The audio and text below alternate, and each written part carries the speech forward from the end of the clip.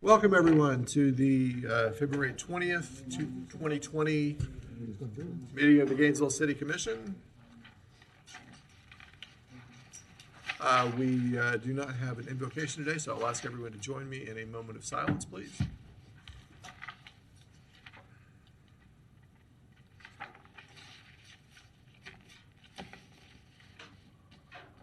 Thank you. Okay.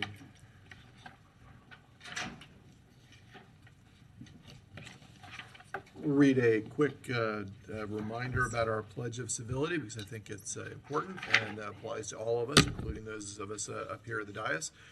Our Pledge of Civility is that we will be respectful of one another even when we disagree. We will direct all comments to the issues. We will avoid personal attacks. Politeness costs so little, said President Abraham Lincoln. Before we move into the agenda, I want to remind everyone about our new commission rules regarding public comment. Our commission rules are working to expand opportunities for public comment to become part of the official record of our meetings. One way we're doing that is by accepting written public comment online. If you visit the agenda and minutes page of our website, you'll see a link for e-comment. By clicking through, you can leave written comments on agenda items that will be shared with the commission. On that same website, you can also sign up to speak at public comment during a commission meeting. We're now asking public comment speakers to register so we can have a more complete official record and so that staff can follow up with speakers when appropriate. These online functions are active starting the Friday prior to a commission meeting, and they close 1 hour before the meeting is called to order. If you miss that window, you may also sign up to speak here in the auditorium. We have a sign-up packet available over here at the table in front of the clerk. Early public comment is a new addition to our agenda. It allows members of the public to speak to agenda items without having to wait through the meeting for your item to be called. Speaking at early public comment waives your time to speak later in the meeting when that agenda item comes up.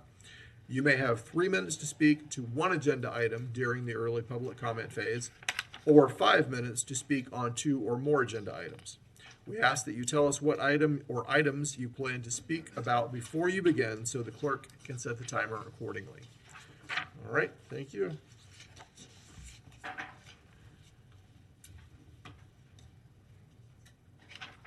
All right, do we have a motion to adopt the consent agenda? I'll make a motion to do so. Mayor Pro Tem?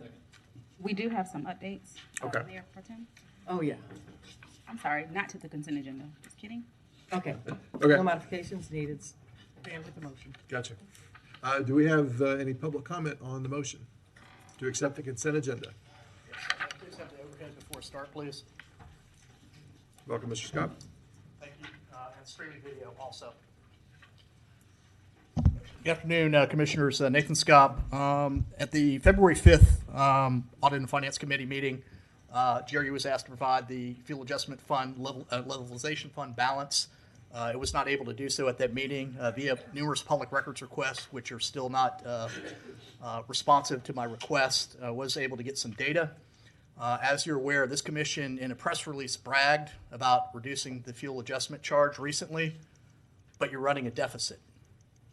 So as a commissioner, I'd want to understand what my numbers were prior to an election, reducing a fuel adjustment charge that is about $1 million a month in bleeding cash. So if we look here at these numbers, over the last 3 months, it's over $3 million.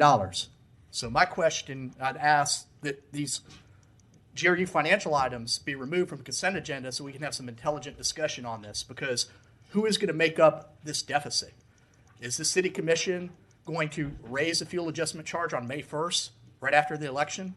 Mr. Bolarski has the ability to increase or decrease the fuel adjustment charge, but was it Mr. Bolarski that did this, or did the commission privately tell him to do this? Because again, this is not prudent financial management, folks. Commissioners need to know this. You are making a deficit here. I mean, you've blown through $3 million in a levelization fund where you increased the rates in May, and now you just reduced them effective February 1st. and you're bleeding cash to the tune of $1 million plus a month. So my question is it would be prudent to pull these items off the consent agenda and have a discussion about this, because it's going to look very awkward, commissioners, for you guys to raise the fuel adjustment fund at the beginning of summer on May 1st, right after an election. And so I don't know what public purpose is served by reducing this, other than, avoiding the heat you're taking for having the highest municipal and commercial electric rates in the state of Florida, or trying to get people reelected to the commission. But this is not prudent financial management. This is doing something and playing games. And so I have not been able to get the detailed information on this. GRU does not keep a running daily balance of a fund that swings wildly by millions of dollars per month. So I've addressed that issue as an example to the state auditor general, asking for a review of GRU's internal financial controls. But more appropriately, commissioners, I'm not getting all my public records requests. I mean, it's not appropriate that we don't have a daily balance of this fund. This is our money, okay? And it's bleeding cash, and you just reduce the rate. So pull these items off the consent agenda. Thank you. Thank you, Mr. Scott. Anyone else for public comment on the consent agenda? Mayor Pro Tem, this is Jim Conish. I'm referring to item 190934, interim financial statements unaudited. I joined with Mr. Scott to ask that these be removed from the consent agenda above and beyond what he's brought to your attention. Here's what I read. Coal costs are expected to increase in 2020 because your contract expired. Deer Haven renewable depreciation expense exceeded your principal repayment because it was backloaded, which is bad for the future. Unamortized debt issuance costs increased 12.4%. Accumulated decrease in fair market of value of hedging derivatives increased 113%. Electric revenues decreased 1.4%. which has been an ongoing problem for you despite your rate increases. There's increased operations and maintenance, labor, and corresponding overheads as a result of less spending on capital projects. You took $1.2 million out of rate stabilization, put it into the electric system. The net position for the entire utility dropped 2.1%, or approximately $10 million. You jacked the transfer fund up to yourselves by $2 million while the finances are in free fall. And you just want to ram this through on consent while the Auditor General is breathing down your backs. The party is over. After the Auditor General, I expect a grand jury. Thank you. Thank you, Mr. Conish. Welcome, Ms. Beatty. Good afternoon, Joe Beatty. I would just like to reiterate and support the requests of Mr. Scott and Mr. Conish to remove these items from the consent and put them on the regular agenda where it can be spoken about, it can be explained, questions can be asked.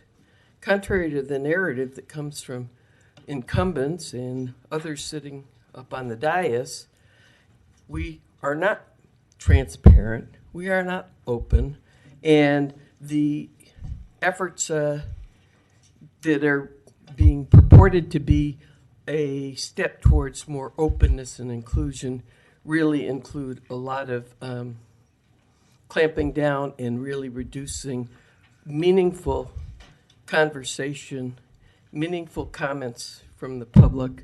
And, I know it's difficult for you when members of the public question what's going on. I think it would be a step in the right direction if you would remove these items from the consent agenda and, kind of put your actions where your talk is. Our comments get spun when we have no chance to respond, and I think that the issues, the financial issues that the two gentlemen before me brought to your attention actually should have been requested to be off the consent agenda by you, but it would be a step in the right direction if you will pull them from the consent agenda and place them on the regular agenda. Thank you. Thank you, Ms. Beatty. Anyone else on the consent agenda? Mr. Caleb Kenyon? Good afternoon. My name is Caleb Kenyon. I'm a lawyer representing Shelby's Towing. Mr. Shelby Butcher is the owner of Shelby's Towing. He currently holds the contract, and I'm sorry, I didn't specify. This is for the acceptance of the awarding of the contract for Gainesville Police Department towing and storage to Elite Towing. Shelby's Towing is currently the contract holder for that contract. He's been the holder for the last 5 years. He was awarded a 3-year contract, and then there were 2 additional extensions of a year. During those 5 years, I guess 4.5 that it's been now, he hasn't received a single complaint. Now that's a little background information. For now, where we are here, I went ahead and handed out ahead of time a couple of envelopes. I can also put it on the overhead if that would be easier. On November 27, 2019, the city staff sent out an invitation to bid, and I've got it here. You can see the due date was January 3rd on that. That invitation was sent out for all the towing companies to bid for the next 3-year contract. For whatever reason, Mr. Shelby and Shelby's Towing didn't receive that invitation to bid. The bidding process is done through Demand Star, which I understand is based in Washington State, the other side of the country. And I don't exactly know how the process is done. It's all online, but for whatever reason, it was supposed to go out through Demand Star, and it didn't. In fact, the problem isn't just that Mr. Shelby and Shelby's Towing didn't receive an invitation. It appears that widespread people didn't get invitations. The second exhibit that I gave you is number B. You can see actually there was only 1 bid that was received during this invitation, and that was through from Elite Towing. So you can see right there. As I understand, there's approximately 20 companies that provide these types of services in town, and none of them except for Elite Towing submitted a bid. I know for a fact that Shelby's Towing would have submitted a bid if they received the invitation. I can only assume that these other companies would have loved to have submit a bid as well. Again, I don't know why this invitation didn't go out, why only 1 bid came in, but there seems to have been some form of technical glitch there. The whole bidding system is designed to provide the city with a competitive process, give them the best deal for their money, and only receiving 1 bid, you can see the city's not getting the opportunity to weigh the costs of different bids. So we're asking that this should be taken off the consent agenda. It needs to be sent back to staff to figure out what was the technical issue that happened here. I'm just about out of time, but there's another problem. The third exhibit that I gave So, you. Mr. Kenyon, you are out of time. Okay, thank you. Thank you. Mr. Donald Shepard? Mr. Shepherd, dude.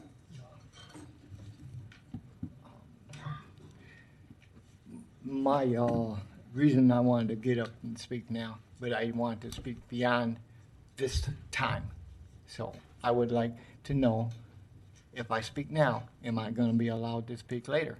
Well, if you're speaking to items on the consent agenda, now is the time to discuss those. But if it's not on the consent agenda, then you'll want to speak later. I would like to wait till later. Okay, thank Okay, you. thank you.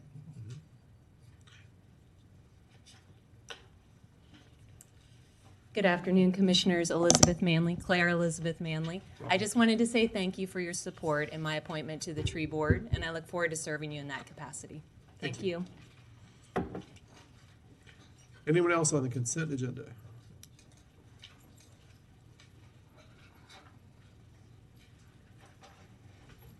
Hi, good afternoon. My name is William Reagan. I'm on the agenda, I think, for the Cultural Affairs Advisory Board. Is it too early That's for on that? our regular agenda, yeah. Yes, Yeah. thank you. All right, thank you. Anyone else for the consent agenda? Public comment on the consent agenda? All right, back to the commission. Commissioner Warren. Yeah, I would like to request that the item that had been identified related to GRU's budget process be pulled so that we can have a discussion. I would agree that at this point, it's really important that we discuss these details. It's part of the preparation process for us to get ready to the budget conversations that will be taking place for the next 6 months about. So but the thing is, only one item was mentioned, and I'm seeing that there were about 3 items, so I wanted to get clarification from the consent agenda if those that were requesting us to look at items related to the budget were including not 190934 as well as 2 other items on page 4 and 5 if they're looking at their agenda, or if it was just the one item. Okay, so I would request that we pull 190934, 190935, 190936 to the regular agenda for better discussion for public transparency. Is it the second or? Okay, all right. Okay, so we revised the motion to the consent And I have agenda another as- item other than that. Okay. Okay, so I guess we'll pull that, and I'd also like to ask a discussion about the towing item, which was 190876, the RFP to bid for towing. If the attorney or somebody from staff can clarify how that process is, if it could be discussed now, or if it should be also pulled to a regular agenda. If Mr. staff can- Manager, you had a light on there. Fred Murray, Assistant City Manager. I ask that you put that on the regular agenda, give us some time to get the details up so we can come back to you. Okay, so then I request that there be a total of 4 items that be put to regular agenda. The first 3 that I mentioned, and this one including the 190876. Would you, okay, Okay. thank you. All right, Commissioner Hayes Santos. Okay. All right, the motion is to adopt the consent agenda as printed, with the exception of items 190934, 190935, 190936, and 190876. Is that accurate? Okay. All right, all in favor?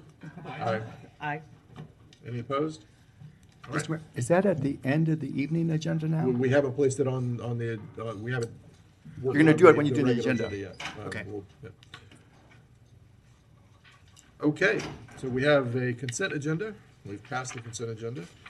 Now, I would love to hear a motion for the regular agenda.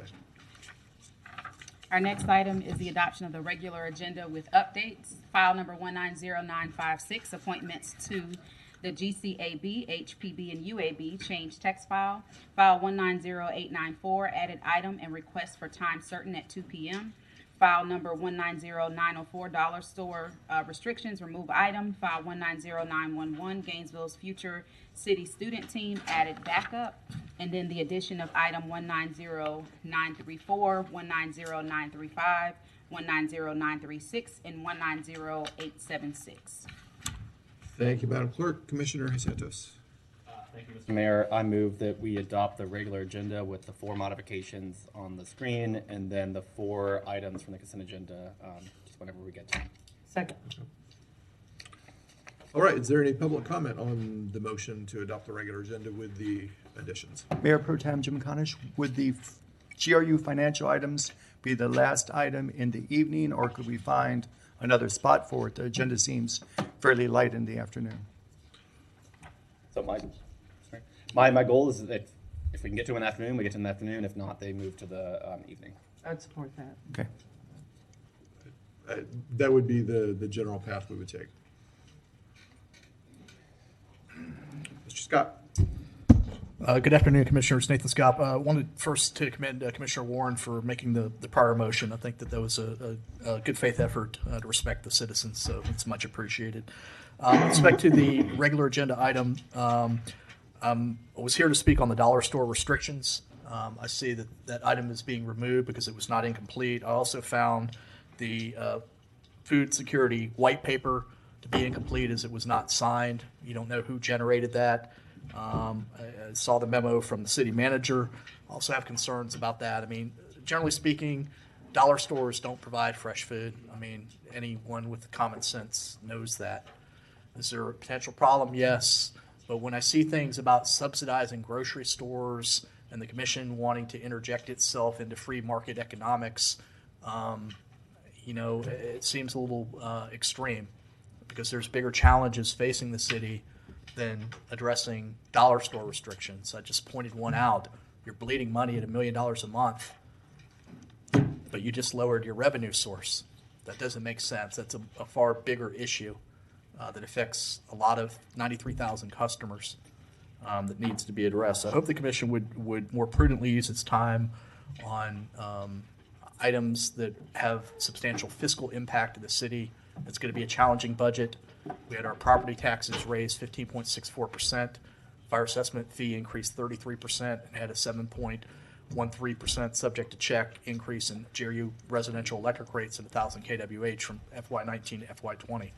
A lot of challenges facing this city. I mean, money's being spent quicker than you generate it. Every meeting, $1 million here, $1 million there. It's a lot of money. Maybe some of the money that was allocated to some other things could be used to help solve this problem. But I have some significant concerns about trying to put restrictions on local business that generates taxes for the city. The city complains about its tax base.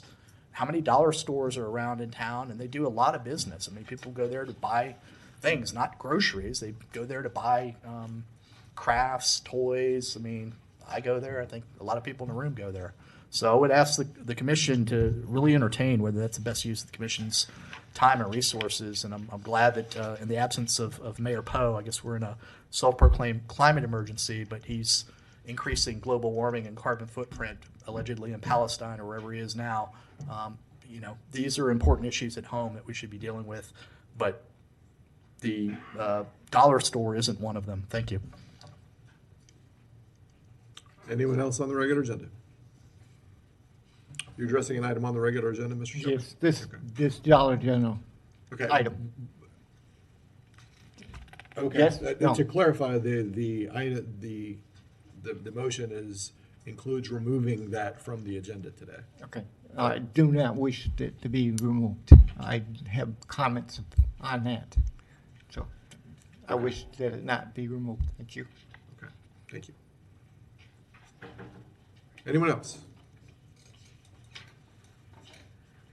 Joe Beatty, do I understand? First of all, I want to say that I've been looking at the agenda. I looked at the agenda before I left home. The agenda that's on the website is not this same edition. This is later. The one that's on the website was 2/18. So once again, it makes it difficult for citizens to do their part in working with our government when we don't get timely, appropriate information. And once again, I kind of object to added backup at late times and to agenda changes. Now, to that, I'd like to know the file 190911. Is that only a proclamation, and there's added backup for a proclamation? Have you looked at your agendas? Do you all know? Yes, I have. So could somebody please tell me, I have different comments depending if, I just want to make sure that I'm correct on that. Is that only a proclamation? I'm going to look at what the items are. Madam Clerk, you want to address it? Mr. Mayor Pro Tem, it's not a proclamation at all. It's just a special recognition of this particular team. So it's not an item that there's going to be any action on. It's just information. Okay. Then I won't ask for anything to be changed, but please, when you set the agenda and when we get them published, to keep making changes isn't right, fair, or it smacks of not being transparent either. Thank you. Thank you, Ms. Beatty. Mr. Jim Kimowitz. Kimowitz.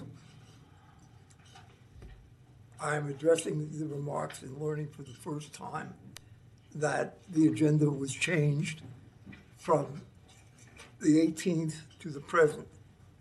This has come up before. I've had extensive discussion with the city clerk and pointed out that on one previous occasion, I and Attorney Nathan Scott insisted that without such notice, these meetings cannot go ahead, that you cannot keep varying agendas without notice to the public. At that time, one commissioner said she or he did not care what the rule said. She was, of course, or he was going forward with the meeting. This can't keep going on. You do not have an agenda if you keep shifting it. There's a question even about the ones you're adding, and at least that makes some sense. But the idea that there's a failure, a delay for whatever reason, in a final agenda, the only losers are the public. That Ms. Beatty has to come up and ask for a clarification of the difference between two agendas is the best indication. The public is entitled to that notice. Thank you. Thank you, Mr. Kimowitz. Anyone else on the adoption of the regular agenda? Mr. Manager?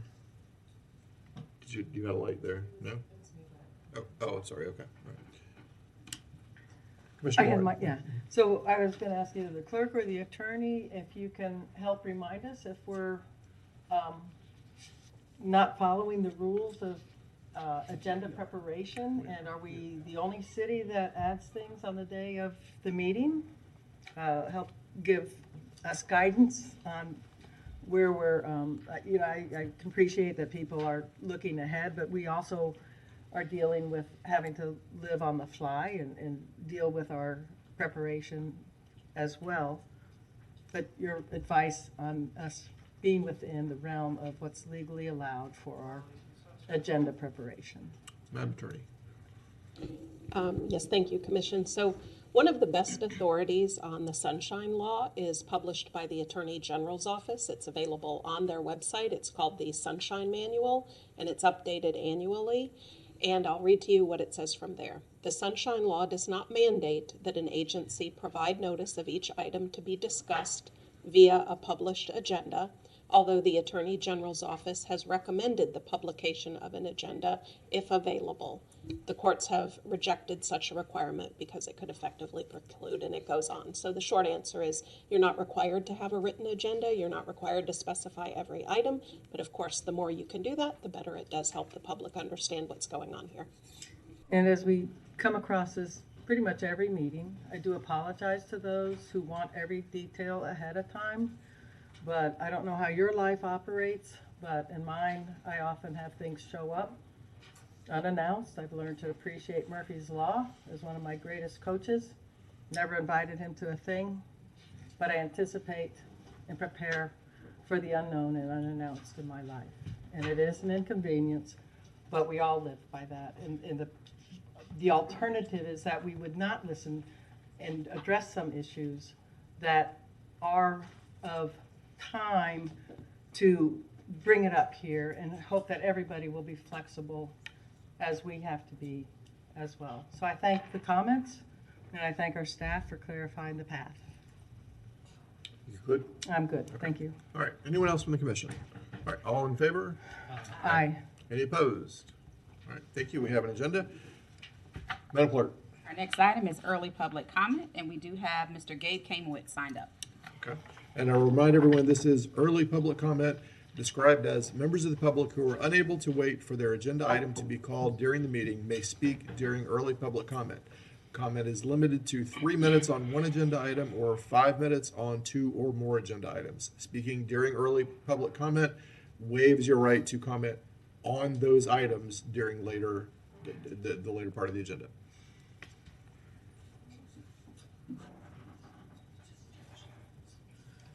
Gabe came with, I need a clarification. I'm prepared to speak to one general comment and 2 agenda items.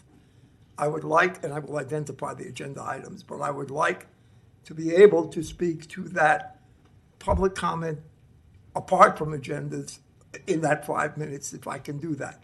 It'll be a separate item. So you can speak, you have 5 minutes to speak to 2 agenda items, and then if you want to be in general public comment, there will be an opportunity for that after early public comment. Thank you so much. Okay, first, I want to thank Commissioner Warren and apologize to the city clerk and appreciate the city attorney's clarification, accurate about the agenda. I apologize to you all, but I'm certainly glad that that clarification was made. I certainly will not raise that point again.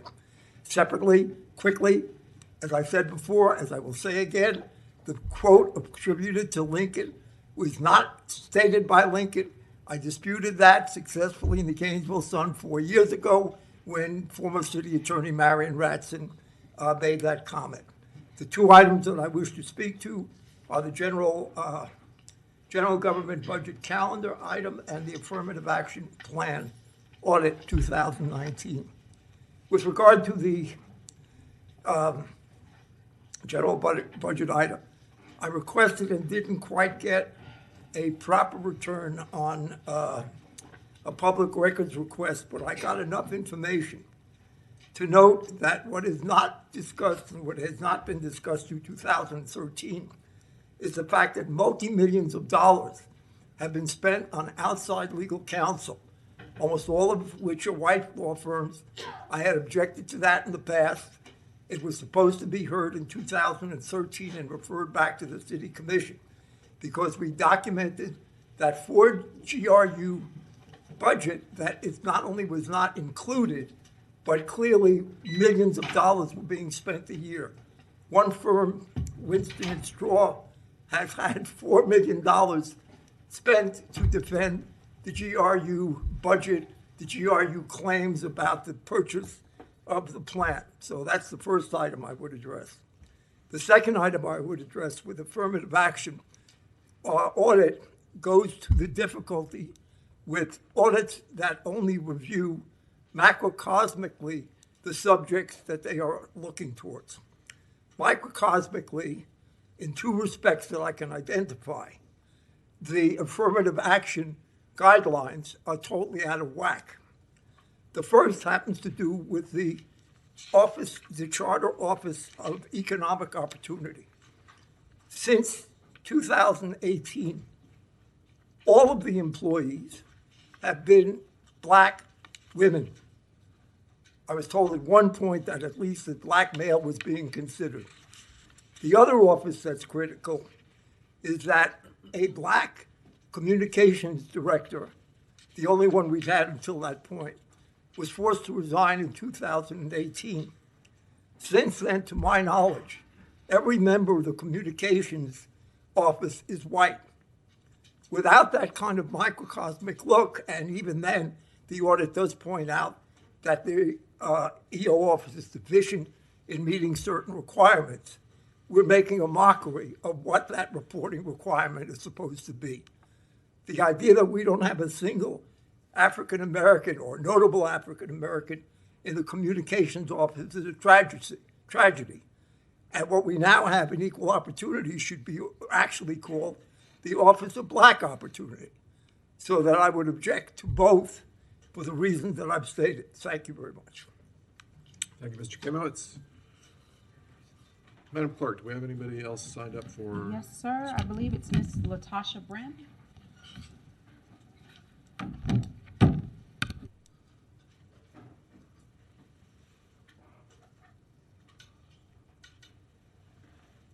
Welcome, Ms. Brent. Good afternoon. My name is Latasha Brim, and I am a fellow at Community Spring, a grassroots anti-poverty organization based here in Gainesville. I am here to voice my strong support for the proposed expansion of fair housing protections, especially surrounding source of income. This change represents a crucial step towards a more inclusive Gainesville. Right now, low-income folks in our community face barrier after barrier when looking for housing that meets even basic standards of quality and affordability. Discrimination against people with housing vouchers is rampant, which limits economic mobility and increases segregation. Dozens of states, counties, and cities have already adopted source of income protections, and it's certainly time for Gainesville to do so as well.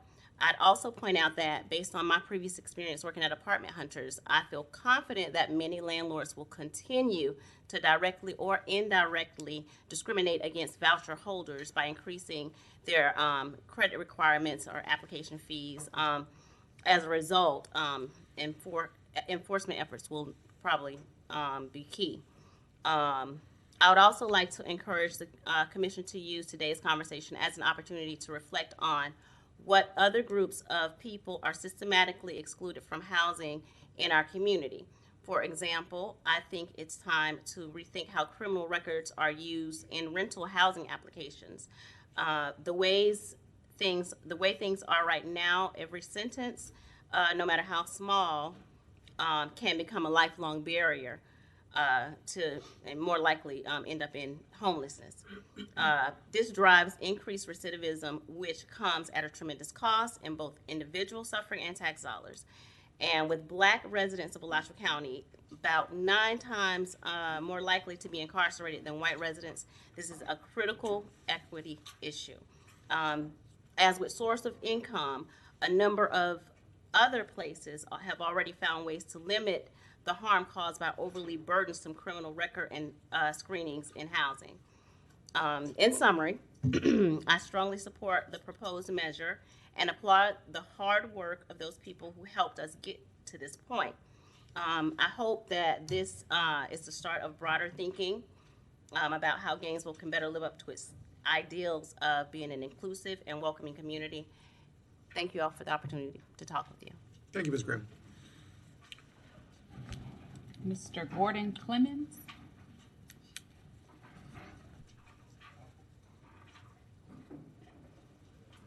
Welcome, Mr. Clemens. My name is Gordon Clemens. I'm just here to second the comments of the previous speaker. I support the amendment to add non-discrimination language in housing to Chapter 8 of the City Code of Ordinances, and appreciate the progress that this represents. Thank you. Thank you. Okay, so Mr. Shepard, did you want to speak to something that's on the agenda later? Yes. And waive your right to speak at that time? No. Okay, all right, thank you. Anyone else? Okay, then, Madam Clerk. Yes. Yes, sir. Hey, good afternoon, City Commission. My name is William Reagan. I applied for the Cultural Affairs Advisory Board this afternoon. I won't be able to stay to speak to my application later, so I wanted to take this brief opportunity to introduce myself and speak of my qualifications. I have a PhD in organizational psychology, as well as a Master of Science in General Psychology and a Bachelor of Arts in Psychology and History, and a postdoc in Business Administration with a leadership specialization. I look forward to the opportunity to serve the City of Gainesville on the Cultural Advisory Board. I have the interest of improving cultural events for tourism. We certainly have a wonderful university here and a beautiful growing city. So I hope you'll consider my application for the position, and I'm available to serve on the fourth Wednesday as it's listed, and for the term of 3 years. Thank you.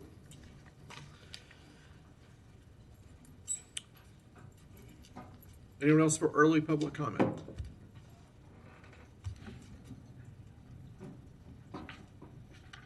Okay, Madam Clerk.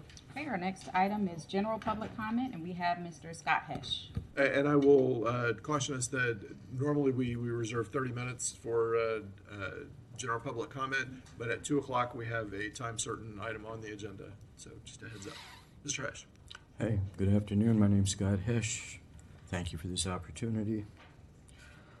I would like to inform and hopefully be informed about issues at Dignity Village, mainly pertaining to the fence. I was here 2 weeks ago and spoke, and, well, I guess I was misunderstood. The main thing that I was trying to get clarity on, transparency, whatever you want to call it, is the completion of the fence. The last time I was here, the closure of Dignity Village was eventually supposed to be the end of March. The fence is not done. John has moved it back another week, from what I understand. There hasn't really been any construction on the fence behind Dignity Village for a little while now. I've routinely gone back there and looked. It's just kind of stuck at the point where it is.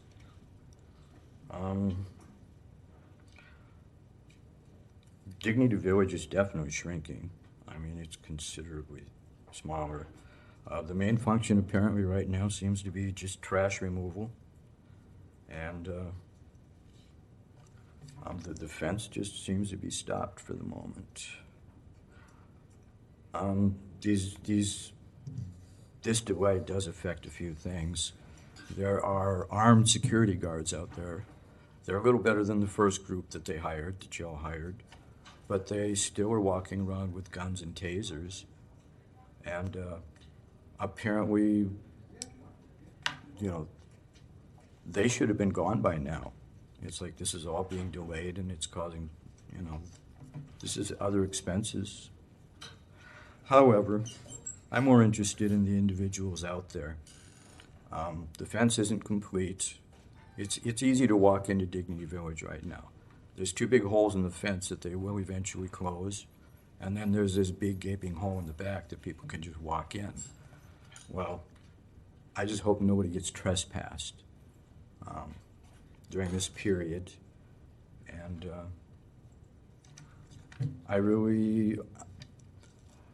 I'm on board with the way that things are being done, and I'd like to close this chapter of my life.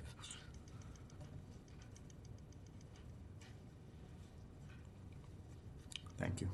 Thank you, Mr. Cash. Next speaker is Ms. Nicole Bryant. Mr. Campbell, it's Ms. Bryant. I'm sorry. In the room. She left. Okay. All right. Thank you. Overhead, please.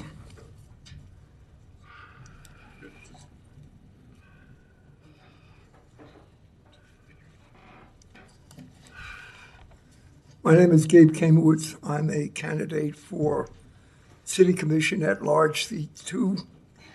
This pertains to that seat. This photo was taken at Leonardo's 706 on Saturday night. At dinner that night were 4 people, obviously I'm one of them, with the following identifiers. 3 were Jewish, 1 has dual citizenship, 1 is a student at Santa Fe Community College, 1 is a graduate student at the University of Florida, 1 is Israeli, 1 is anti-Zionist, 1 is a convert to Judaism, 2 were aware of harassment of Israeli students in Gainesville by Students for Justice in Palestine several years ago. One of the candidates opposing me was a campus SJP leader, 2015 to 2017. Raina Sacco will not acknowledge whether she is or was a leader of that organization. On the campaign trail, she will not speak to me. She will not shake my hand. As far as I'm concerned, that's an anti-Semitic act. I am the anti-Zionist. I would agree with most of her views. But she should let the public know on her otherwise impressive resume that she has this particular affiliation. Thank you. Our next speaker is Mr. Jim Cornish. Welcome, Mr. Cornish. Mr. Mayor Pro Tem Jim Cornish, I think we better really sit down and think, may I have the overhead, please, about what Mr. Bolarski tried to pull on this community. Without mentioning any of the recommendations of the TAA that he asked for. He claimed that if we hurry up and sign this agreement, they're going to come through Gainesville. Well, that is not true. You can't really tell what even was proposed. There's a mention of a second line. You can't even determine what is what, but it appears that they're heading to the Panhandle far north, And Polarski wanted to build a tie line to connect into that. So the idea that they're going to bypass us if we don't hurry up appears to be a bald lie. For $1/3 billion, not to mention, he has given no detailed justification for abandoning our electric generation at all. This would have locked us into doing it. There's no projection of future electric needs, which every year your sales are going down while your prices are going up. It's a completely and totally irrational proposal. This would have been a 30-year commitment. The price was moving before we even started to draw up the contract. And he's going to get away with this? Is this what you call governance? That this is, we still don't really know, this NSA, what is the implication of turning balancing over to FP&L? I haven't talked to anyone that even fathoms that. The TEA said share the balancing with other utilities. But Mr. Polarski tried to rush through another biomass contract, essentially, something we may have never needed. Duke was not asked what their proposal was. They have a tie line into our community to serve UF. Why would we do anything without asking Duke for their proposal? How could he possibly get away with doing this?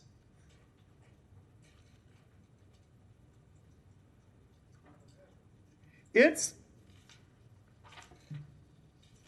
horrible. When Mr. Kurtz showed up with FP&L and said, you need to build a 450 megawatt coal plant or the lights are going on in 2022, they got rid of Kurtz over that. That's the last time I saw FP&L up here. Thanks. Thank you, Mr. Conish. Anyone else want to make general public comment? Anyone else? Mr. Shepherd. And this is, I still can speak this afternoon? This is general public comment, yes, sir. Okay. What I wanted to comment on is, one item is about Mrs. Chestnut making the accusation that it was wrong for the senator to use the word nigger in his speech. I am going to ask you, sir, to please regulate your language. It's not a language. There are things we don't quote here. It is of God. It is of God. Let's get that straight. For her to say that it was a slang word, no, because it's in your music. They call each other that word. So until she can stop every American that uses that word, she needs to stop using that word herself or being judgmental against it. We are without a quorum. Yes, we are. So I'm going to ask you to please, but okay. Please proceed. But to continue. So I asked her to be sent a letter stating that she does not go against this act in which she's brought up on television, that this use of word is against the American ways. It isn't. So that's one. This towing service is something that had been just introduced, Shelby and Towing. So that's on the agenda later on. If you want to talk about that, you'll have an opportunity to talk about that. Yes, sir. Later. Thank you. Thank you. That's all I have. All right. Thank you. Thank you. Anyone else, general public comment? All right. I would like to say, exercise my opportunity for free speech and say that while we certainly respect everyone's right to free speech in this auditorium, I am disappointed that some folks have taken the opportunity to use particularly hurtful language this afternoon. And I'm disappointed, but you certainly have the right to speak your mind. I would also point out that the proposal for a tie-in with FP&L is not on the table at this point. We keep hearing about it, but it is not something that is an active item. So, Commissioner Simmons. Mayor Pro Tem, I also would like to stress my disappointment in the language that was just currently used. That term is a term that is very derogatory, it's hurtful, it's shameful, it's disgusting. There's no need for you to come up to the podium and speak. Mr. Shepherd, This word, your let me Commissioner finish. Warren has Miss the floor. Chestnut, a Commissioner Democrat Let me representative, finish. used on Sir, TV, let sir. me finish. Ma'am. Let me So- finish. With all due respect, let me finish. And I understand some people may not be educated and may not have full knowledge of that term. And by all means, you have every right in the world to say what you want to say. But be mindful of words, because words that are hurtful to a certain group of people, just be careful in some of the words that we say, because they have a hurtful meaning behind it. I just want the public to know, and I want the public to understand, that's not what this commission is about. That's not what this chamber is about. That's not what this chamber is about, and that's not what this commission is about. You have every right for freedom of speech, but in this chamber, with this commission, that's unacceptable, it's derogatory, and it's hurtful, and it's painful. So I just want everyone at home to understand that the words that we use that are negative and that are impactful to many people that went through a lot in this country, that's unacceptable, very unacceptable. Again, my fellow commissioners, people at home, people who are listening, people that are in the audience, that was just totally unacceptable. And I hope at some point we can get past that. I hope that we're celebrating 150 years with this city. And for someone to come into this chamber and use those words, albeit it was used outside of this chamber, is unacceptable. Thank you, Mayor. Thank you, Commissioner. And yeah, I appreciate your comment. So seeing no lights and we're finished with public comment, rather than start on another agenda item, I'm going to put us in recess until 2 o'clock. Did you have an? I'm sorry. I would prefer we because it's the UAB appointments. It's going to take us a little while. So, all right. Thank you. We're in recess until 2 o'clock.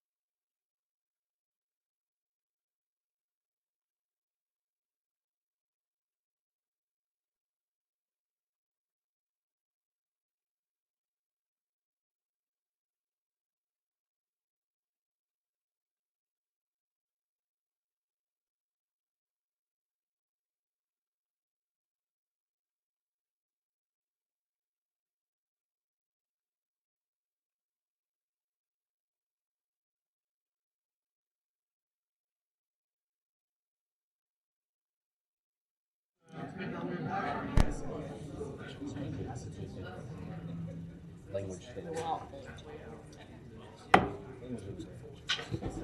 to go ahead and bring us back to order.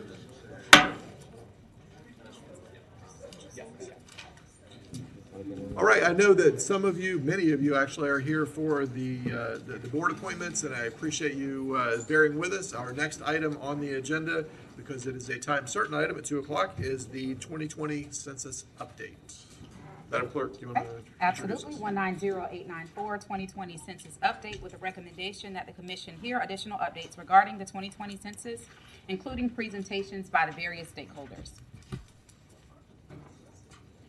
Welcome, Ms. Taylor. Thank you, Mayor Pro Tem, members of the commission. So I brought some friends with me this week. So thank you for the time certain. Did we treat you poorly last time and you had to bring backup this time? I brought backup.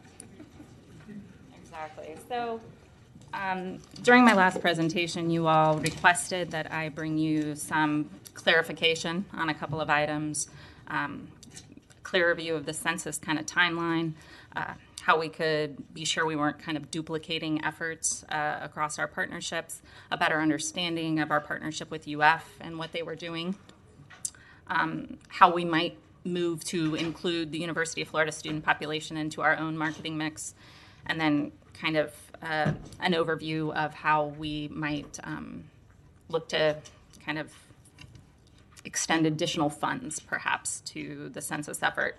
So I put some talking points together for you, but I'm actually going to allow ask a couple of our partners to give you some more specific information. But we had a very productive complete count committee meeting following our commission meeting. Commissioner Ariola was able to join us and learn a little bit more about how we're all working together through this process.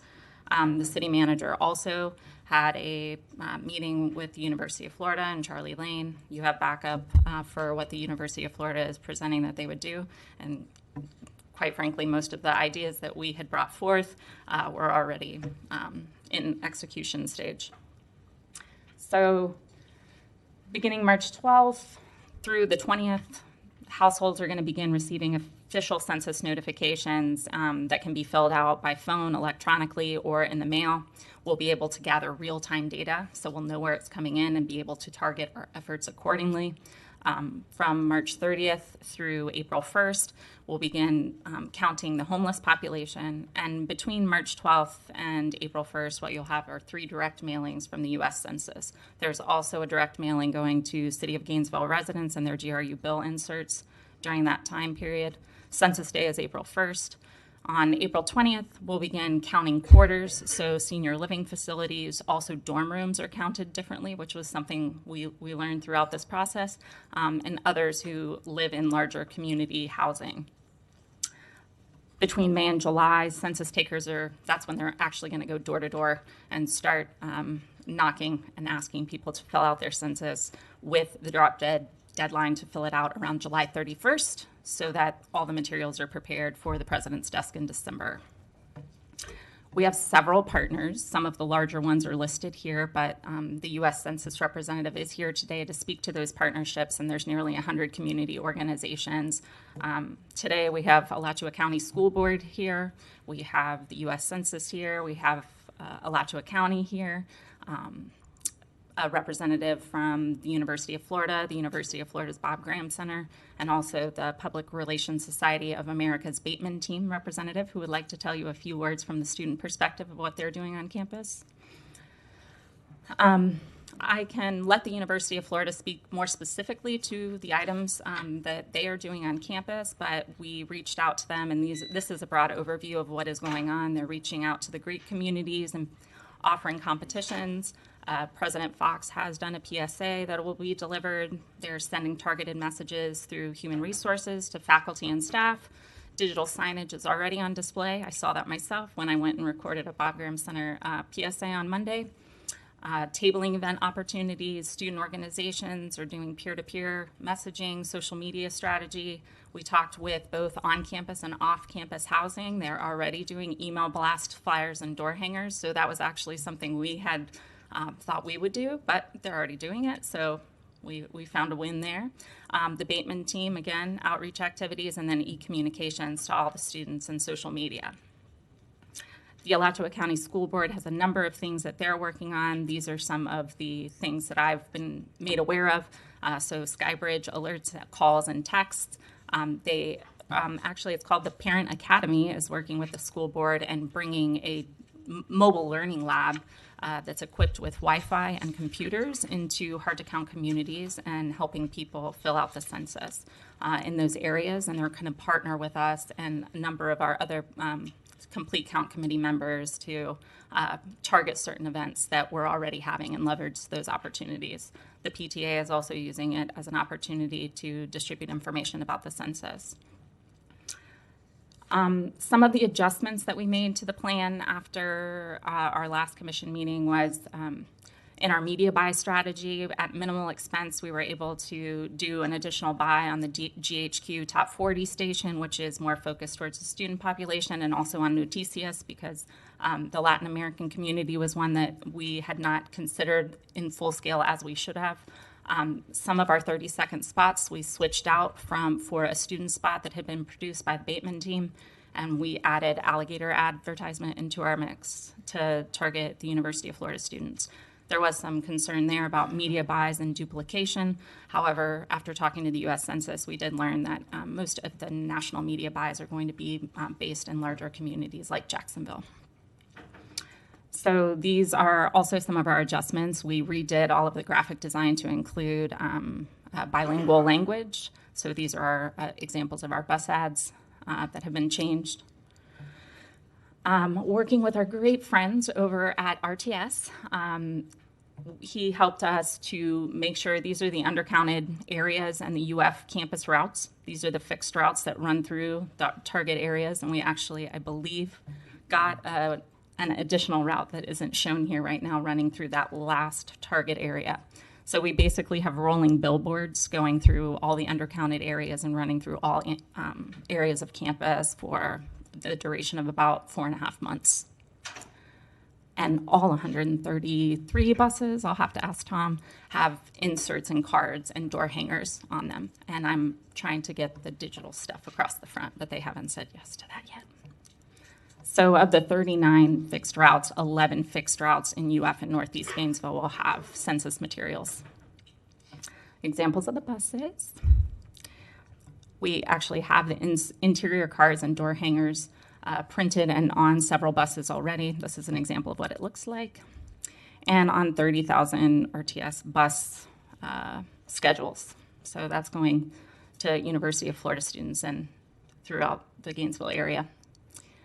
We have several upcoming events where there are tabling opportunities, and we were happy to welcome Jessica to our team, and we'll be able to actually get out there and have boots on the ground and do some direct interaction with folks. So possible added expenditures, there was some desire to maybe integrate incentives. And while we don't believe that you can actually incentivize actual participation in the census, you can incentivize, say, pledge cards. So we'll go into that in a minute. The other thing that we had considered was perhaps a mini grants program. More than money, what we need is actual campaign style boots on the ground, getting into the communities and leveraging relationships. So we thought a mini grant program might be an effective way to get people into our hard to count communities. We had originally thought of keeping our census coordinator through the end of May, but we could extend that through July now, knowing that we have until July to get those counts. So pledge cards. In my previous life, what I did was try to get young people to vote. And we know through research that if you get young people to commit through a pledge to fulfill a civic duty, they're more likely to follow through. So the idea is that we would have them fill out a pledge card digitally or in paper form. We'd collect that information. We then have it to follow up and say, did you follow through with your commitment? They're entered into a raffle to win a gift card to a local business.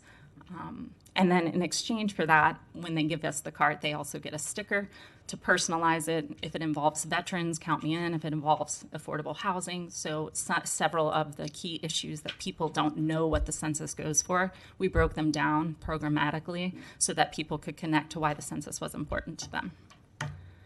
The mini grant program is really to mobilize foot soldiers with specialized messages. We would outreach to specific groups, leverage these established relationships, and that could be done both on the campus and in the community. So the good news is we found some money in our budget as we were moving things around, so I don't believe that the addition of extra funds is going to be needed. We did find savings when we realized we weren't going to do any of the print for the off-campus housing, that University of Florida was taking care of that.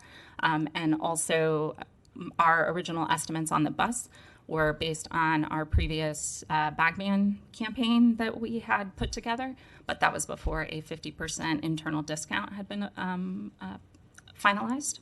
And also we moved from complete bus wraps to billboard size, which the professional opinion was that we would get just as much bang for our buck with a smaller size and not the full wrap.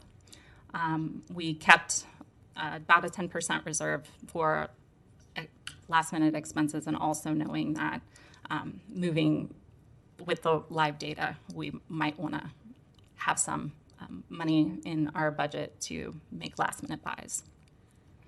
Oh, wrong way. So some other low cost, no cost ideas is to have a mayor's challenge. We're exploring the opportunity to use our emergency notification system to send out text messages or notes.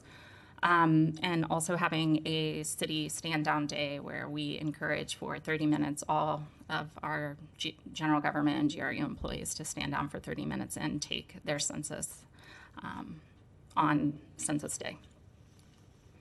So here's kind of the project realization. Our social media and web blasts started in February. They'll move all the way through July. Media advertisements, the buys start at the end of February and will move all the way through July. Events and outreach, again, we're moving into that phase with the hiring of our census coordinator. We have a direct mail that will go through the GRU mail inserts in March, and then also again in June. And at this time, I would like to ask my wonderful friends from the U.S. Census to come up, and also we have a student representative from the UFPRSA Bateman team who would like to tell you what they are doing on campus. Very good, thank you. Thanks.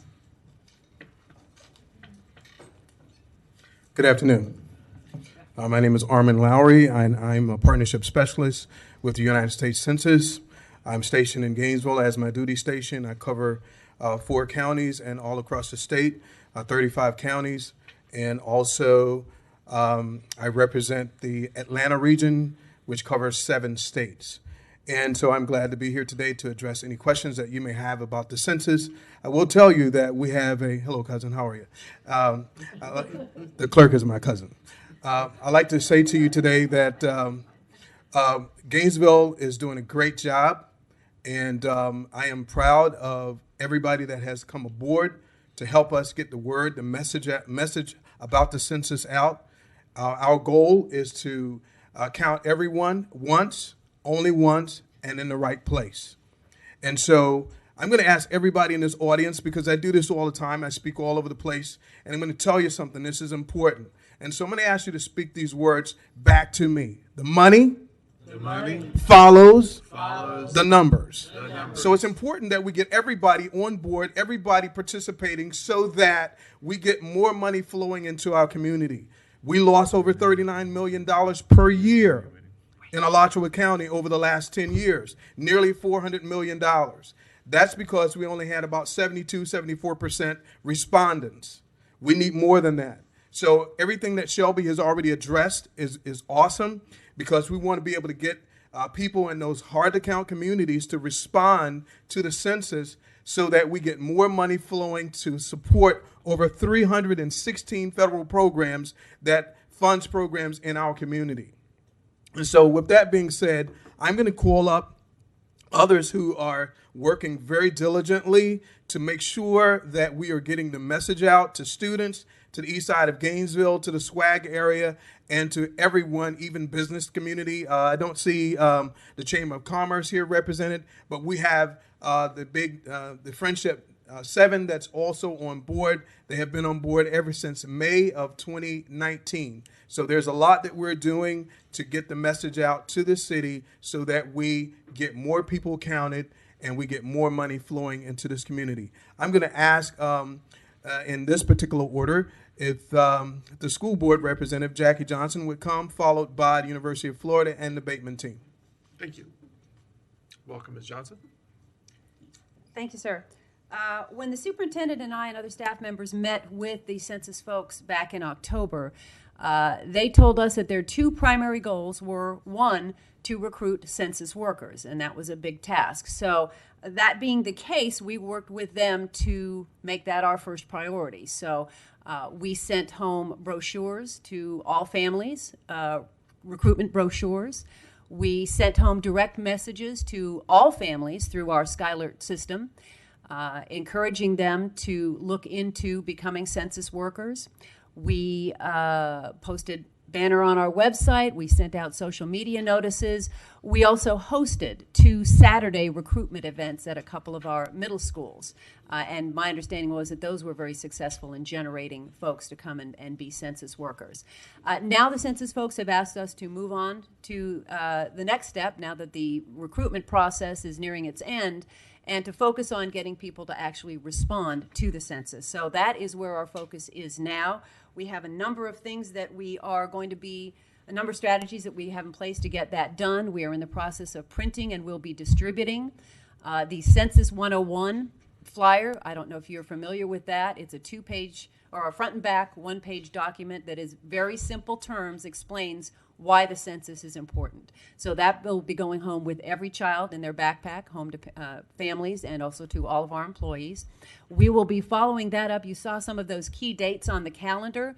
We will be sending, using our Skylert system, to send a message to all of our families with information, one, about why filling out the census is important, which was included in a couple of our in our 2 previous messages, but this will tie into specific dates. So we will give them notice when they should start expecting the mailings from the census. We will give them notice when the official census day on April 1 happens. We will give them notice when they can start to expect somebody to knock on their door if they have not yet responded to the census. So those will be, that's in the works.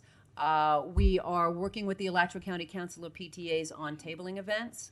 We will, of course, be using our social media pages. We will have a new banner on our website to reflect this change in effort. And as was mentioned before, we are very excited about the opportunity to use our Parent Academy bus, which was, as said, has computers on it and has Wi-Fi capacity. And we will be working with the census to find some key dates and locations where we can park that bus, and the census volunteers or staff will be on that bus to help people fill out that census. So that gives us essentially a mobile lab for parents who need to get on the bus. And then in its regular travels, the Parent Academy bus will be available for folks who do want to come in and fill it out when it's at a school, for example, already. There will be other strategies, of course, that we have in place, articles for school newsletters, our district newsletter to faith-based organizations, that there is a particular census document that is focused on faith-based communities. We have posters that we're printing up that are focused on the importance to education. Those will be in all of our facilities. So marquee messages at all of our schools, things like that. So there are a number of things that the school district has done and is doing to further this effort, because you may not be aware that counting is very important to our funding as well. Twice a year, we have to count all of the students in our schools and send that head count up to the state. And if a child isn't there during that head count period, we don't get funding for them, whether or not they are actually in our schools the rest of the time. So we certainly recognize how important it is that funding follows the numbers. So unless anyone has any questions, I will turn it back over to the next partner. Thank you, Ms. Johnson. Thank you. Someone from UF to talk to us. Mayor, Welcome. Commissioners, I'm Andrew Ragsdale, and I'm with UF Community Relations, and I want to thank Shelby, who's been a wonderful partner. She's already presented much of what has been shared with you of the university's campaign. Somebody else I'd like to introduce. Oh, my name is Dorothy Zimmerman. I'm the community. Wait, 2 mics. Okay. Yeah. My name's Dorothy Zimmerman. I'm the communications director at the Bob Graham Center for Public Service. As you can see here, and everybody else, we'd like to remind everybody that April 1 is National Census Day, and this is the way that we're communicating. That's the first and the primary message that needs to be shared with our students. And at the University of Florida, we are lucky to have a very captive and engaged audience, and we have a robust communications apparatus. In addition to the university relations and the strategic communications team, each of our 16 colleges has a communications arm and a team.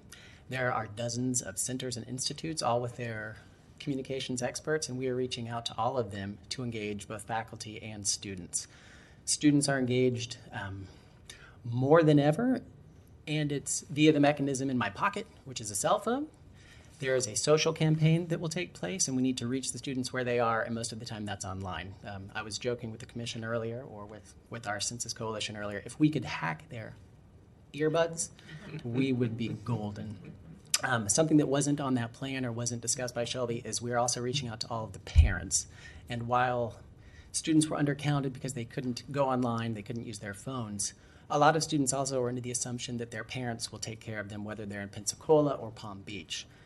But if you live in Gainesville for 6 months and 1 day, this is your residence. And this goes for graduate students, undergraduate students, for students, anybody visiting our campus for 6 months and a day, residents or non-residents, they're counted in Alachua County. So that message is something that we have to be very clear about. The action item is, when the census is here, take the census. Well, I just want to remind the commissioners and everyone here that we're in an election 2020 season, and at the Graham Center, all of our efforts toward getting students registered to vote and get out the vote is also going to be accompanied by Take the Census message.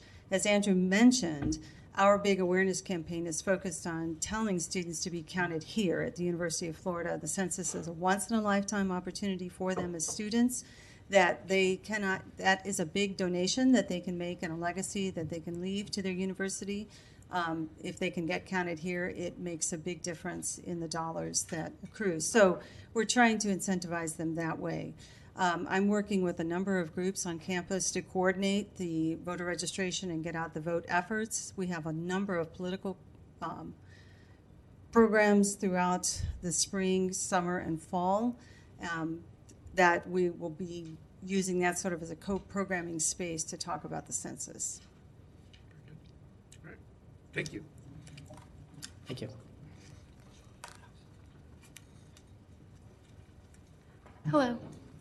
My name is Sawyer Carlton. I am a member of the University of Florida Public Relations Society, Student Society of America Bateman team, UFPRSSA for short. The Bateman team is a group of 5 UF students who work to develop and implement a public relations campaign to be judged nationally in a case study competition. There are about 75 other universities across the country that have Bateman teams who are competing in this competition with us. We are all working with the same client, the same budget, and the same timeline as all of the other students across the nation in this campaign. Our team only has 6 weeks to implement our campaign under the rules of the competition. This means all of our social media, our website, and all of our grassroots efforts must come to an end on March 20th. This year, we are working with the 2020 census, as you could probably tell, to encourage students and renters in the Gainesville community to complete the census in order to give Gainesville the funding it deserves. Our target audiences include UF and Santa Fe students, as well as all renters in the Gainesville community.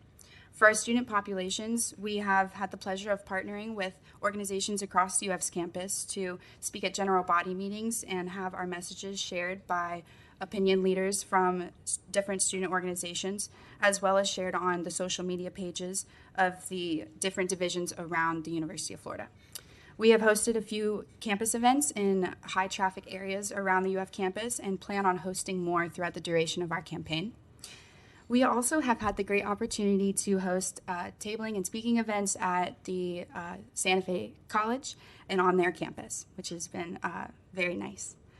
For our renter populations, we have partnered with the Alachua County Public Libraries and churches, as well as UF mobile clinics, to distribute tailored collateral to all of those places.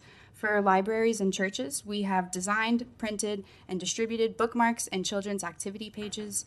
We have also, for the mobile clinics, designed, printed, and distributed posters and trilingual brochures. We have also created and distributed PSAs about the census on WUFT and GHQ for television and radio presence. We are working with a number of channels to try and distribute our message. We have a website where we offer a census sign-up email reminder, where we'll only send one email to whoever signs up on March 12th saying, today's the day, you're allowed to take the census now. For the purposes of our campaign, because our campaign ends on March 20th, we're really pushing for people to fill out the census from March 12th to March 20th because it's open then. We're also only focused on the online portion for the rules of our campaign. I think that's something to note. In our website, in addition to the email reminder, we also have frequently asked questions about the census and information and resources for our student and renter populations. We also, of course, have Facebook, Instagram, and Twitter, and we have been on those channels. We've been posting our PSAs, as well as creating educational and captive content, as well as engaging other organizations and being shared by opinion leaders around campus. We, in our first 10 days of our campaign, because we launched on February 10th, and it's February 20th, we have earned 200 likes on our Facebook page. We have earned 108 followers on our Instagram page, and we have gained 81 followers on our Twitter. Traditionally, we are using flyers and posters around campus to reach students. We also, in addition to PAs, are reaching out to journalists and have been in contact with a couple already. We are really excited for this opportunity, and we really hope that our efforts will be able to make a difference in the Gainesville community. Thank you. Thank you. A tremendous faith in the UFPR program, but I would remind you to study hard, because if you don't, you might end up chairing a city commission meeting. Aw, come on, that's not so bad. Welcome. Good afternoon, Mayor Pro Tem. Sean McClendon, I'm the Strategic Initiatives Manager for Alachua County. I guess this is a good bookend to the conversation.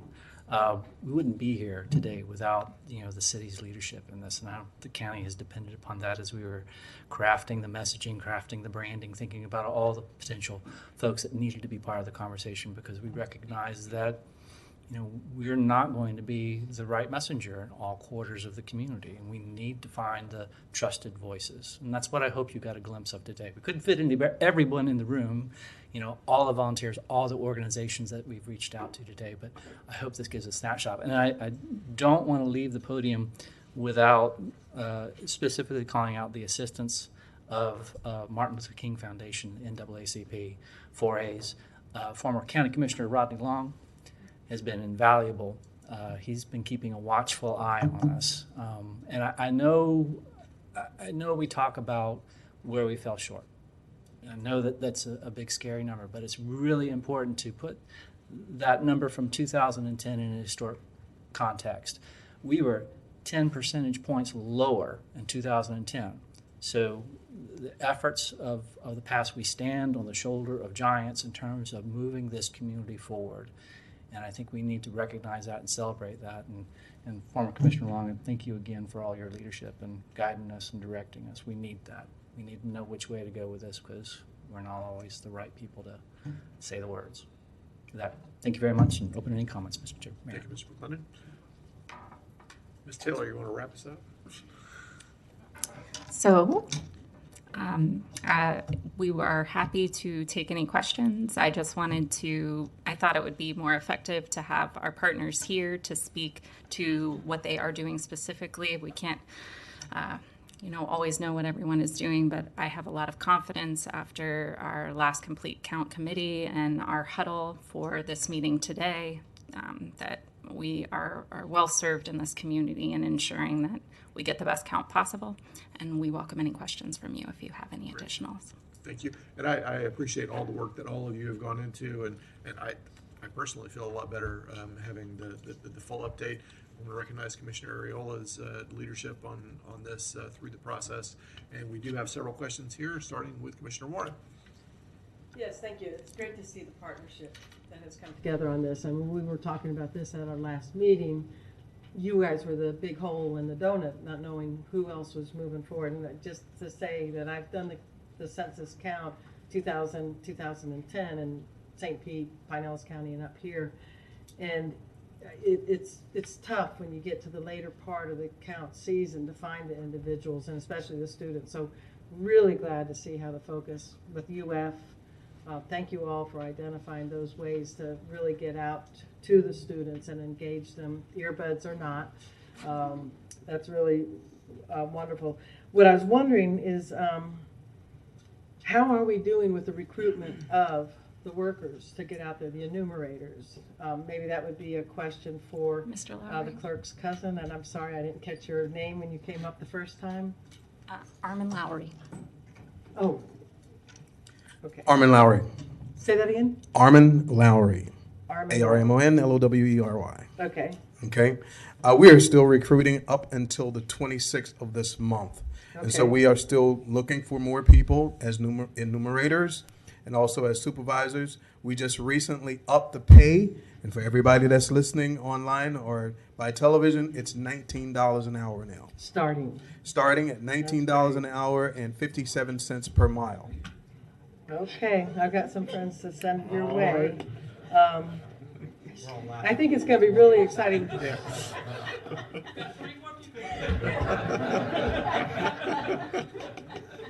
Did you bring applications? Kidding. I'm sorry. That's fine.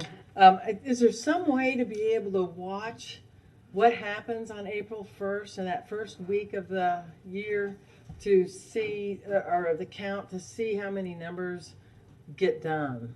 I'm just one of those that loves seeing that little thermometer going up.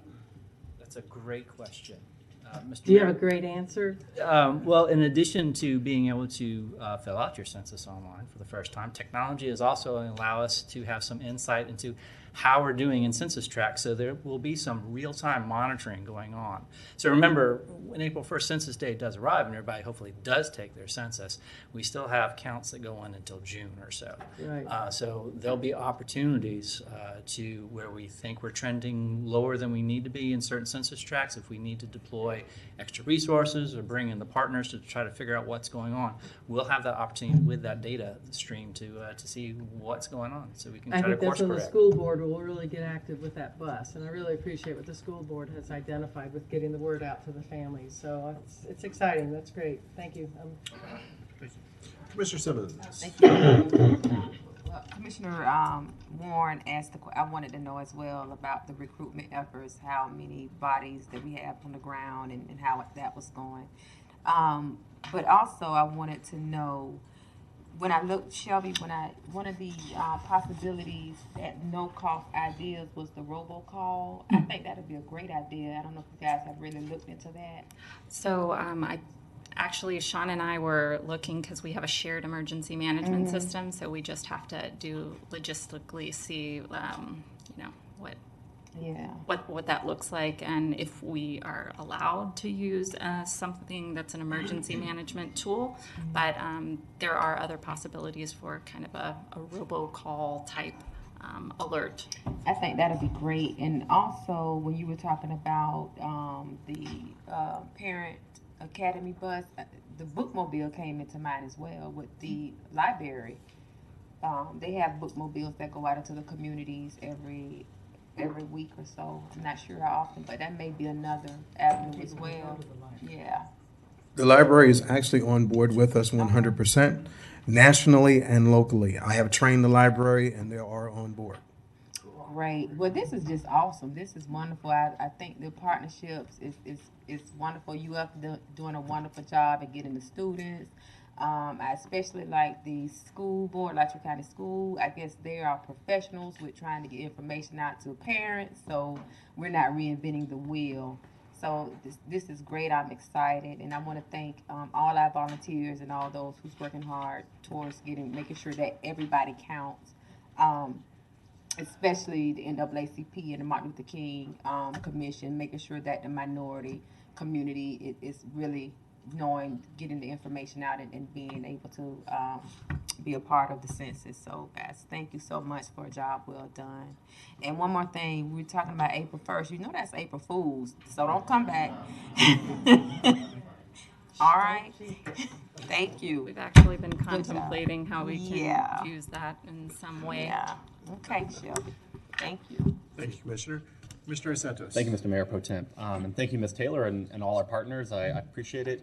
I think it looks like we have a great plan moving forward. My understanding, we're going to apply for a National League of Cities grant as well that's coming down, a pass-through grant for around $40,000. And So the city manager did send us information on the National League of Cities. I don't believe the RFP has even been officially issued yet. Yeah. It's coming soon, though. Yeah, it's coming soon, and we are aware of it. And Jessica and I were discussing it this morning, one of our first orders of business. So we'll explore when that RFP goes live and how we might apply for one of those grants to supplement our efforts. Yes.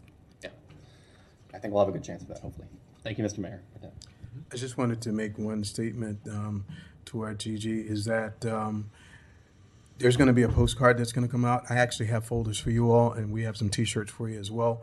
And there's a timeline inside this folder that you'll be able to follow and see where we are in the census operation. And an answer to your question in terms of April 1st, if you get the letter that's going to go out and then you get a postcard, when you get that postcard, you can actually start doing your census March 12th thereafter, and you can do it online. So we have 3 ways to do it. Do it this time online, by phone, and also by traditional mail. You can use your smartphone and actually do it on your smartphone as well as make a phone call. So we have beefed it up and made it a lot more convenient, and there's only about 10 questions that people will need to answer. Thank you. Commissioner Aiello. Thank you, Mr. Mayor Pro Tem. I just wanted to thank all of our partners for coming and giving us a good briefing. One of the ideas that I think should be emphasized is the stand-down idea for employees to fill out the census. I understand that the Chamber of Commerce isn't with us today, but I think that on their part, an effort to reach out to the business community and all of their members to offer the same type of stand-down, I think that would be very, very beneficial to our efforts. But thank you for all your hard work. I don't think that there's any way to overemphasize the importance of this count, and there's no such thing as doing too much for this effort. So thank you. Commissioner Johnson. Thank you, Mayor. I'd also like to thank all of our partners. I feel very confident in the process now that I've heard from everyone here. I do have a question about the last complete count committee that you had.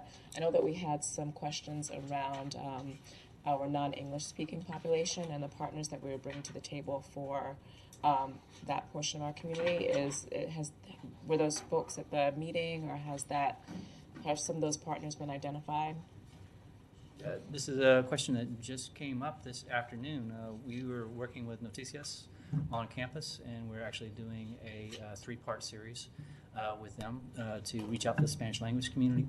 And it's important to note that if you go to the census website, there are 80+ languages that are offered up to translate the documentation that's in the census website.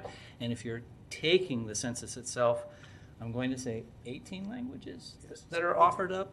So the major languages that are spoken are offered up as well as part of the census taking effort. So if for whatever reason you are uncomfortable with taking the census, there will be someone available to help folks with if they speak patois or some other language. We will be prepared to help out through the United States Census efforts in those alternative language communities. There was also a young woman that was here from the last meeting representing the rural health initiative. Yep. She met with me on our way out, and we have since connected and are exploring possibilities for how we might work together. And the mini grant program actually grew out of a conversation that I had with that organization. Thank you. I'm glad you mentioned that. Can you explain a little bit more about the mini grant? Yes. So the idea behind that is maybe 5. Ann Wolf in our office had put together a draft of what a proposal might look like and what we might require for that.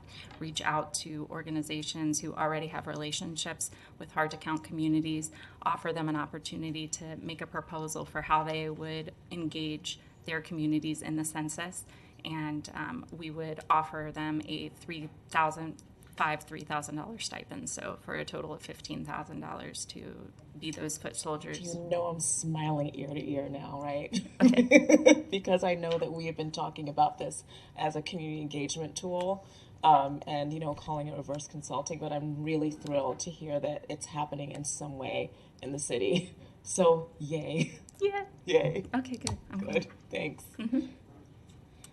All right, no other lights. Ms. Taylor, I appreciate your putting this together. I appreciate all of you being here this afternoon. And for those of you who are watching at home, and yes, we do actually have people who watch at home, I hope that this was informative, and I'm looking forward to the whole community being involved in this. There are hundreds of millions of dollars on the table, and it matters to every single person who resides in the city and this county. So the money follows the numbers, right? That's right. That it? Okay, see, I'm a good learner. All right. Okay, thank you all so much for being a part of this. Madam Clerk. Okay, our next item is on page 13, 190956, appointments to the Gainesville Cultural Affairs Board, the Historic Preservation Board, and the Utility Advisory Board, with the recommendation that the commission discuss appointments to these boards and take appropriate action. Okay. We have already heard from Mr. Reagan, who was here earlier, an early public comment on this item. I would ask commissioners if you mind if we just go ahead and take the Cultural Affairs Board first and then move to Historic Preservation Board and then the UAB. Is that everybody comfortable with that? All right. Okay, is anyone, any other applicants for the Cultural Affairs Board present and would like to speak?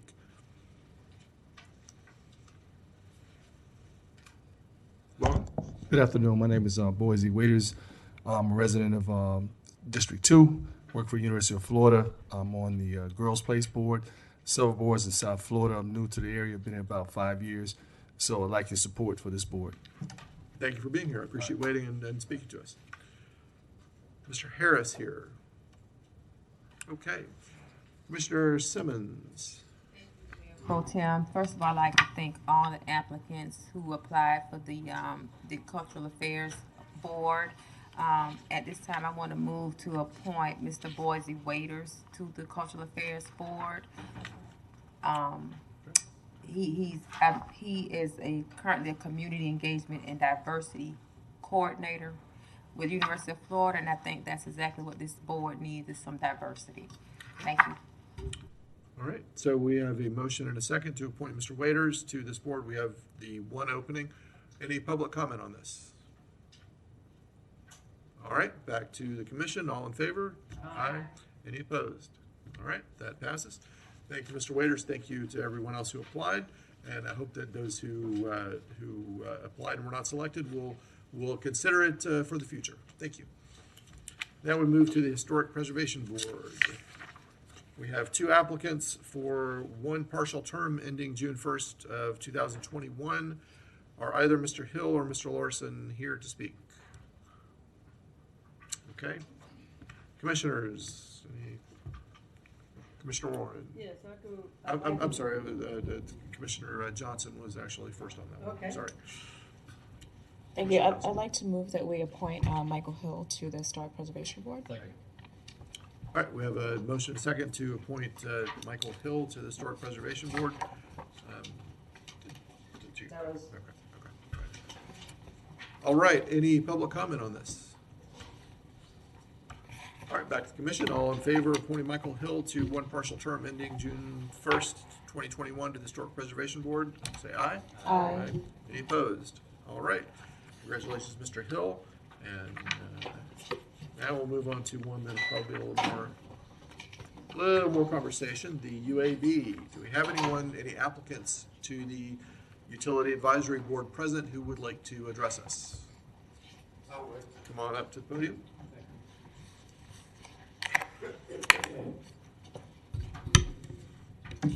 Good afternoon, Commission. I just wanted to put a face with a name. I sent you all an email and my CV. I've lived in this town for 45 years. I'm a mechanical engineer licensed with the state of Florida. I feel as though my expertise could be of value to this board, and I just wanted you to let you know who I am. Do Yes. you want to tell us your name? Oh, I certainly do. Sorry. I'm not much of a public speaker. My name's Wesley Hoy, H-O-Y.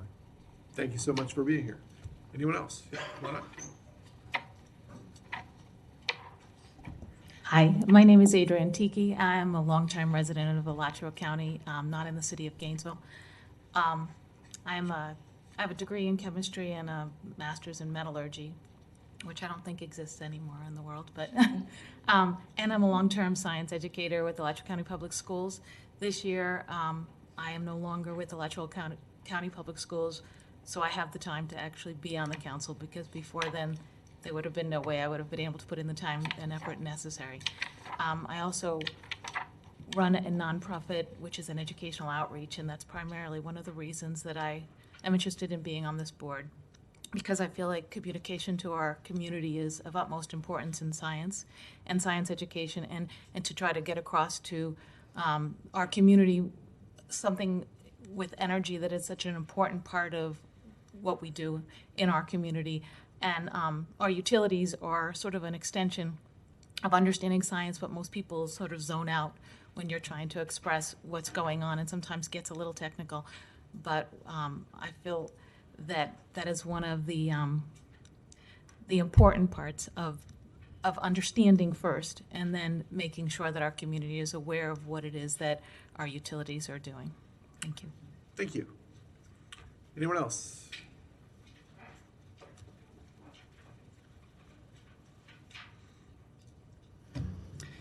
Good afternoon, Commissioners. My name is Jason Foltz, and I'm applying to be part of the Utility Advisory Board. I spent some time looking through the list of applicants. You've got a lot of really highly qualified, great-looking folks there, and I trust that you all know what qualifications you're looking for in a candidate and will choose accordingly. I applied myself because the president and other members of my union, the International Brotherhood of Electrical Workers, asked me to apply. Because as best we can assess, the UAB has never had significant representation from organized labor, including the folks who actually build and work in powerhouses. I applied because many of my longtime partners in the sustainability movement asked me to apply to help assure that GRU remains on track to meet our community's climate goals. And I applied because over the last 11 years, as a volunteer with the Community Weatherization Coalition, I've been inside the homes of an awful lot of GRU customers, been trying to help them conserve their resources and reduce their utility expenses as best we could. Apart from that experience as an energy auditor or energy coach for the CWC, of course, I've been a customer with GRU for more than 10 years. At different times, I've been a contractor at Deer Haven and a contractor on the energy services side, and conservation services side for GRU. I've been a solar contractor in GRU territory. Once upon a time, I worked with our mayor, our current mayor, to enact some policy changes at GRU around fuel procurement that reduced our use of mountaintop removal coal. And I think that this policy was a good example of a win for our utility and our planet that didn't cost our utility and our ratepayers an awful lot of money. And finally, I've spent considerable time both here and in Tallahassee fighting back against what I viewed as privatization of our utility by the attempt to turn over its governance to a non-accountable board. In closing, as I said in my application, the health of our utility is inextricably linked to the health of our economy and wider community. I care deeply about both, as well as the natural environment upon which all of us depend. If nominated, I will be an advocate for a utility that is accountable to the people it serves, that is a model employer, and that strives for economic and environmental sustainability. Thanks for considering my application. Thank you, Mr. Foltz. All right, anyone else, who's it? Yes, sir.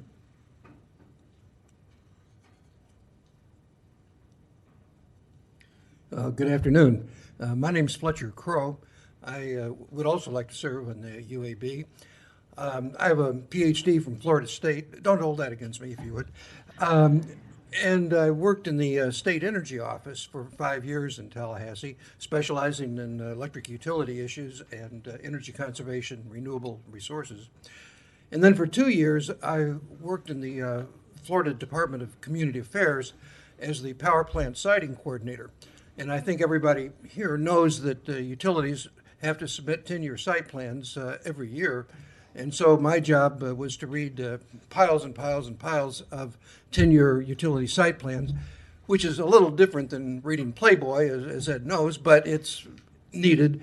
And I feel extremely able to understand the planning issues here in Gainesville, all the many different engineering issues and personal issues and conservation issues, environmental issues that this commission has to deal with and the GRU has to deal with. And I would be very interested in helping with the planning issues here in the GRU faces. Thank you. Thank you, Mr. Crow. Anyone else who's applying for the UAB? Sir, is this just for the applicants? Just for the applicants right now, yes, thank you. Okay, the general manager's reading material notwithstanding, we have several lights up here, starting with Commissioner Simmons. Mayor Pro Tem. Everyone resume and application is impressive. This is just such a hard choice, and it's supposed to be hard for us. Our utility is important to our community and to the citizens which it serves. And with that being said, I was very impressed with Mr. Fletcher Crow, his experience that he has in the state energy's office up in Tallahassee. And I was also impressed with, Mr. Calvin Camps. He actually worked with the Gainesville Regional Utilities as a power, I don't know what capacity is here in his resume, but he's been in the power generation field for over 30 years. And equally impressive is Mr. Falks. He goes into our homes. He knows what our residents are looking for. He's been actively involved in the community for a long period of time. Excuse me. So I wanted the commission to know those are the three names that I'm interested in, and I'm wanting to hear discussions from the commission. Thank you. Thank you, Commissioner. Commissioner Santos. Thank you, Mr. Mayor Pro Tem. I think it's probably one of the most out of any of the times we've had it. We have people who are incredibly experienced in a wide ranging of issues who I think would serve very well on the UAB. So thank you for all of you applying and for all of you who came down here today. I think, yeah, it's hard. I think there's a lot of people who I think would be great on this. Mr. Crow, Hoy, Ms. Tiki, and I think Camps as well. I do think the motion that we have 2 seats. I do think Mr. Foltz at least one of the ones that we move forward on at least. Thank you, Mr. Mayor Pro Tem. Thank you, Commissioner Johnson. Thank you, Mayor Pro Tem. Yeah, we have an exceptional group of people to choose from, and this is really a difficult choice. So I will say that, I'm in agreement with a lot of my colleagues up here, but there's one person that I also want to put into the mix, and that is John Paul. And that is specifically because of his 20 years experience at FP&L, 6 years experience at Pacificorp, and in the telecommunications field. I think that as we are having these discussions about building out our internet, we need that voice on the board that has experience, like specific and deep knowledge of that. And I think it's I think that is a piece of what we're missing on the board specifically. So when I was looking at the makeup of the board holistically, I said to myself, well, what are we missing and who can fulfill some of those needs that we have and some of that perspective. And I think that John Paul would be an excellent person to add to the board, in addition to many of the other folks that you mentioned, Foltz and Campos. And so this is ultimately going to be a hard decision, but I do want to, I want everyone on this board to think about that voice that is missing as we are talking about, expanding internet in the city. Thank you. Okay. Thank you, Commissioner Johnson and Commissioner Warren. Yeah, I agree with what the colleagues have said. We've got some excellent candidates on this, and I would agree that the work that Jason Foltz has done in the community to represent somebody who really gets in every house, and not every house, but he gets in so many houses. We would love for them to get in every house. I've made the referral often to the community weatherization, so I would also be supportive to his presence. And the others, it's hard to say. I did have a meeting with Fletcher Crow, and I was impressed with his experience and his background, and felt like he could provide a lot of leadership. And that would tend to be my second choice. Wesley Hoy, I saw him in the hallway and saw a lot of his credentials and had him get to talk to me. The others I didn't get to meet, so I tend to look at those that I did see face to face and that took the time to come in and talk about their interest and their promise to be present. So with that, I would go with Fletcher as a second choice, with Jason, I think, getting a couple. So I don't know how we want to break this down. That's your lead. Yeah, I figured we'd hear from everybody first and then run through. Okay. Commissioner Ariola. Thank you, Mr. Mayor Pro Tem. I want to thank all of our applicants. As it was said before, this is a very experienced pool of applicants, and so as we have noticed in the last couple of years, openings do come up rather regularly. So please, if you're not one of the selected candidates, please make sure that you watch and do apply in the future. These opportunities will become available. That being said, Mr. Mayor Pro Tem, I would like to proffer a motion to see if I can get a second and perhaps some appointments. So I'd like to move that we appoint Jason Foltz and Adrienne Thique to the UAB for the 2 partial terms ending in 2024. Is there a second? Okay, so we have a motion and a second to appoint Mr. Foltz and Ms. Thique to the UAB. Let's actually. Did you want to? Before the motion. Okay, all right. This is difficult. Commissioner Warren, did you want to talk before the? Yeah. Okay, go ahead. Yeah, I feel like this is difficult because whoever makes a motion first gets to establish that second name, and I don't know if we could. This is really hard. I had 2 other people, and I appreciate your work. The work that you're doing out there. I'm not trying to. It's just that I had 2 other people that were 1, 2, and 3, and I don't know if there's a ranking choice kind of system that we could go through on this.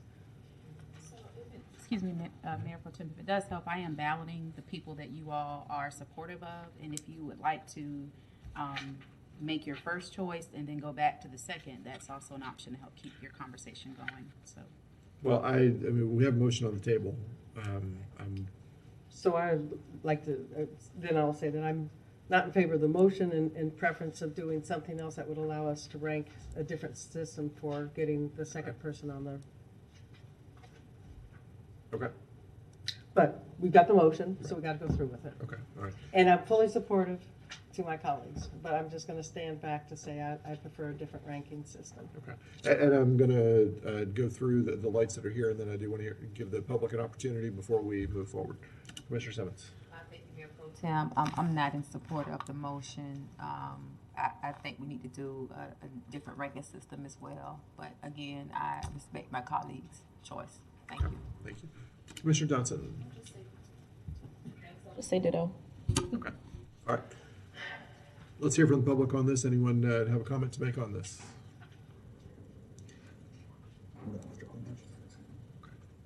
Yes, good afternoon, Mr. Mayor Pro Tem and members of the commission. I'm Bob Tanzik. I'm here actually representing an organization, so if you don't mind, I'll read the letter that we've all agreed to.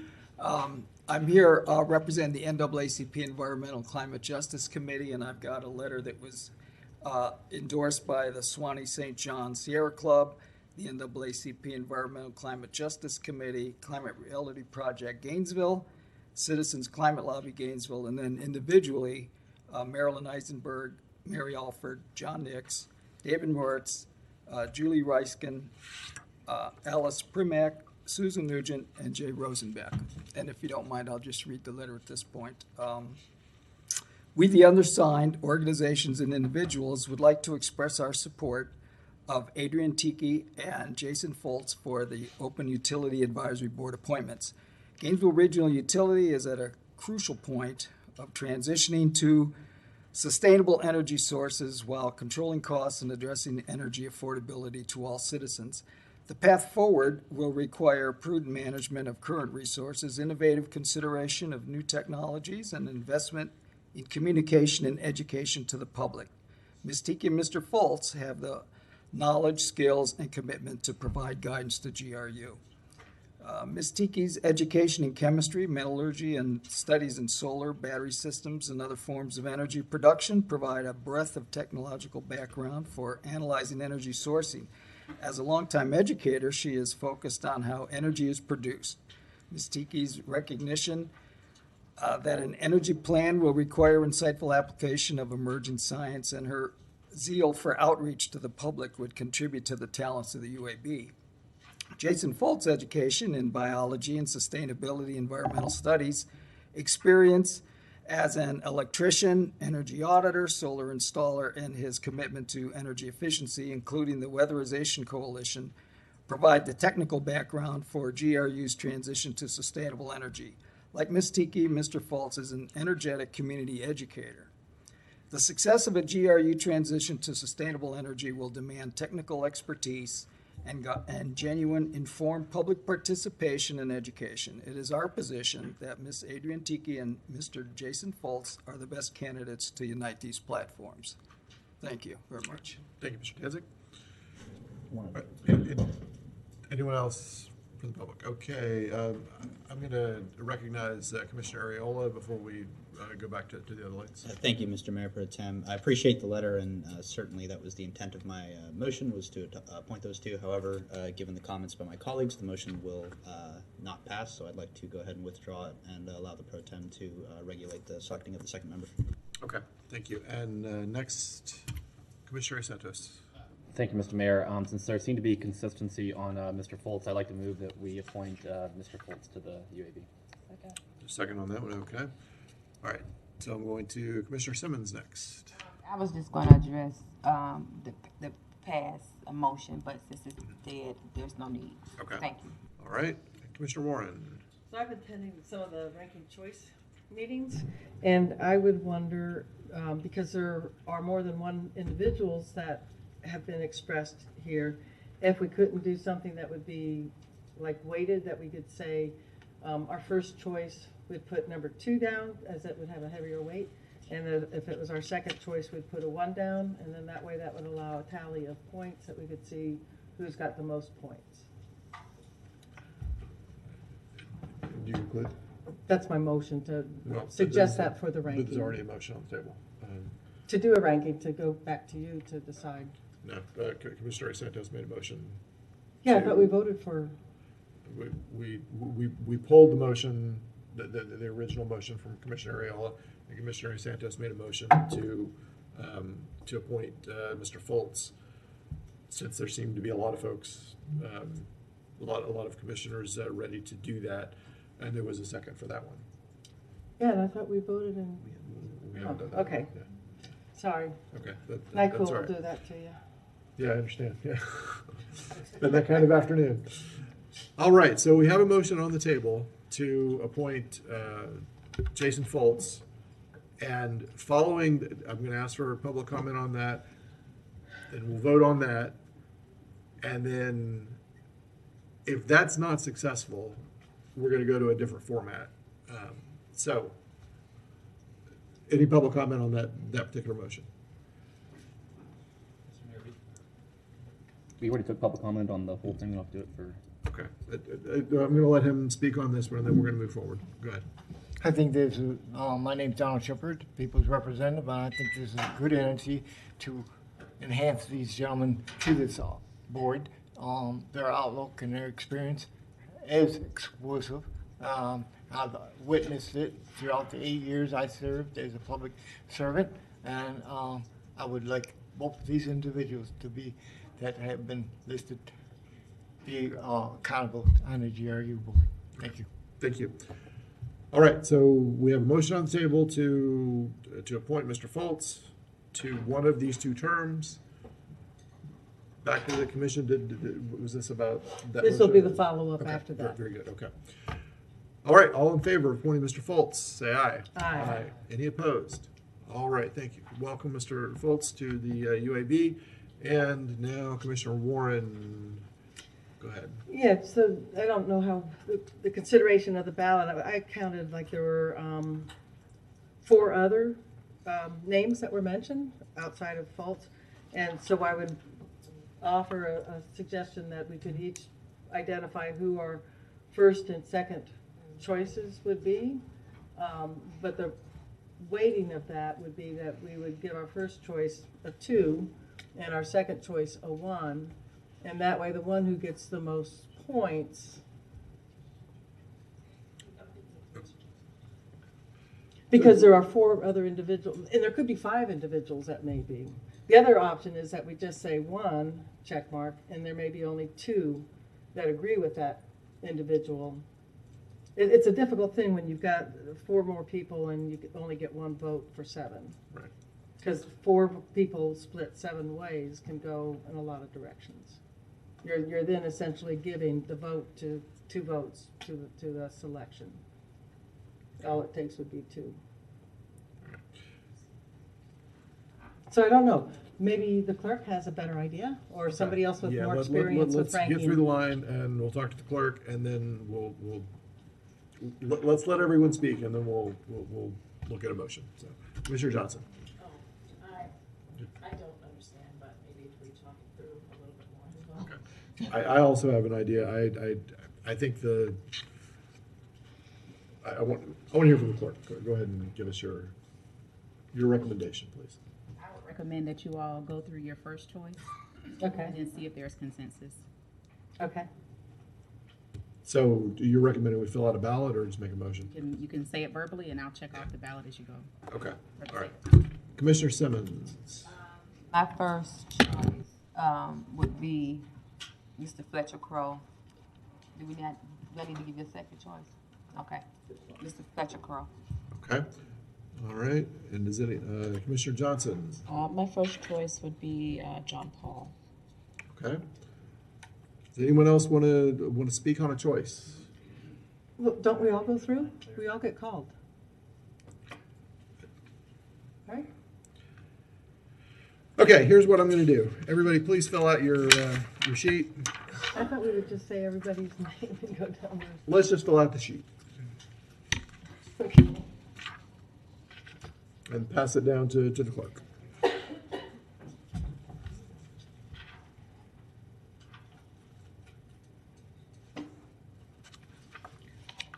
So I've done a bunch of writing on this, and one on the outside is who I'm going. And if there are 4, if there are 4 names for any one person, that'll be it. Nope. Commissioner Johnson, did you want to speak while she's counting? Sure. I'd like to speak again.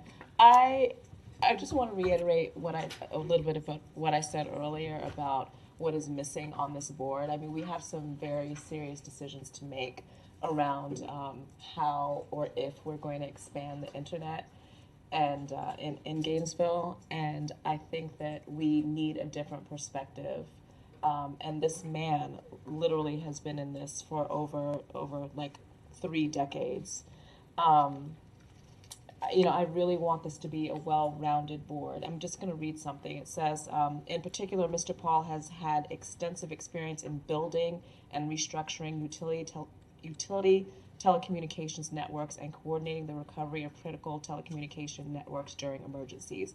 I just can't stress enough that I feel it's really important to have a well-rounded board with all of the issues that we're talking about. I feel like we have climate covered. I feel like we have, the community voice covered. I feel like we have, this is what I really feel that we're missing. So I'm going hard for this because I really feel like we need another perspective about this specific issue as we make these really important decisions around the internet. And this man has like 3 decades worth and is very willing to serve and lend his expertise. Okay. Madam Clerk. Are 3 votes for Fletcher Crowe, 2 for Adrian Tiki, and 1 for John Paul. Okay. Anyone have a recommendation? We choose Commissioner between the Simmons. top 2? Mayor Pro Tem, I move to appoint Mr. Fletcher Crowe to the Utility Advisory Board. I'll second that. All right. All in favor of appointing Mr. Crowe, say aye. Aye. Any opposed? All right. Mr. Crowe, welcome to the UAB. Well, that was tough. All right. Yeah. Commissioner Simmons, did you have another? No. Okay, all right. Mr. Crowe. Well, thank you very much for the honor. I look forward to really working very hard for this commission and for the utilities. And I think this is a really tremendous opportunity to move us into a whole new era of engineering with renewable energy resources, energy conservation in the home, and an opportunity to really shine as a utility that has not always had the greatest press. And I'd like to see us have really great press in the future. Thank you. Thank you. All right, Madam Clerk, next item on the agenda. Our next item is 190996, nominations to the Library District Board of Trustees, with the recommendation that the commission nominate the applicants for consideration of appointment to the library board.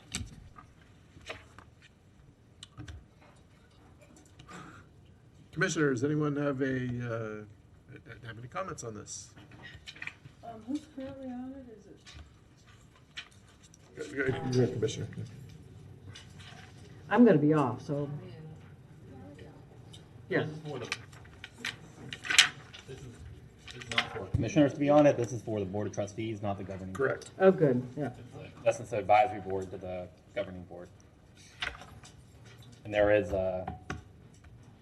are applications in the backup. We have 3, is that correct? I believe that's accurate.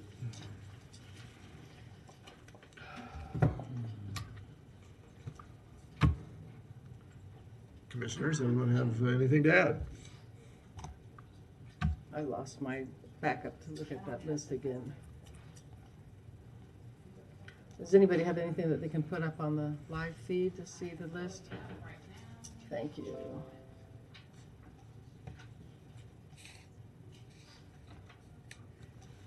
Commissioner Sanchez. Why don't we just push this item a little later? I don't think there's anybody here for it, and then we can just. Is there anyone here to review speak it, to this? And then. Okay.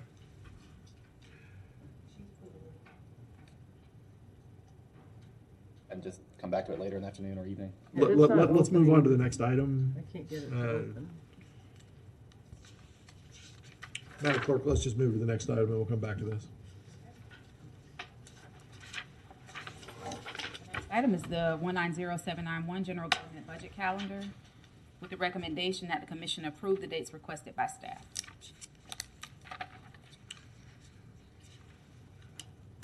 Commissioner Simmons. Mayor Pro Tem, I move to approve the date for item number 190791 per recommendation of staff. Is there a second? Second. All right. We have a motion and a second. Commissioner Johnson. Thank you, Mayor Pro Tem. I originally pulled this item because I had some concerns about it seemed to be a very abbreviated time frame, but I see that there have been a couple of dates added. I also think that there's probably a change in the way that we are approaching the budget this year, so I think it would be helpful for both myself and the public to understand kind of what the philosophy is around this year's budget and how we're approaching it.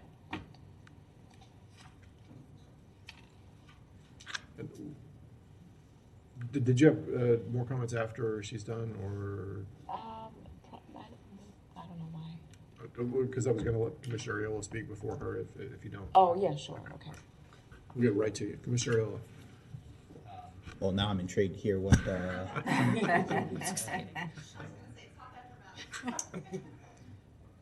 The only question I was going to ask is, it doesn't specify whether these are going to be special meetings or workshops. It just says approved dates to discuss items related to.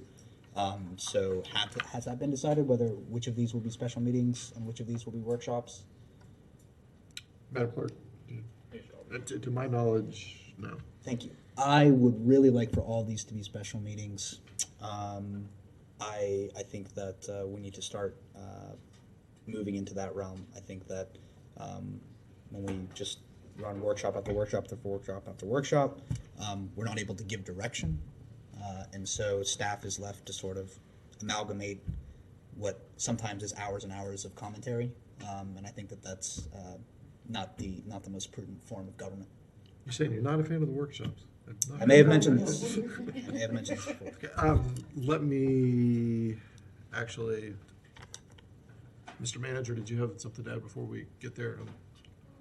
Fred Murray, I just want to remind you is that this is an adjustment year, because you've gone through a 2-year budget process. This is really an adjustment. We'll be bringing back some information to you to adjust the 2021 budget. So this is really why you see sort of an abbreviated. I think the city manager will be coming back to you to have some policy discussions to talk about whether or not we should continue the 2-year budget process. He will have that discussion with you. And then part of the discussion we're going to have, we need to bring some policy issues to you so that we can get some directions on some issues that we're dealing with. But really why the calendar is because it's really an adjustment year. You did y'all your hard work the first year. And so really this is an adjustment year. Staff will be bringing back some issues that we haven't resolved. And we also will be bringing some issues some policy directions that you've given us from this year's budget that we need to address in the future budget. So I just want to let you be aware of that. Okay. Commissioner Aiello. Thank you. I also, I guess I would wonder, it says that the topics of discussion will include the capital improvement plan, but I don't see a date in which specifically the capital improvement plan will be discussed. I see specifically for the fire assessment and for the general government budget, which maybe that's the area. In any event, I appreciate what the assistant city manager has said, but we are vested with all legislative powers. So if we decide that we want to have a more robust budget discussion within a 2-year budget, then that's our prerogative, and I would compel my commissioners to do that. It is something that I believe that our community expects for us to have robust budget discussions every year. So having said my piece, I just think that we need to consider adding some more special meetings to discuss each important lever in the budget. Okay. You want to go ahead and thank you, Commissioner. Karen Fiore, Budget Manager. I just mirror what Mr. Murray just stated, is what I was going to state. The only thing about the capital improvement, the agenda wording we use each budget cycle. So as you stated, if there comes a need to discuss more about the capital, we can add that in there. It's just a generic wording that we use. Okay. Mr. Manager. And this is your budget process. We can add dates in there as you request. Just keep in mind that when we start adding dates, it makes it a real tough process. That means we can continue going to probably meet every week. If you decide if you want to add dates, we're prepared to add those dates to you on the budget process. Just want to let you know that. Thank you. Okay, Commissioner Johnson. Oh, yeah. Thank you, Mayor Pro Tem. What I'm most concerned about is that the public has the information that they like Commissioner Ariel said that they expect of us. And we went through the process last year, and I want to make sure that they understand everything that is going into the budget this year. So I don't necessarily know if we need more dates, but I'm wondering if, during the 6-9 date, if that's what's going to happen. I'm just not sure exactly what the approach is to the budget, and that's more what I'm thinking about. Because it feels, Fiore? yeah. Karen Fiore. So during the 6-9 meeting, we'll discuss in detail the change from the approved fiscal year 21 plan and what we're proposing to you for your approval for fiscal year 21. So as you recall, you approved the 21 plan in fiscal year 20, but that's going to change slightly based on, personnel services. So we'll present to you all of those adjustments, plus any type of increments that the staff is asking for or yourselves are asking for. We'll include that and we'll outline those as well. We'll also discuss other funds that have changed.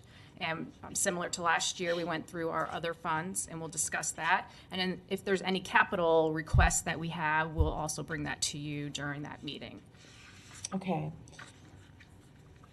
So what I'm not it seems like a lot to happen in one meeting. And not that I think that we need to necessarily add another meeting, but for example, if we're discussing like our increments or we're discussing the requests from the departments, I think that we need to have that information before we're making decisions at that meeting, because the next meeting we're discussing the millage rate. Sure. So the city manager is working with the commission to have some strategic planning meetings with you. So there will be some information prior to our budget meetings that we'll have already possibly built into the budget that we present you, as well as the budget staff and the city manager and the assistant city managers have one-on-ones scheduled with each of the commissioners to discuss any needs that you may have, and we will also express what our departments are asking for and make sure that we're in line with what you're asking for us for fiscal year 21. So we'll have those meetings prior to that June meeting as well. So there will be additional conversation, is my point, prior to that June 4th meeting going into those numbers. And I think that it's important that that is as much of a public process as possible. So, whatever the departments are asking for, whatever are the priorities of the commission, I think that needs to be there needs to be as much transparency with that as possible. So the meetings with us are a little bit concerning to me, and because I know that they're going to be concerning to the public, and that's why. So I'm not sure how to kind of wrap this up, but what I'm trying to say is that I want it to be as transparent a process as possible, with the opportunity for us to have enough time to make changes publicly if we want to. If I may maybe add, I need to, I was just going to add that the 9/10 and the 9/24 dates that you see, we cannot change those dates. Right. Yeah, so we can add dates before that, but we cannot change those two dates. Right. And I'm wondering if the city manager needs to be here to talk about his approach to the meetings that we're going to be having. I know that they're some type of workshop, so. Yes, and I don't have those to provide any additional information. I don't even know if those have been set yet, so he would need to help you with that. Because that, I think, would also serve as a, budget slash, I think that would possibly serve as a budget meeting. Okay, I'm done. All right, before we go back around, I want to remind everyone that this is a calendar. We can add meetings on the fly pretty much when we get down the road and realize that we need more meetings. We're setting meetings for months from now, and I do kind of hope that they are special meetings where we can actually take action and not just discussion workshops. And I would also remind everyone that we have had lots of opportunity to talk with the manager prior to this, because this is not brand new. Commissioner Simmons. And that's pretty much what I was going to say as well. But what I would like to do, I think I was the maker of the motion, is also add to that motion to have staff come back and let us know which item would be special meetings and what's workshop. I don't think every one of them should be a workshop, but I think we should have special meeting identified, workshop identified.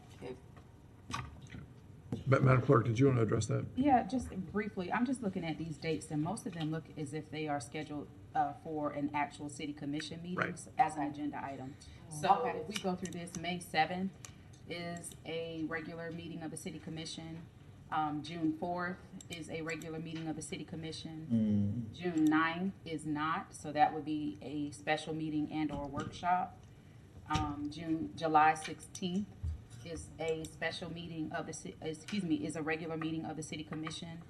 And then those dates on September 10th, and 24th, which Ms. Fiore has stated cannot be changed, would be special or public hearings / special meetings for the evening for both of those. So right now, as it stands, it seems like the June 9th date is the only date that is not already a regularly scheduled city commission meeting. Okay. Thank you. Thank you. Okay. Commissioner Santos. Thank you, Mr. Mayor Pro Tem. I think we should either change the May 14th or May 18th General Policy Committee meetings to be a special meeting on the budget. Because I do think we need another time to be able to discuss the budget, not a part of a city commission meeting. So that would be my recommendation, that we change one of those two dates to talk about the budget in whole. Thank you, Mr. Mayor Pro Tem. Thank you, Commissioner Santos, and then Commissioner Ariola. Thank you, and I really appreciate the clerk giving that information, because what we've essentially learned is that there will be one government budget discussion outside of a city commission meeting, which I think is not only far too few, but almost an abdication of our duty to this year's budget.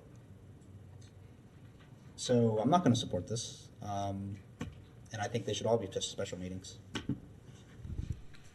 Commissioner Warren.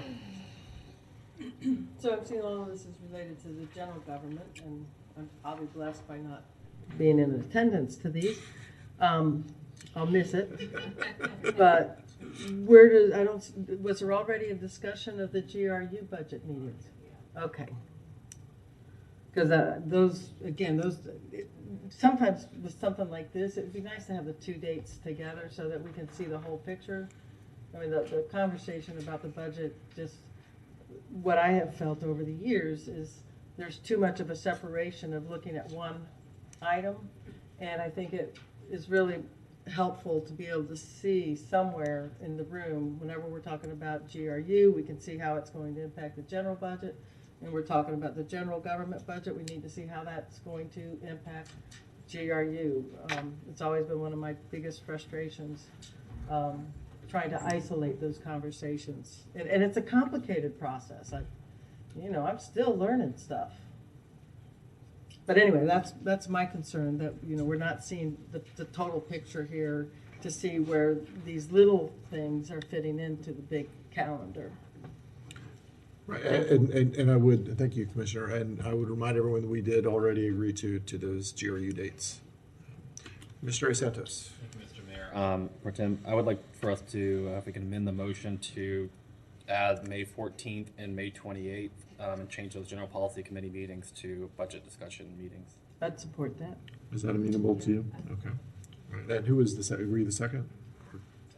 You were the second, okay. Mr. Mayor Pro Tem, I ask for clarification whether you want those to be special meetings or workshops. I look at special meetings. Special meetings. And the maker of the motion.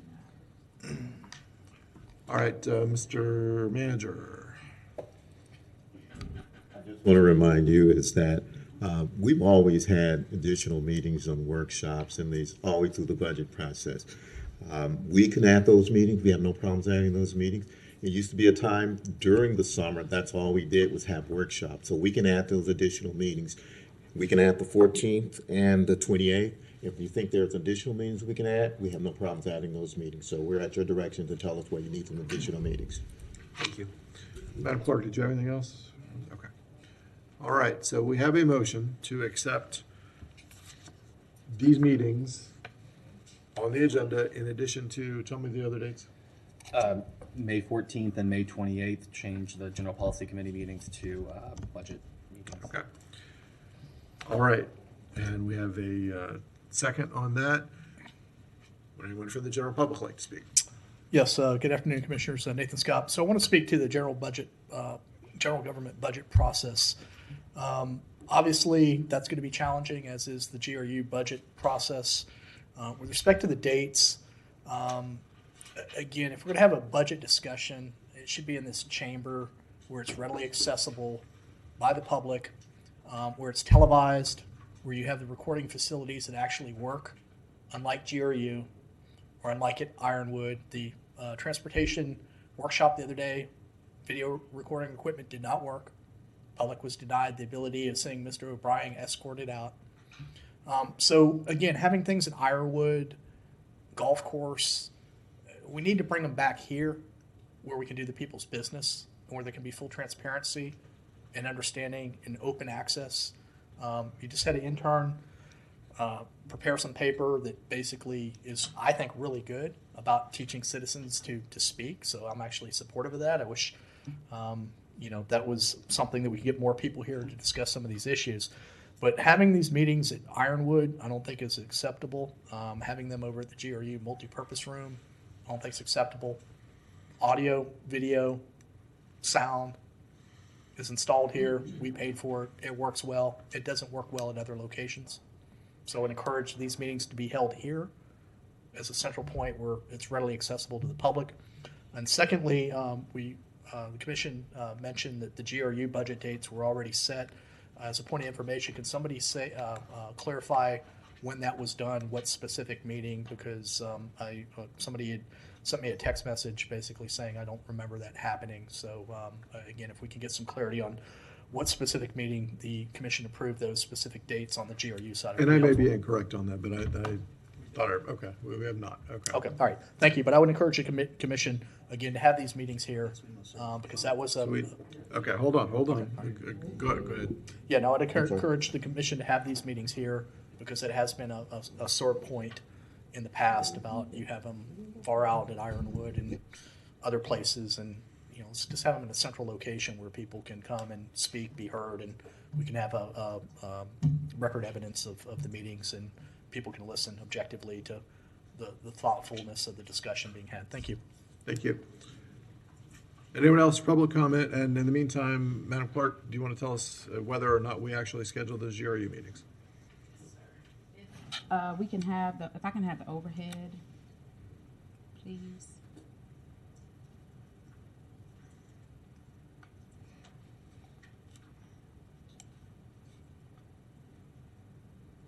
Hold on.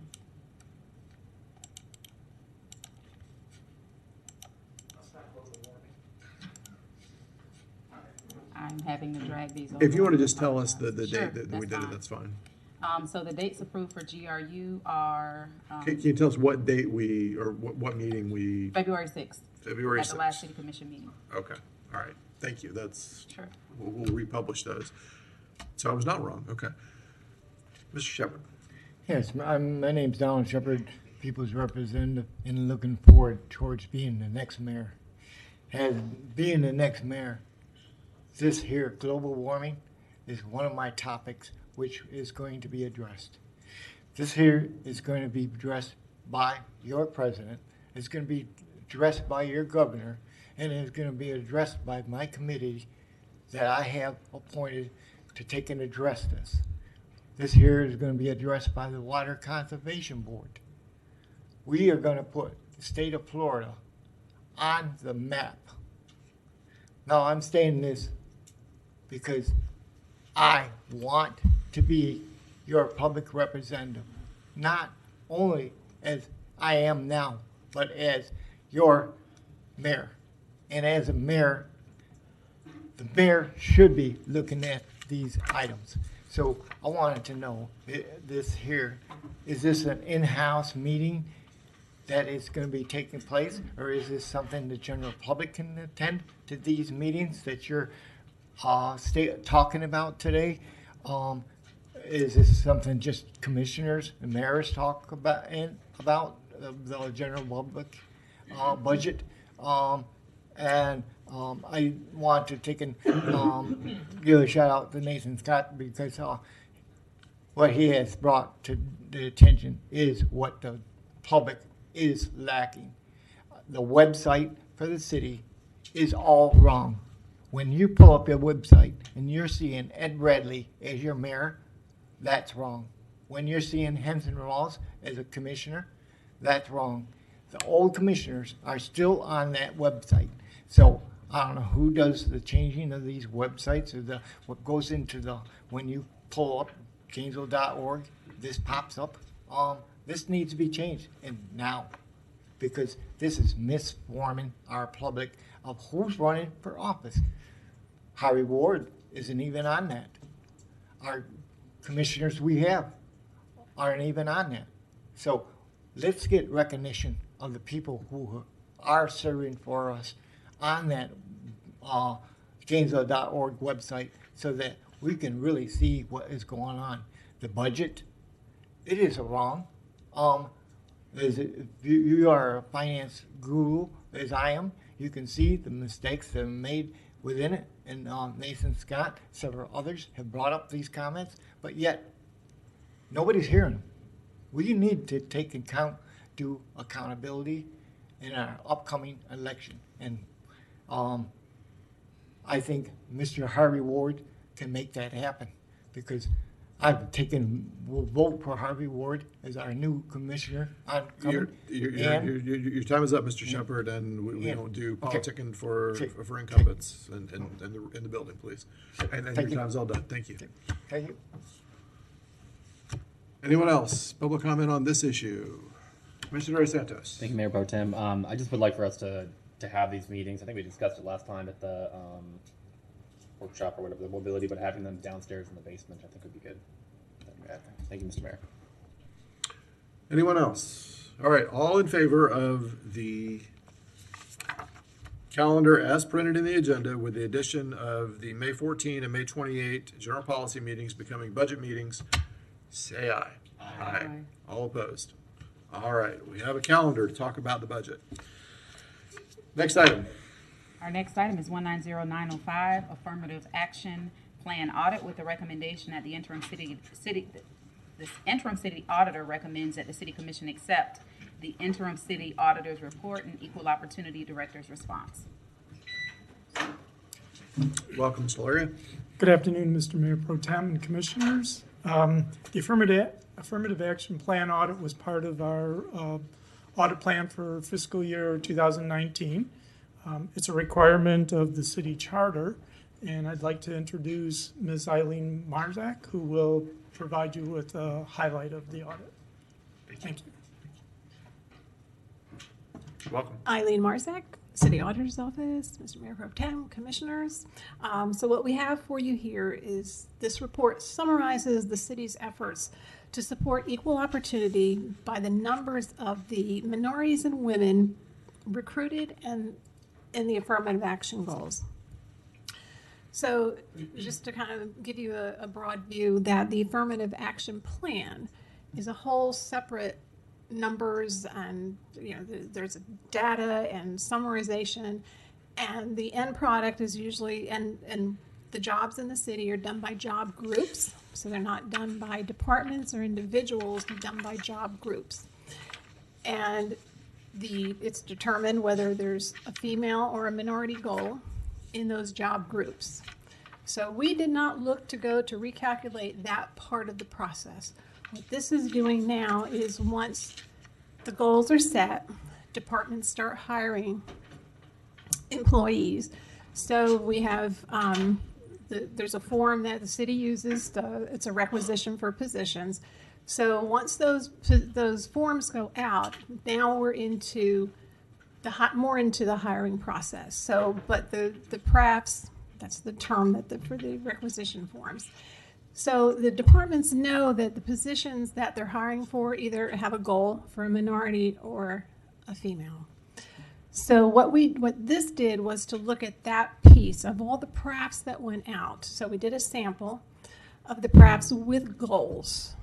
So there's a lot of data in here, tables and whatnot, but I just kind of want to help you navigate through, is that in the end, so about 90% of the PRAFs that we sampled, 90% had reached out far enough. Again, we use the term to cast the net. When we're trying to hire, we cast the net. So if we have a female or minority, making sure that we're recruiting in appropriate areas where we get those applicants into the pool. So this report just kind of goes through that. Yes, out of those profs that we did, 90% of them had the requisite applicant, minority or female. Then, of course, then the next step is the actual hiring process. So now that's a whole different, that's up to the departments, whether they have teams of people that are interviewing applicants. So then the next set of data that you see in here is saying that out of those that had a goal, overall, there were about 63% of the time overall that we met the goal. There's a couple other statistics in there that's saying if it was for both a female or a minority, that 75% of the time we met the goal. So so I didn't want to get too much into the numbers. I just wanted to give you the overall, this is the success of the city, of the efforts that they're making. The affirmative action plan, I think you all know, it's a voluntary plan. The city's had it for, I think you all know, I'm with the city about 33 years, and so it preceded me. So we've been doing it for a very long time on a voluntary basis. Tanisha is here to talk about whatever her responses are. So as we normally do, we make recommendations. The recommendations give some credit as to what the processes are currently doing that are doing well, and to continue those. And some other areas more related in the data, where it resides and how there's a lot of terminology. We've got systems that are trying to talk to each other. So there's got to be a little bit more consistency in that will help. So normally we give you that grid. It's like the last part where we just kind of go through the recommendations and then give you what management, in this case, it's our Tanisha Marshall, our EO director. So she's agreed with the recommendations. And so if you have any questions, I can certainly try to help. And then Tanisha is here. Commissioners, any questions? Commissioner Johnson. Yeah, thank you, Mayor Pro Tem. So if I don't have the numbers off the top of my head, but if I remember reading correctly, about a third, I would say, out of a third of the jobs in GRU had PRAFs and or had goals rather, and like half of them had goals in general government. Does that sound about right? Well, from this report, what we tried to do is analyze the sample that we pulled. So that's what those charts are trying to tell you. Out of the sample, this many were GRU, this many were general government. Mm-hmm. So is that? No, okay. I was thinking. I mean, I was looking. So this is where I'm trying to get to. Mm-hmm. I'm trying to understand if this is a useful process, and if it's giving us the information that we really want for the goals that we have as a city for our workforce.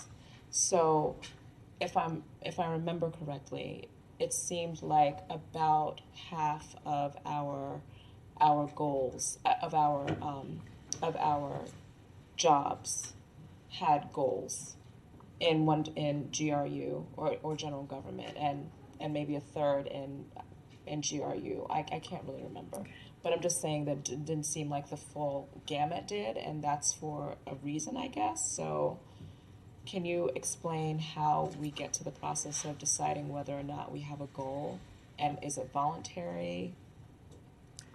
So not every I'm sorry, Tanisha Marshall, Equal Opportunity Director. Not every position is going to have a goal. Yeah. What we typically do, and it involves a lot of different things that we're looking at. We're looking at what's availability in the market. We're looking at census data. We're looking at positions that are traditionally maybe low in minorities or women. Mm-hmm. And that's how we come up with the goals. It's not somewhat of an easy process. We're not just assigning a goal, and not every position is going to have a goal. Okay. So there is a process in which we go through to look to see which positions have goals. One that I use, for example, is engineers. Typically, you're not going to find a lot of engineers that are African American or a lot of engineers that are women. Mhm. And so that's a job that we know for a fact that's going to be assigned a goal. Mhm. But again, I want to be clear when we say assign a goal that we're not telling hiring managers that you have to hire someone because they're a woman or because they're African American or they're a minority. We're casting the net wide enough to hope that we have enough people in that pool to where when we're doing interviews and we're doing selection that hopefully we land on that goal. And you said, if you just go over those statistics one more time, you said that when there was a goal that we met the goal about 63% of the time. Correct. And what was the goal? Was the goal to have a diverse pool, or was the goal to hire? To meet the goal. To meet the goal, so whether the job group had a minority goal. Okay. So those are on the table. Let's go to those tables just to kind of. So if it had a goal, then what we looked at was the goal met? So overall, for 63% in the sample, the goal was met. Okay.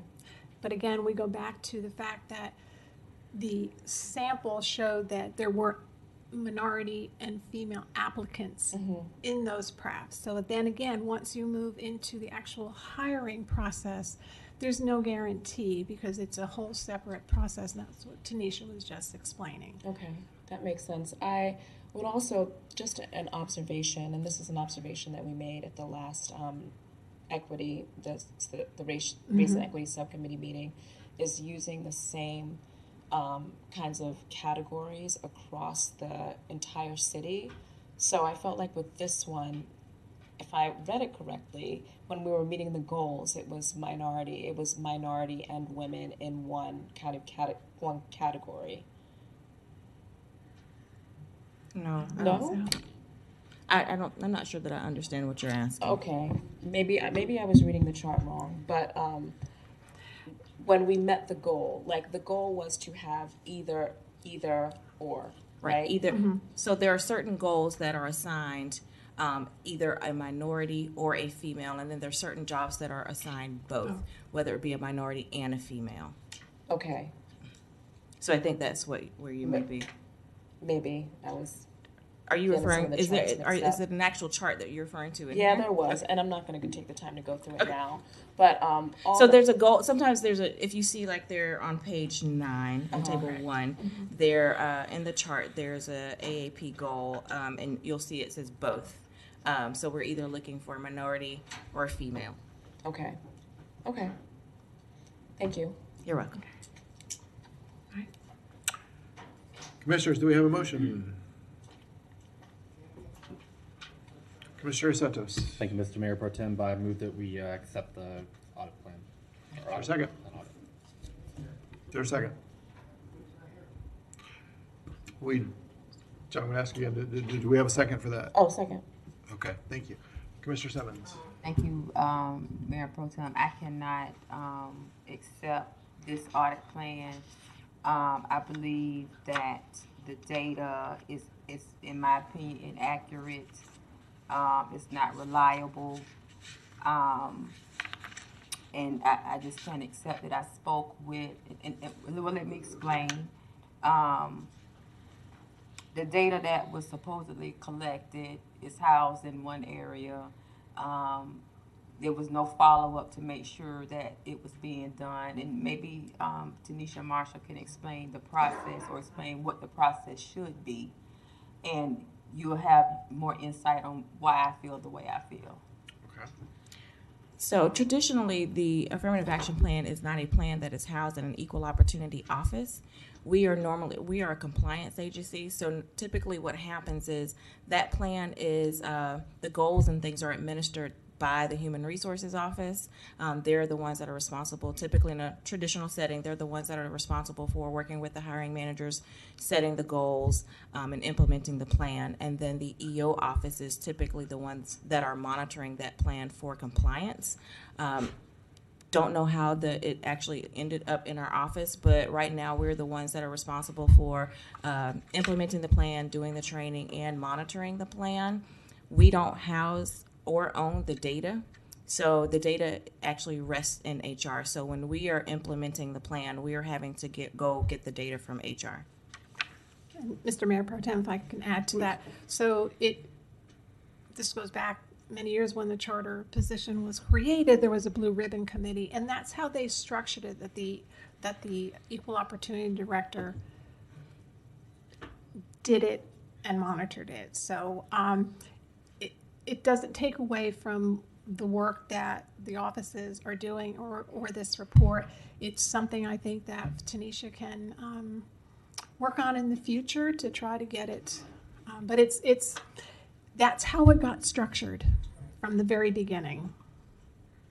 And that's fine, and I understand that, but for me, I don't trust the data. It's inaccurate in my eyes, and that's just how I feel about it. You don't have anyone, if it's housed in one area, being looked over in another area where they don't actually have access to the data. They're relying on the data to be given to them when they're supposed to be. It was just too much back and forth. I don't know how accurate, and that's the key. I don't know how accurate the information is. Therefore, I cannot support this audit plan. Thank you. Okay, thank you. Commissioner Santos. Thank you, Mr. Mayor Pro Tem. So the auditing, did you look at the accuracy? I mean, is that part of the audit of looking at the accuracy of the data or ensuring kind of somewhat, or we pulled the data that was used to put the plan together. So we didn't look at the data that made up the numbers that got crunched for the affirmative action plan. All we were looking at from that process at the goal, they said it was a goal, then how did the process work after that part? So I can speak to that, the fact that this has been an ongoing problem with the data collection. Again, we collect our data from HR, and as it has stood prior to, I guess, the ERP being implemented, that we are getting information from multiple HRS systems that don't talk to each other. So there has been a history of inaccuracy in data. We have been on the proactive end with working with HR with the new ERP system rolling out to formulate some type of report that will help assist us with the affirmative action plan. But there has been, I mean, if I'm being honest, there has been inconsistencies in the data over the years. Thank you, Mr. Mayor Pro Tem. Thank you. Anyone else? All right, we have a motion on the table. Any public comment on this motion? I missed the motion. Can you? The motion is to accept the recommendation of the, to accept the plan, or to accept the audit, rather. Anyone for the public? Okay. All in favor? Aye. Aye. Any opposed? Aye. Okay. That passes 3-2. 1, 2, 3. Did you vote in the affirmative, or? Yes. Okay. So it was 3-2. 1, 2, 3, and then 2. Okay. All right. Thank you. I do, by the way, recognize that there are issues with the way we collect the data. I was voting to accept the audit, not a plan for a future audit, but the audit as it was presented to us. Commissioner Santos. Thank you, Mr. Mayor Pro Tem. The same thing for me, but I also think that it should. It's come up many times in the past before, and I do think it's something that we should kind of look at in terms of the separation. Thank you, Mr. Mayor Pro Tem. Commissioner Johnson. Thank you, Mayor. I noticed that in the recommendations there was like around a June timeframe for the Office of Equal Opportunity to work with to come back to update us. Actually, I don't know if it's updating us, but rather to fix some of the problems. Correct. So I'm going to make the motion that we get an updated report from the Office of Equal Opportunity in July. Is there a second? About the recommendations. Rather than June?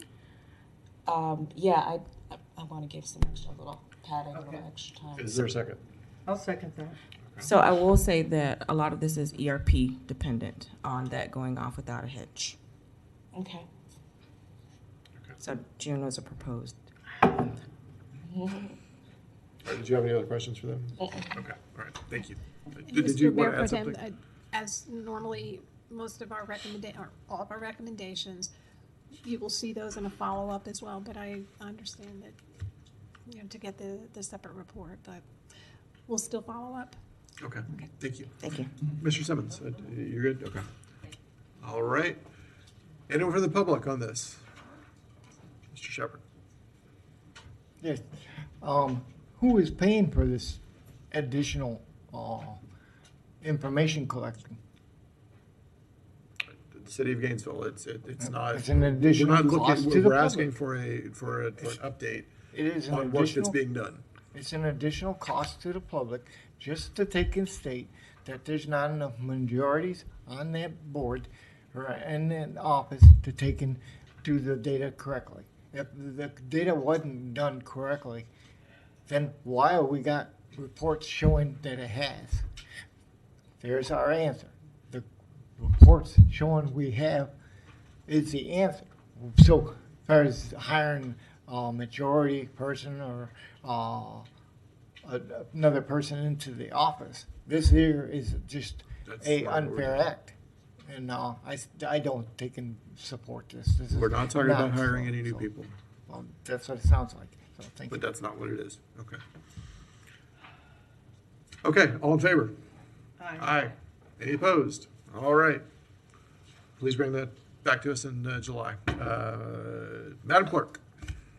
Okay, we're gonna go back to the library board item on page 13, 190996, nominations to the Library District Board of Trustees, with a recommendation that the commission make a nomination for the library governing board. And can we please bring up the overhead with information? Mr. Chair, I was saying we just push that to the evening if we don't have anything for it, so we can have time to look at it, but unless we have someone that. Okay. I'm comfortable with Okay. that, but we're going to end up with a long evening too. Or just, yeah. We have the towing, a lot of people towing for the I thing, know, I'd rather and- hit that than. Yeah, this shouldn't be difficult, but okay. All right, so we'll do that in the evening. Madam Clerk. So we're going to the towing item. Give me just a moment to turn there.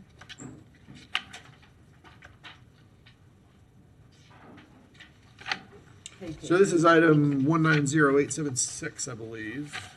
On page 8, RFP bid and contract for towing and storage services to Elite Auto Center of Gainesville, doing business as Elite Towing, with the recommendation that the commission authorize the city manager to accept, execute bid award subject to approval by the city attorney as to form legality, and approve the expenditures as outlined in the RFP.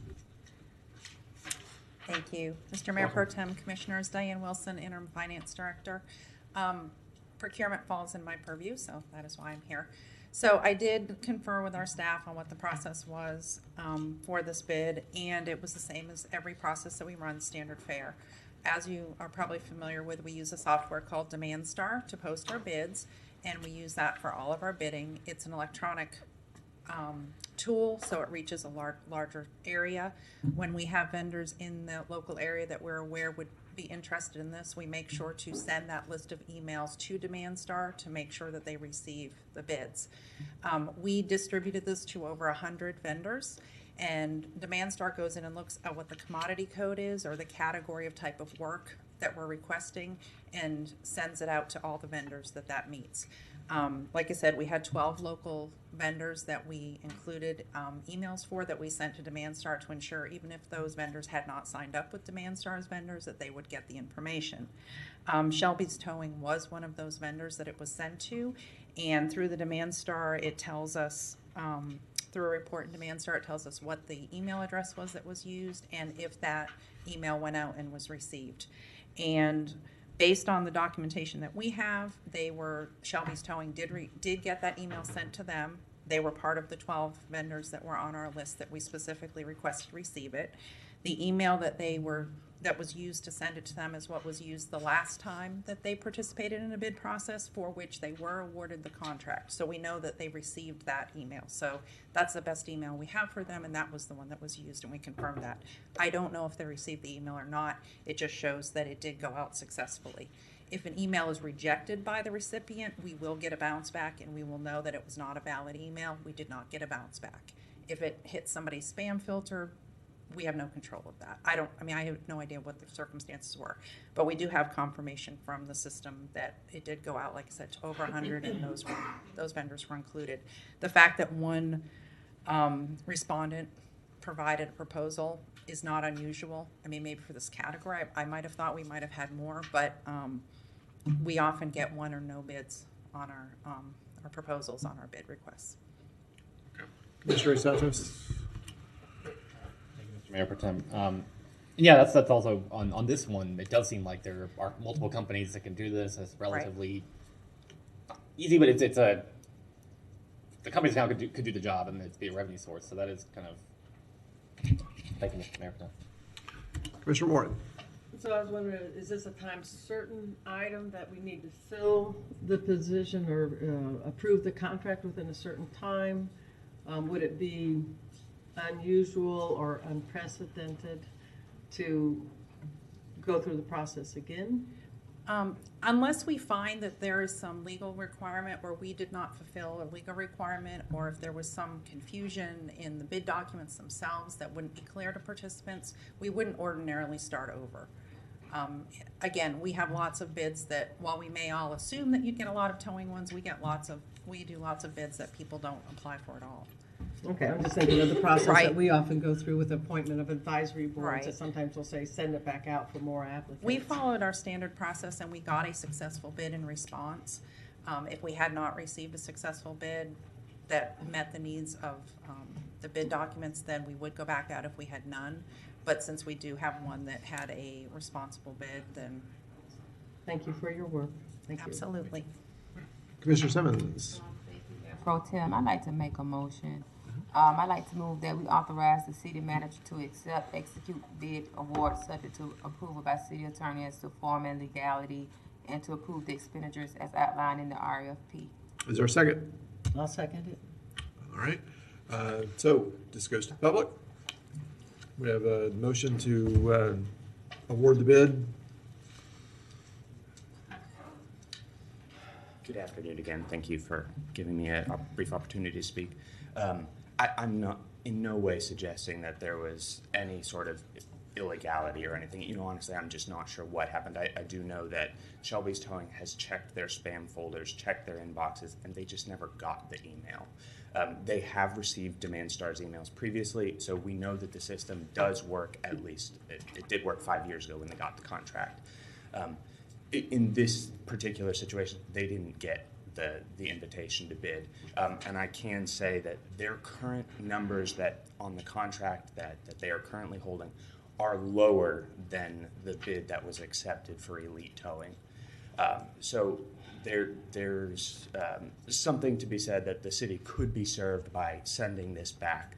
I believe the contract runs through June, so there's time to get this process done over again. I know that would be quite a bit of work, and I do apologize to the people over in the procurement department. I know they're doing a great job. I don't want to reflect poorly on them at all. So that's the generalities of the numbers and not receiving. There is one other concern that I wanted to address about the contract that is proposed and attached on the agenda, and that is there's no provision.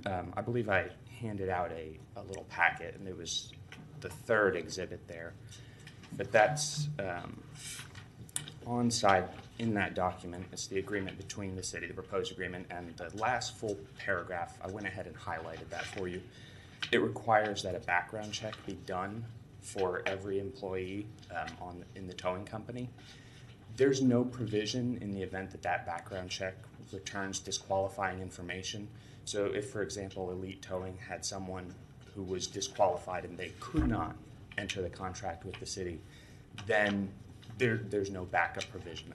I'm sure that Shelby's Towing would be happy to extend the contract past June until whatever the city needs to fill their obligations and make this work.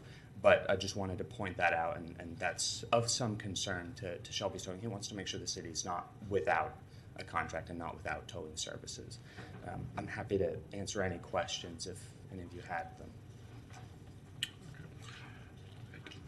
Commissioner Santos, did you have anything you wanted to ask of this, or? No, just okay. Okay, all right, Thank you. Any more public comment on this? All right, Commissioner Santos. Thank you, Mr. Mayor. For purchasing staff, what is if we did send this out for rebid, what is the timeline on that?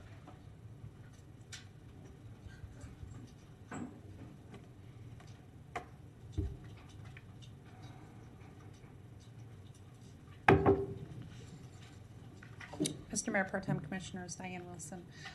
It really depends on, we could make the response time shorter if we wanted to. As we talked about, the contract that's in place is in June. I would really defer to the city attorney. You know, we have an agreement with a vendor who was awarded a bid under all our normal processes and procedures, and I'm concerned about the exposure if we just decide, because one vendor's not happy with who was selected, what kind of precedent that would set and what repercussions that would give us legally if we did not follow through with this. And just to be clear, it's not because of one vendor. For me, it was more just getting one. If there was two applicants that applied, then I would be perfectly fine to go forward, just having the one. Madam Attorney, did you want to address that? Thank you. Yes, I would caution the commission against starting processes over unless there is actually an issue with the process. If you're inclined or interested or concerned that there was only one, perhaps we could look through the process more thoroughly with purchasing staff and continue this item to the next meeting. But I would be hesitant at this point to have you all start the process anew. When you did have what I'm hearing is you had a responsive, responsible bidder who did bid. So. All right. Anyone else from the public? All right, so we are back to the commission. We have a motion to accept the bid. All in favor? Aye. Any opposed? No. All right, so that motion passes.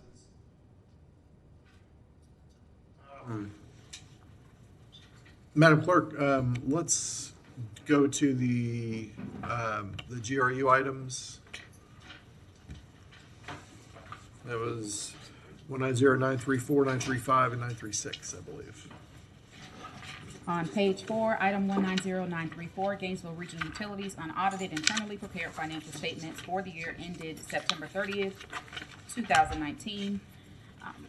With the recommendation that at their February 5th, 2020 meeting, the Audit and Finance Committee reviewed the data and recommends that the City Commission accept the GRU unaudited internally prepared financial statements for the year ending September 30th, 2019.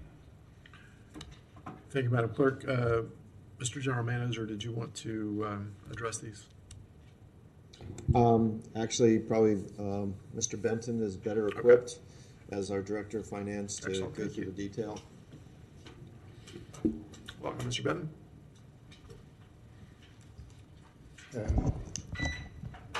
Apologize. I will admit I missed the earlier discussion. If there were specific questions, I'll be happy to address those. I don't have a presentation, but I understand they were pulled from consent for specific items. Thank you, Mr. Benton. I was the commissioner who made the request to pull these from consent.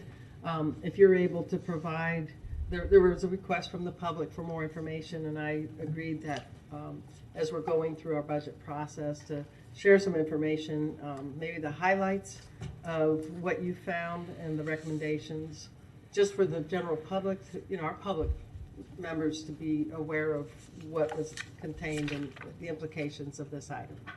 Are we talking about the fuel levelization balance? Or This was the unaudited and internally prepared financially statements. Okay. That was the interim financial statement unaudited. Evidently the item that was in the Audit and Finance Committee review. Okay, then I'll speak to a few of the highlights from those, from the internal financial statements. And yes, this was presented, I believe, at the February 5th Audit and Finance item. Our fuel inventories for fiscal 19 went up about $3.6 million due to some additional contracted coal purchases. We expect the price of coal to increase during calendar year 2020, so we purchased a little extra coal a little earlier.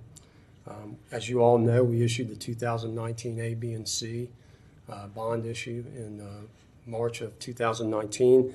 That resulted in several changes to our balance sheet. It added construction fund money, UPIF money. It also generated in 2019 approximately $9 million in debt service expense reduction in that year. And so we had budgeted to make a transfer from the rate stabilization fund about $12 million for 2019. Because of that savings, that withdrawal from rate stabilization fund was only just under $5 million.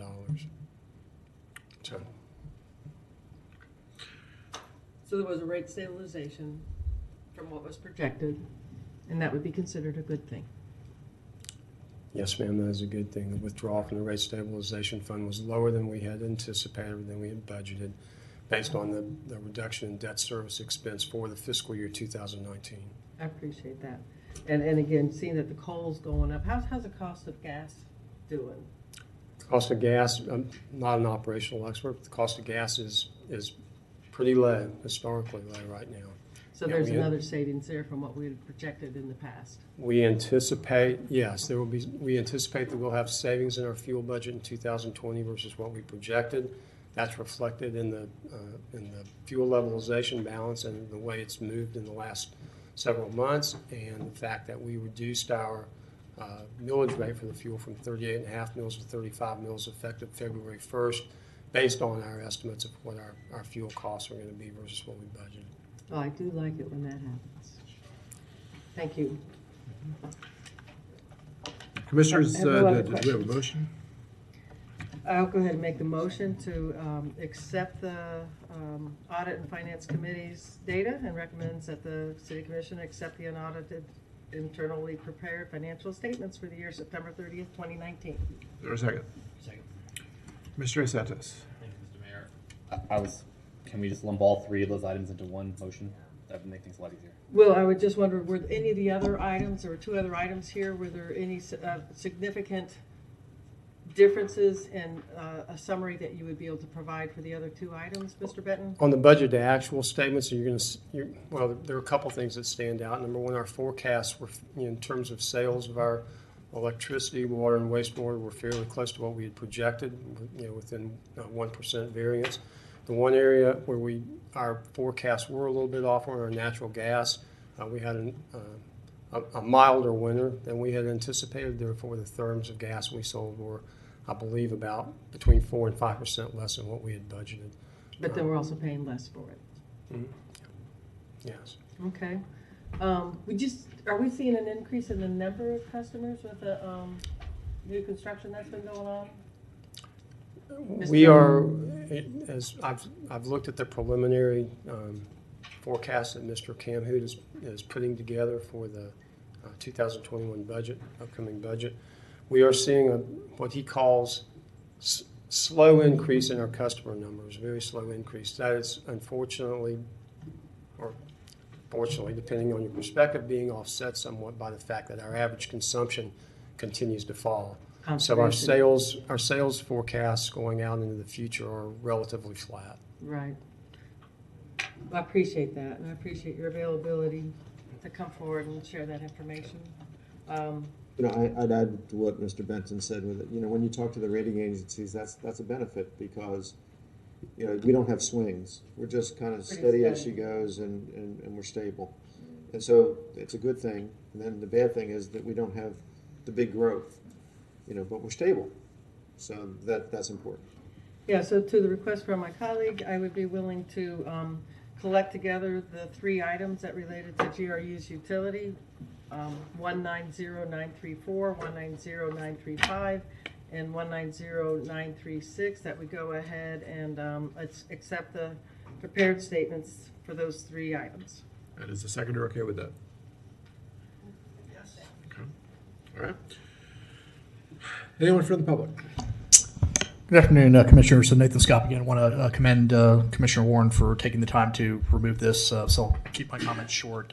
During the afternoon session, I did have the time to discuss some concerns I had with Mr. Benton, and I think that we achieved understanding as to the current balance of the Fuel Adjustment Levelization Fund. I'm hopeful that we can have some timely reporting on that on a forward-going basis so that the commission is well apprised and the ratepayers are well apprised. So that's good. And I think it's always good to have more information rather than less information, particularly as you guys go into a complicated, challenging budget process again, because we all know what happened last year, so we don't want any surprises. So I appreciate GRU's time for having a discussion to answer a lot of my questions of whether I was being directed to the commission. And finally, on this assumed motion that has the other issues, I'd like to know when the audited financials for GRU are going to be publicly available. As you know, the end of the fiscal year ended on September 30th. We're now well into February, and I would suspect that those audited financials should have already been released or will be released on a date certain that I'd like to have the commission state publicly for the record. Hey, Mr. Benton, can you give us some light on that? Yes, they're in final review with our external auditor. We anticipate that we're going to get the opinion next week. Thank you. All right, any commissioners have any more comment? No one else from the public? Yeah, all in favor? Aye. Any opposed? All right, all three of those passed. And do we still want to hold off on the library board until the evening session? Yeah, that'd be great. I would prefer to move ahead with it, but. Let me go back to it. I had it open a minute ago. And we're on page 13, item 190996, nominations to the Library District Board of Trustees. Commissioner Santos. I'd like to move that we appoint Ralph Rice. For a second. All right, we have a motion and a second to appoint Ralph Bryce to the library board. Anyone from the public? All right, all in favor? Aye. Any opposed? All right, there we go. Got it done. Do we have any, let's see. I believe that's it. Is there any commission comment? Okay, we are adjourned until 5:30. Thank you.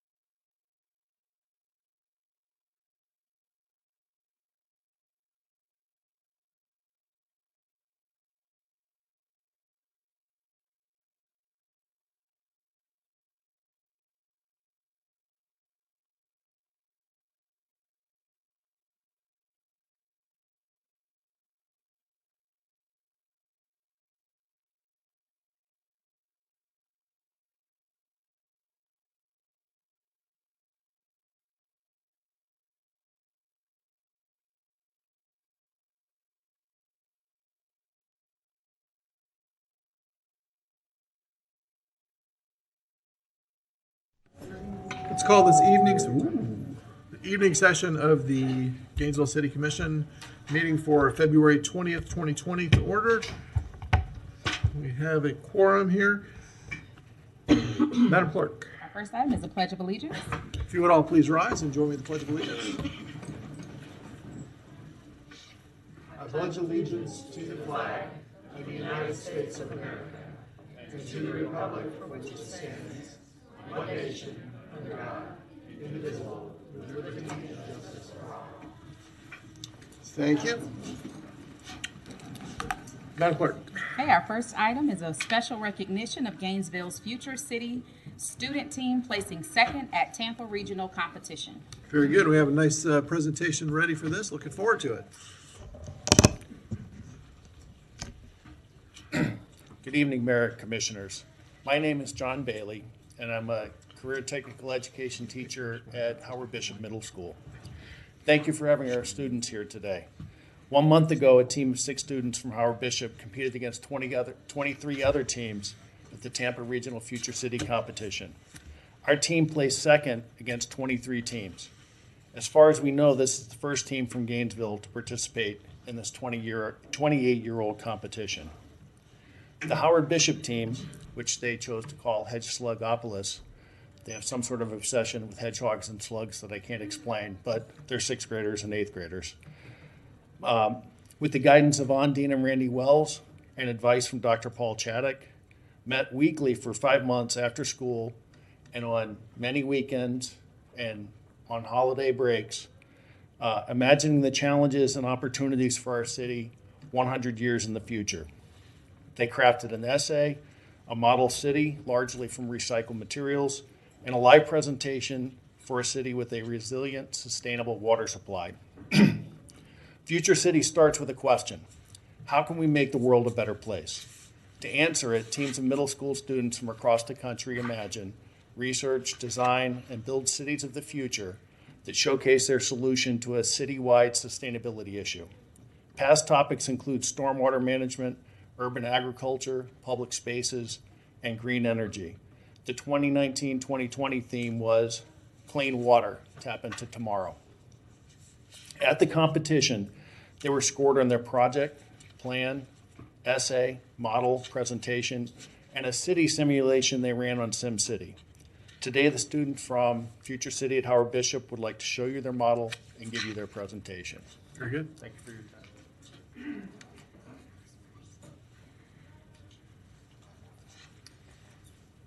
Hello and welcome to Hedge Slugopolis, a beautiful city of 500,000 people located in north central Florida that is an excellent place for both people and animals to live. Our city has natural areas, unique architecture, and renewable energy including wind and solar. As you can see, our city is very dense and has large buildings, making transportation without a car very easy. In the center of the city, shown in our model, there are no private cars. Instead, our transportation engineers have designed affordable public transportation using hovercrafts. Our primary industry is medical and health. We have many parks like the Apollo Park and green spaces integrated into our buildings like our school, residential building, sauna health facility, and Artemis Animal Hospital. We use photocatalytic cement on our buildings to clean pollutants like nitrogen oxides out of the air.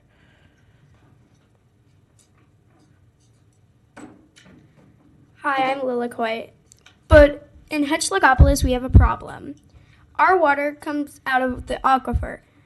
Too much water is being consumed. Due to climate change, we have more extreme weather, including droughts. As sea levels rise on the coastlines, people are moving inland to our city. The more people there are, the more water is used. Another problem is deforestation and concrete roads. Concrete blocks the flow of water in the aquifer, which, if there are no clean water, people with weak immune systems are at a higher risk of health problems. To make a more resilient city, our civil and environmental engineers have teamed up to design 6 solutions to address the threats to our water system. Hello, I'm Eli, and our first solution to our problem is direct potable reuse, toilet to tap.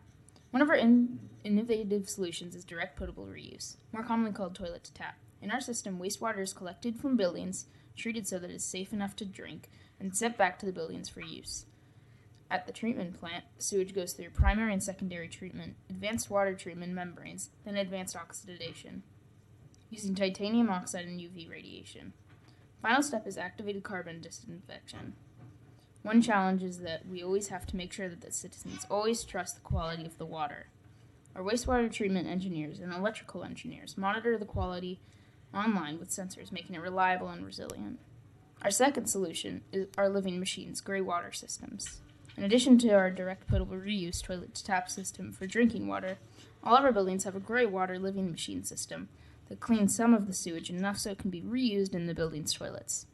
Treatment cylinders act as a wetland with plants and organisms. The living machines are also enjoyable and educational green areas.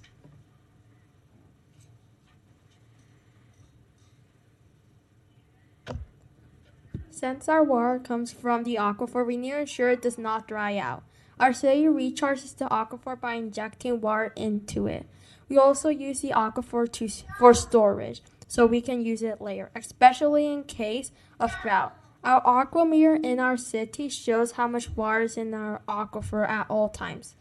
Our material engineer makes sure that all of our paved surfaces in Hedgelogopolis are permeable, including sidewalks and roads. This allows rainwater to flow through the soak into the soil below and eventually into the aquifer. Permeable surfaces can also help prevent flooding and reduce some pollutants. To prevent clogging in the future, we regularly maintain these surfaces.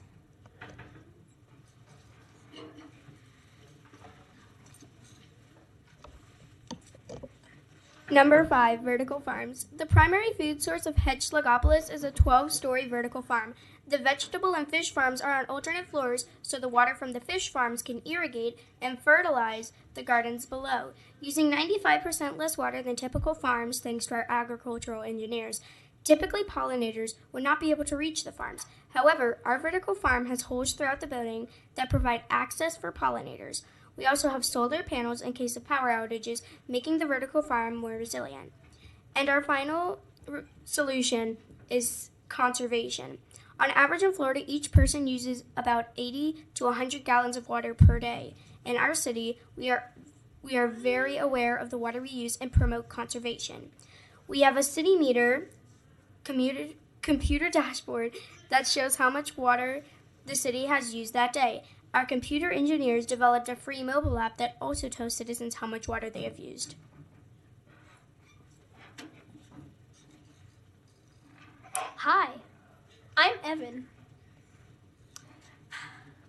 In conclusion, Hedgelogopolis is a world-class city with a very resilient and high-quality water system.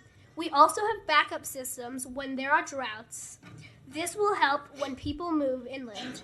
Our design is very dense, so you can walk to where you want to go. And there are many things to do in Hedgelogopolis. I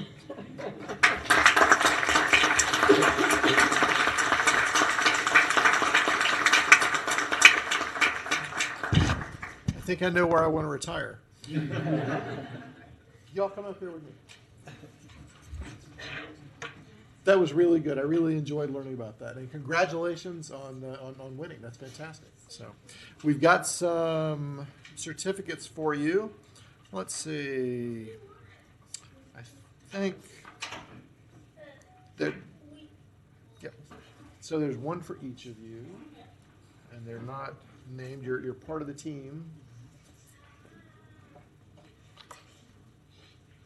So thank you all so much. Really great.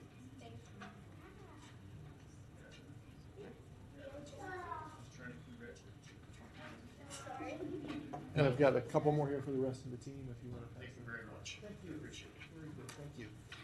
One more round of applause.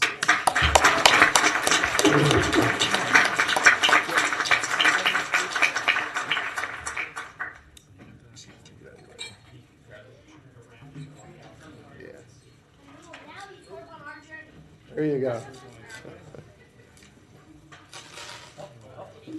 You're welcome. Yeah. No. Yeah, it was cool. There goes the aquifer.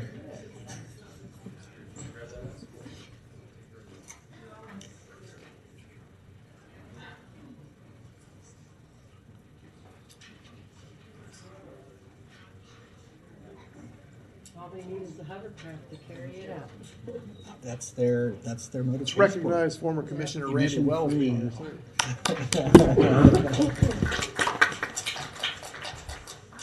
All right, Madam Clerk. Our next item is the Turner Syndrome Awareness Month, February 2020. All right, all my Turner Syndrome folks, come on up.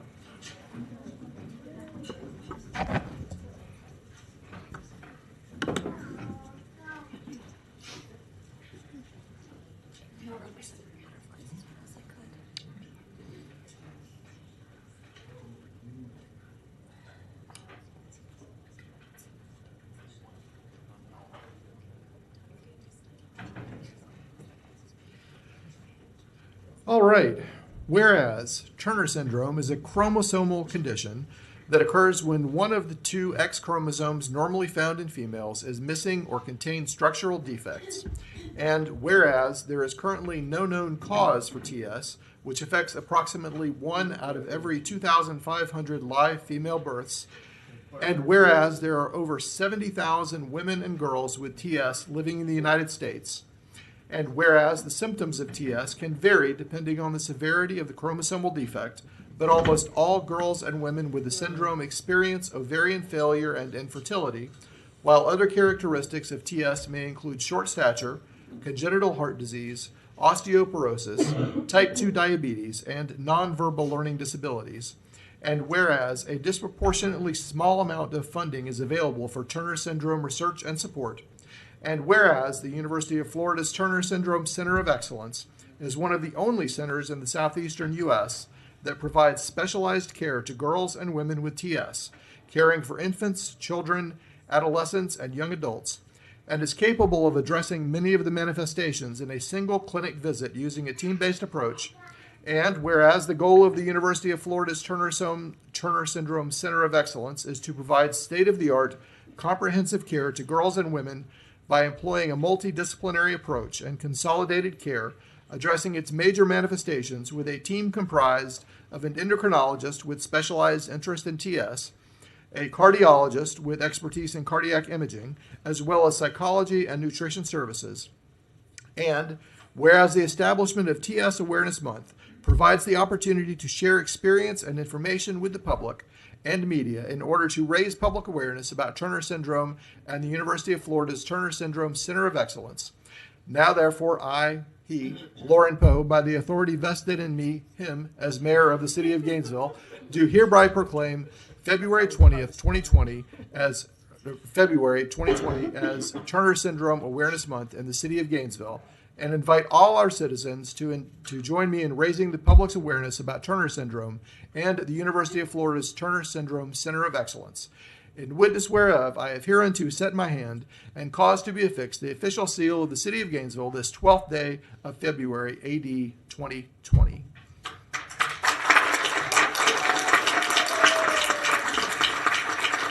So this is my daughter, Wesley, who has TS and also is a pretty amazing kid and a freshman at Gainesville High School.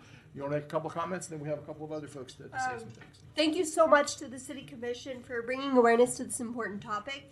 And of course, a big thank you to the UF Turner Syndrome Center. We're so lucky to have such an amazing facility in our backyard.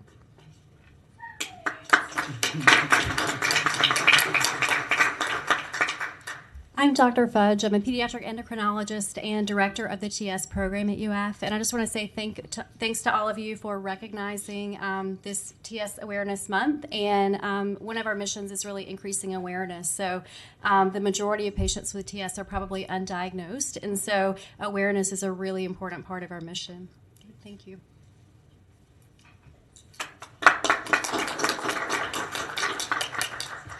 So I'm Ashley Abbott. I am president of Bailey's Butterflies for Turner Syndrome. My daughter Bailey, who is not here, is 10 years old and was diagnosed at birth with TS.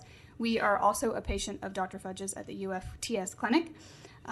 We are a local nonprofit that was started a few years ago to raise support and resources for local Florida families.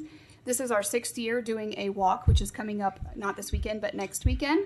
And if we meet our goal this weekend of $20,000, we will have raised $150,000 for Turner syndrome girls, women, and families through a national nonprofit or through our Bailey's Butterflies. So thank you.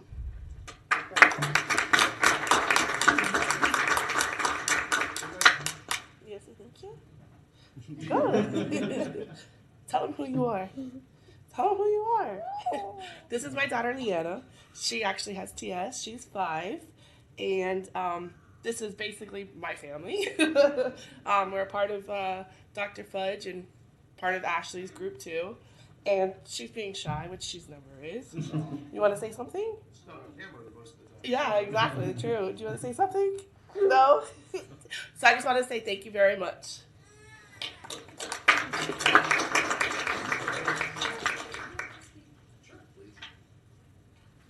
Hi, my name is Charlotte File. I was actually diagnosed with Turner syndrome when I was 16 years old, a little late in the game, but Turner syndrome for me has enriched my life in many, many different aspects.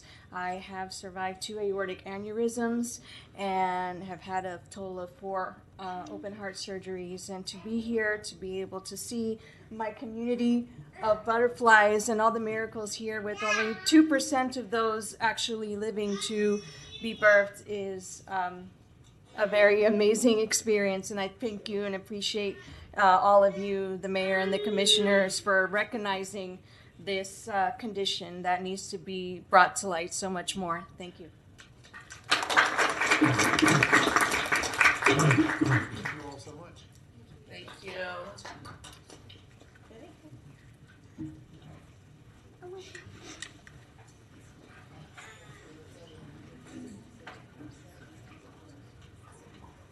Everybody's welcome to stay. You don't have to run off.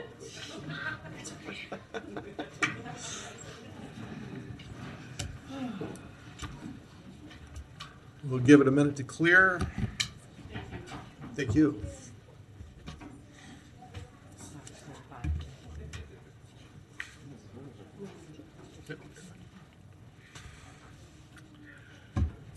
All right, Madam Clerk. Our next item is early public comment, and our first speaker is Ms. Sheila Payne. She just stepped outside. We will go to Ms. Mary Barr.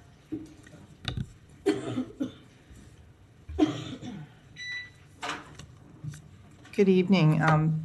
I'm here, my concern is discrimination in public housing.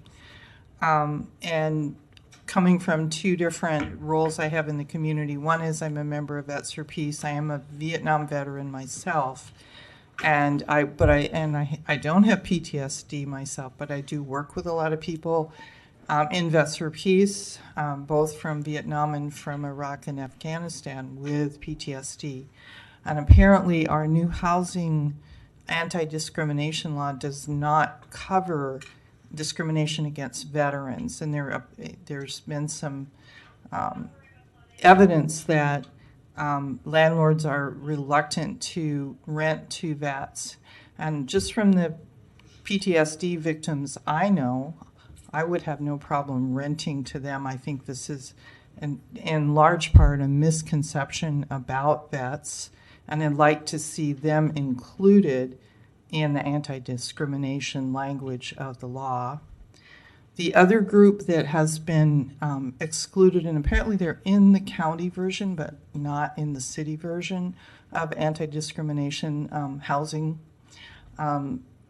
language, is victims of domestic abuse. And in that case, I work as a volunteer for Family Promise, and about 4 times a year my fellowship hosts families. We just had 4 that just left this last week. And many of the young women with children that come into that program are domestic abuse survivors. But we have never had any problems with somebody coming after them and breaking up our classrooms, Sunday school classrooms, which is where our guests stay for the week. And again, that is a group that I think is unfairly discriminated against if landlords are reluctant to rent to them. And I'd like to see the language include both of those groups. Thank you. Thank you. Sheila Payne. Okay, so I think probably the language will be added, but since I wrote this. So thanks the mayor and city commissioners, especially Commissioner Hayes Santos, but all on the housing subcommittee for pushing safe and healthy housing ordinance this far. Lots of well-run meetings. And I appreciate the early comment period since this ordinance is at the end. This anti-discrimination ordinance is a good start since it includes no discrimination in housing based on source of income, so that housing vouchers can be used in my neighborhood and kids can go to J.J. Finley. It's also important that landlords can no longer ask for the citizenship status of a renter which is very intimidating and keeps them from speaking up about problems with their housing. It has taken a long time between when the renters' rights and responsibility articles were talked about and to get to here. Advocates were under the impression that a full ordinance would be ready by last October, which would include other protections such as licensing and code enforcement. And after that, it will be at least a year to roll out to implementation. So I'd like to ask when we can expect the full ordinance. I'm here to applaud this first step, and I also ask that it would mirror the counties, which includes no discrimination in housing for veterans and domestic violence survivors. There's lots of literature about it. Commissioner Warren held a meeting where a landlord himself talked about how veterans have been discriminated against in housing because of the fear of PTSD. And also we heard in one of the subcommittee meetings a landlord say they would never rent to a victim of domestic violence because of the fear that their house would get torn up. So Mary addressed that very well. So as a member of the Alachua County Labor Coalition Housing Committee, I thank you for all your work on this, but ask that you also include veterans and domestic violence survivors. And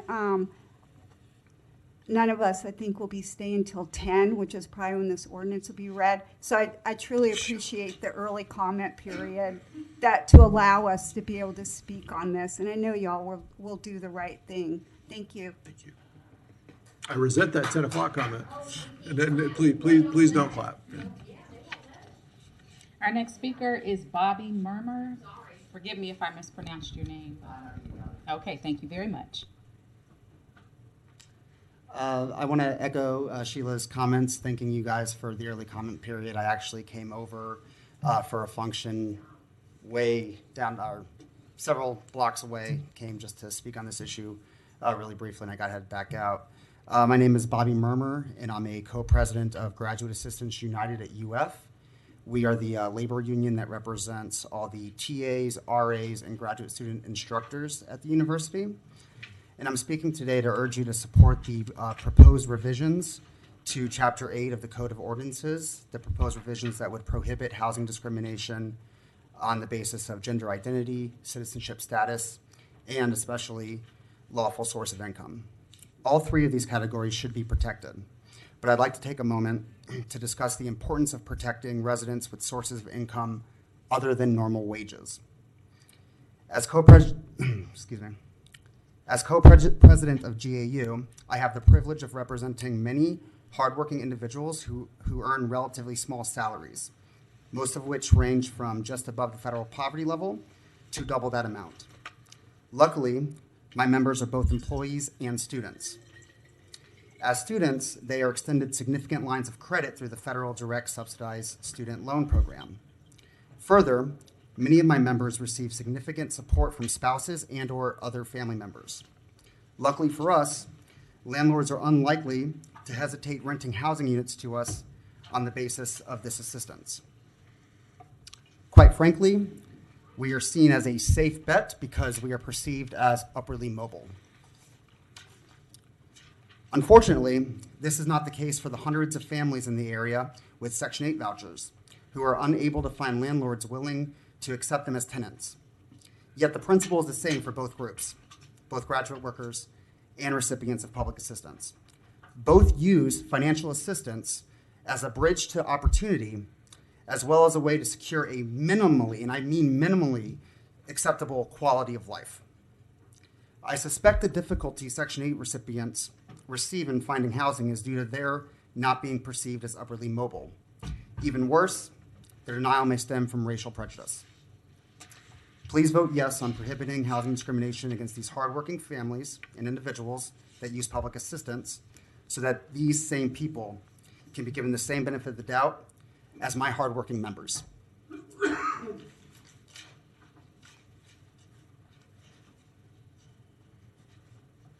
That's all the speakers that I have signed up. Anyone else for early public comment? In other words, this is to speak to items that are on the agenda that you can't stay to speak to. Nothing else? Okay. Evening. One, I do appreciate that we've amended our public comment policy to have this opportunity. I'd like to speak as well to the housing ordinance, but I will stay for the remainder of the discussion on the item. If you would introduce yourself. Oh, sorry. My name is Reina Sacco. Thank you. The first time we discussed this issue in this room, I noted that there was an issue excluding the citizenship status protection. And I believe that the instruction to faculty, to staff, was to go back and copy and mirror the county ordinance. I'm here today with a draft that does not have that. And I understand that might not be any one person's fault, but it's an issue that means we aren't, how to put this, some issues get priority and some issues fall through the cracks. And I'm noticing that it's survivors of domestic violence, it's veterans, it's immigrants who fall through the cracks. That is unacceptable. From 9 to 5, I answer the statewide domestic violence hotline, where I hear women literally say, where do I go because my prospects as a renter have been ruined. My landlord is kicking me out because my abuser keeps coming by and harassing people and me, and now I am the one being penalized twice, one with physical abuse and one with an eviction because I am a victim and survivor of violence. That is what I listen to every day, and to find that this draft did not protect survivors of domestic violence as well when it was merely to copy the county version is frankly disgusting. I understand that you will all quickly fix that and amend it to add it, and we'll also add the protections to survivors of veteran status. The other issue that we found when reviewing is that when discussing mental illness, there was a portion that referred to members of the transgender community as part of that mental illness. I don't know where that version or that paragraph came from, but I would like it to be stricken. I think everyone here agrees it needs to be stricken, and I look forward to you all voting on an appropriate version of this ordinance. Thank you. Anyone else for early public comment? Okay, Madam Clerk. Oh, you got another? Okay. Hi, my name is Marilyn Eisenberg from Gainesville, Florida. I just like to support the city with this ordinance to protect people of limited income. And from what I hear, it sounds important to extend it to people suffering from domestic violence, immigrants, however you can protect, our valuable citizens of this county. Thank you.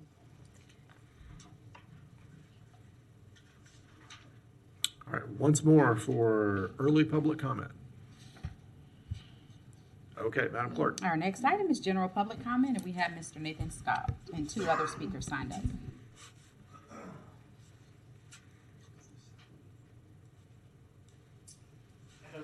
Please have the overhead streaming video before I start, please.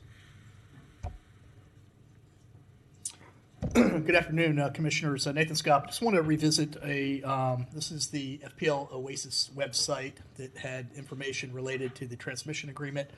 Transmission letter dated August 13th, original projections dated for 2020, posted September 3rd, and revised projections posted on October 9th.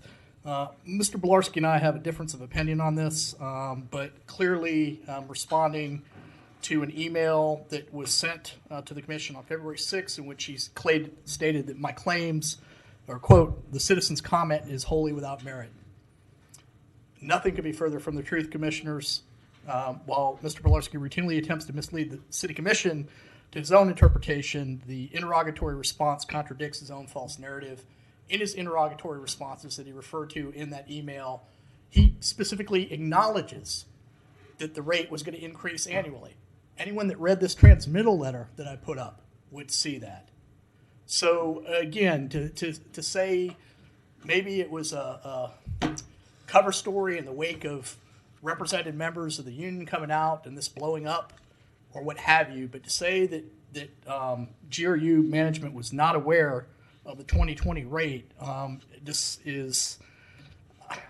just hard to rationalize that. I mean, as a GRU customer, I'm not going to be disparaged by the general manager, okay? And so GRU claiming that they did not know about this information, which is publicly available since August 13th, since September 3rd, and as amended on October 9th, GRU claiming it didn't know about this is an open admission that GRU management was grossly negligent in doing basic due diligence. You can't have it both ways. You can't put up interrogatories and blame the city attorney, and your own interrogatories say that recognize that annual increases are going to occur. So that doesn't pass the smell test. So again, GRU knew or should have known, and the operative word is should have known about this information. It's publicly available. I mean, Commissioner Warren, I could give you this information, and you could be on the website and find it yourself in 2 seconds. It's that easy.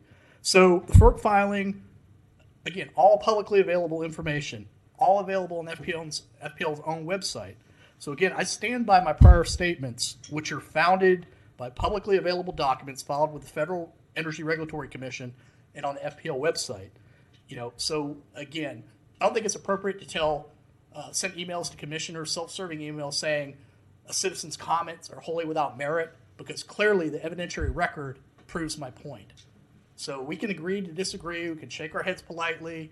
Mr. Bilarski can disagree with me, but the facts are what they are. And if we're going to enter into a 30-year agreement, which may be ultimately in the best interest of the city, we need to do adequate due diligence, not say that we weren't aware of information that's been posted publicly since August 13th. Thank you. Thank you, Mr. Scott. Our next speaker is Ms. Debbie Martinez.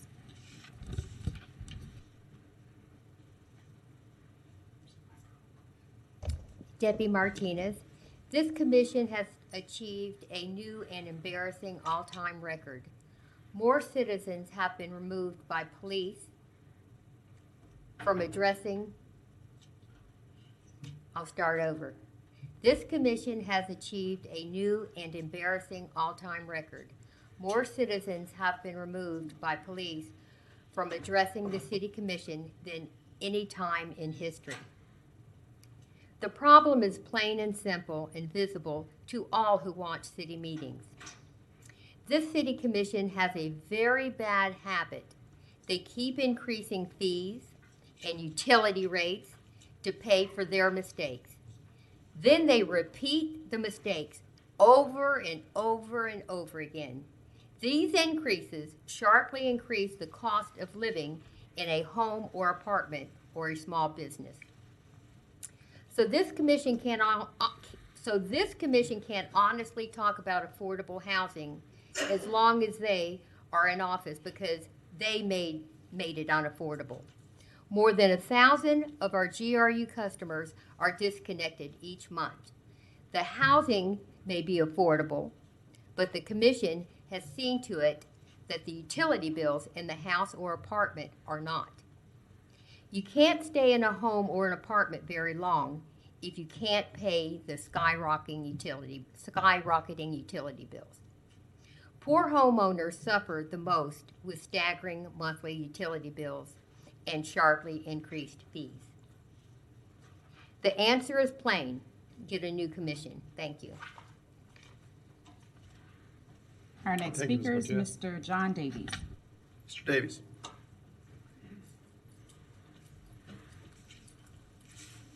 Good evening. My name's John Davies.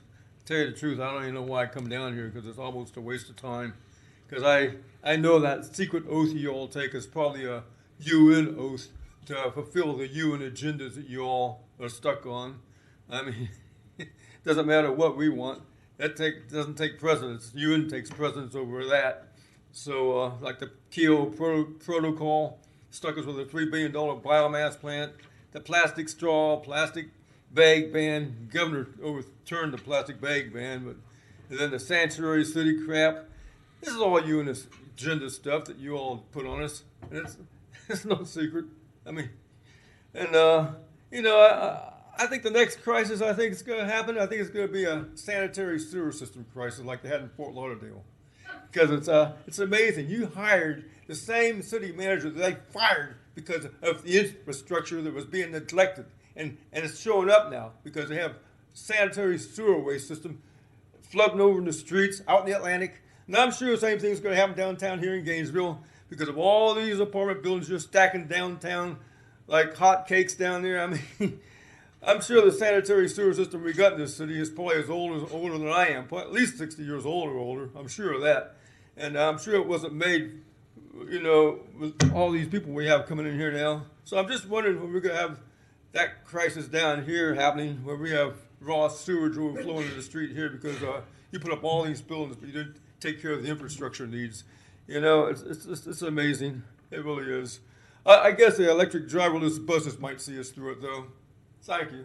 Thank you, Mr. Davies. Our next speaker is Mr. Mr. Mark Van, and I will not attempt to pronounce that, so I'll just say V. Okay. All right.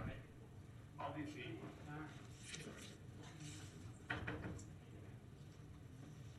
I'm Mark V. Good evening. Hi. So the crazy concept is that this may be the coolest summer, or excuse me, coolest winter for the rest of our lives. I know it's a repeat from the summer thing, but imagine that this is the coolest that you'll ever experience it going forward. That's like that crazy idea. So this is about personality, and it's about my personality. It's about your personality, and it's how people like us end up doing what we're doing. And the sort of the example I came up with is when you have a teenager that says, you know, comes into the room and says, "Mom, I really want a motorcycle." And you're like, "Well, hold on now." And you start talking, and in the end, you end up settling for a moped.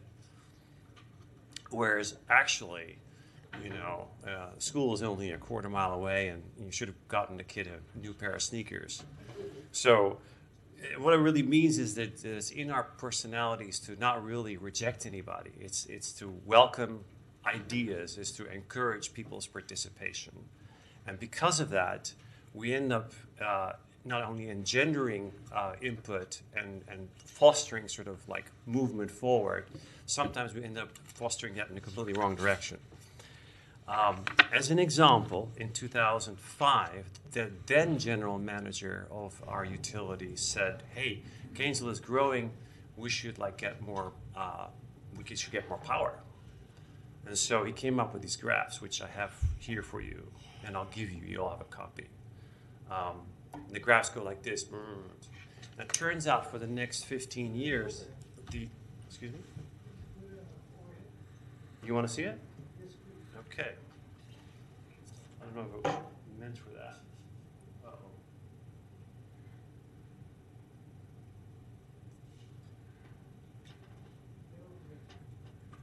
So I just leave it alone?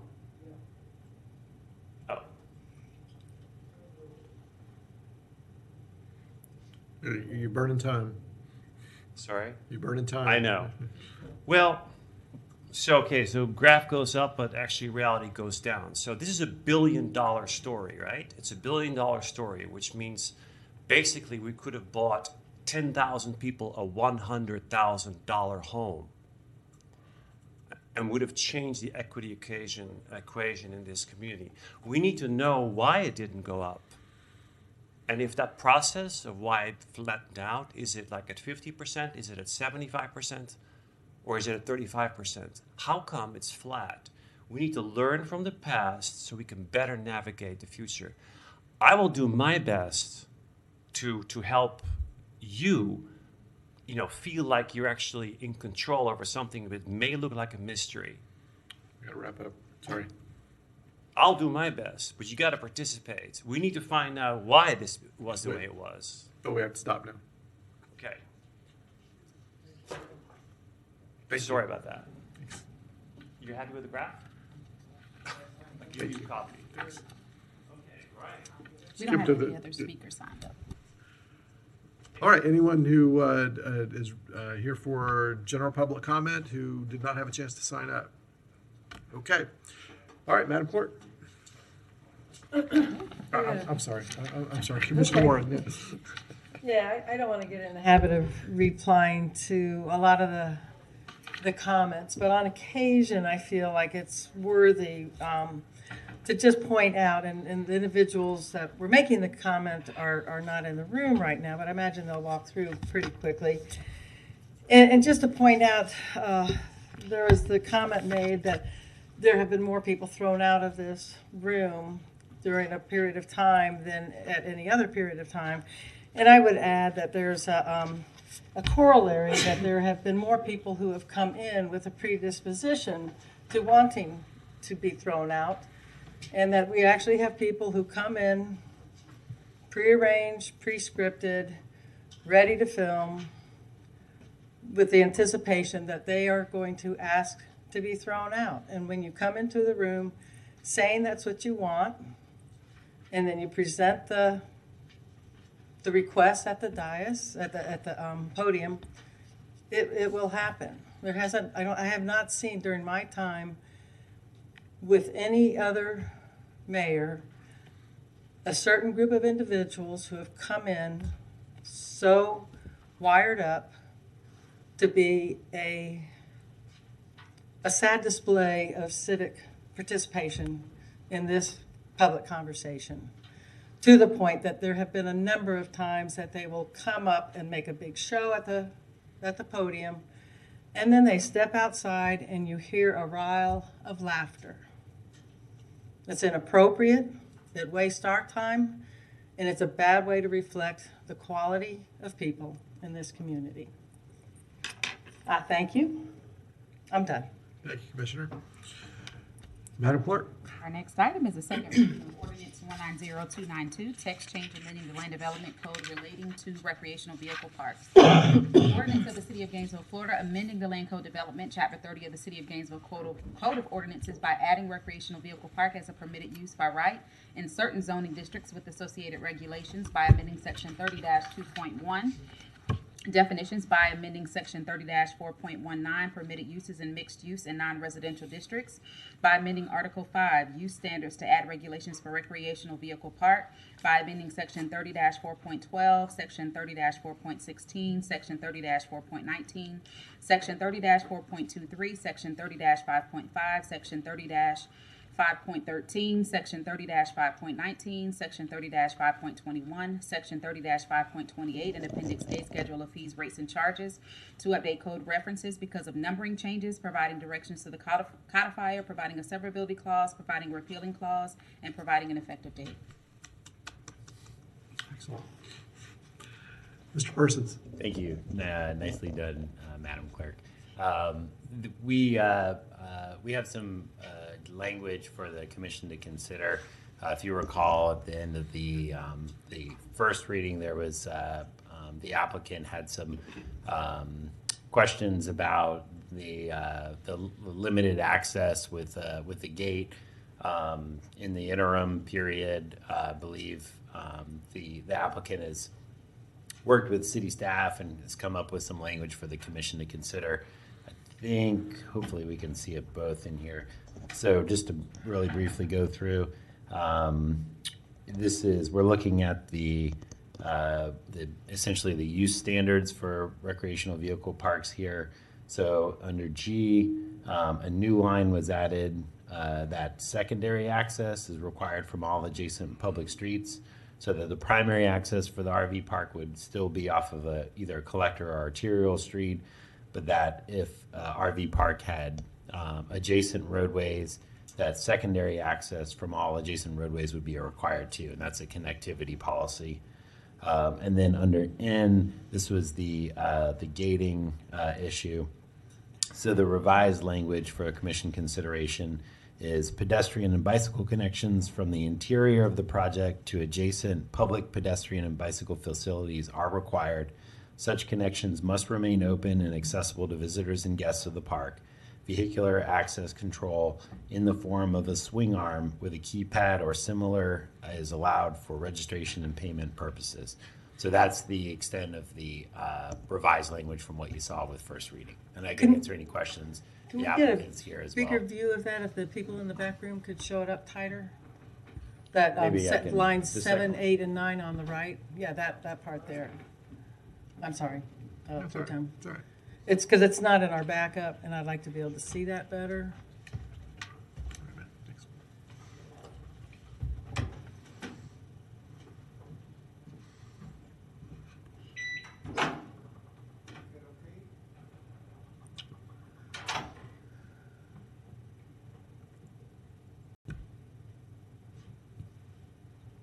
Okay, I see that they're discussing a swinging arm kind of gate. Correct. Not necessarily like a rolling gate that would come across. Right. It would be more of like a swing arm. Right, and I do understand the purpose for that.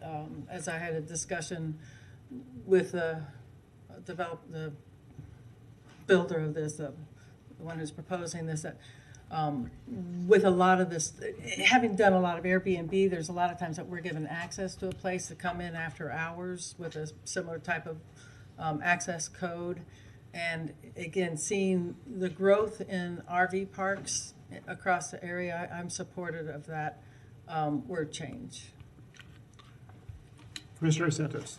Thank you, Mayor Pro Tem. I was able to sit down with the petitioner of the RV park, and I going to work on some language. I'm supportive of the proposed changes. I think it addresses the connectivity issues, both with the pedestrian bicycle and not being as kind of clear with a hard fence, and then also in G, adding that connecting to the secondary streets. I think it's important so we don't create massive blocks in the middle of our city that are inaccessible. So I'd like to move ordinance number 190292 on second reading by title only with the two changes that are shown on the screen with G, the additions made to G, and the additions made to N. I'll second that. We have motion and a second to approve this on second reading with the noted changes. Is there any public comment on this? Welcome, Mr. Swager. Good evening. I'm Clay Swager. I'm consultant with the applicant. I just wanted to say thank you to the commission and staff for working with us to come to some wording and some policy language that meets everyone's goals, and we're greatly appreciative of it. Thank you. Anyone else want to speak to this item? All right, back to the commission. I see no lights. All in favor? Roll call. Oh, I'm sorry, yeah. Commissioner Warren? Aye. Commissioner Ward? Aye. Commissioner Ariola is absent. Commissioner Hayes Santos? Aye. Commissioner Johnson? Aye. Commissioner Simmons? Gone. Absent. And Mayor Poe is absent. So that passes 4-0. All right. Our next item is 190. Hold on just a sec. Commissioner Johnson. Okay. All right. Good. Okay. Our next item is 190420, voluntary annexation, Oak Hall Private School, 42.97 acres of property located near Southwest Tower Road and Southwest 13th Road. An ordinance of the City of Gainesville, Florida, annexing approximately 42.97 acres of privately owned property generally located west of Tower Road, south of Southwest 13th Road, north of Southwest 18th Boulevard, and east of Southwest 83rd Street, as more specifically described in this ordinance as petitioned for by the property owners pursuant to Chapter 171 Florida statutes, making certain findings, providing for inclusion of the property in Appendix 1 of the City Charter, providing for land use plan, zoning, and subdivision regulations and enforcement of the same, providing for persons engaged in any occupation, trade, or profession, providing directions to the clerk of the commission, providing a severability clause, providing a clause, and providing an immediate effective date.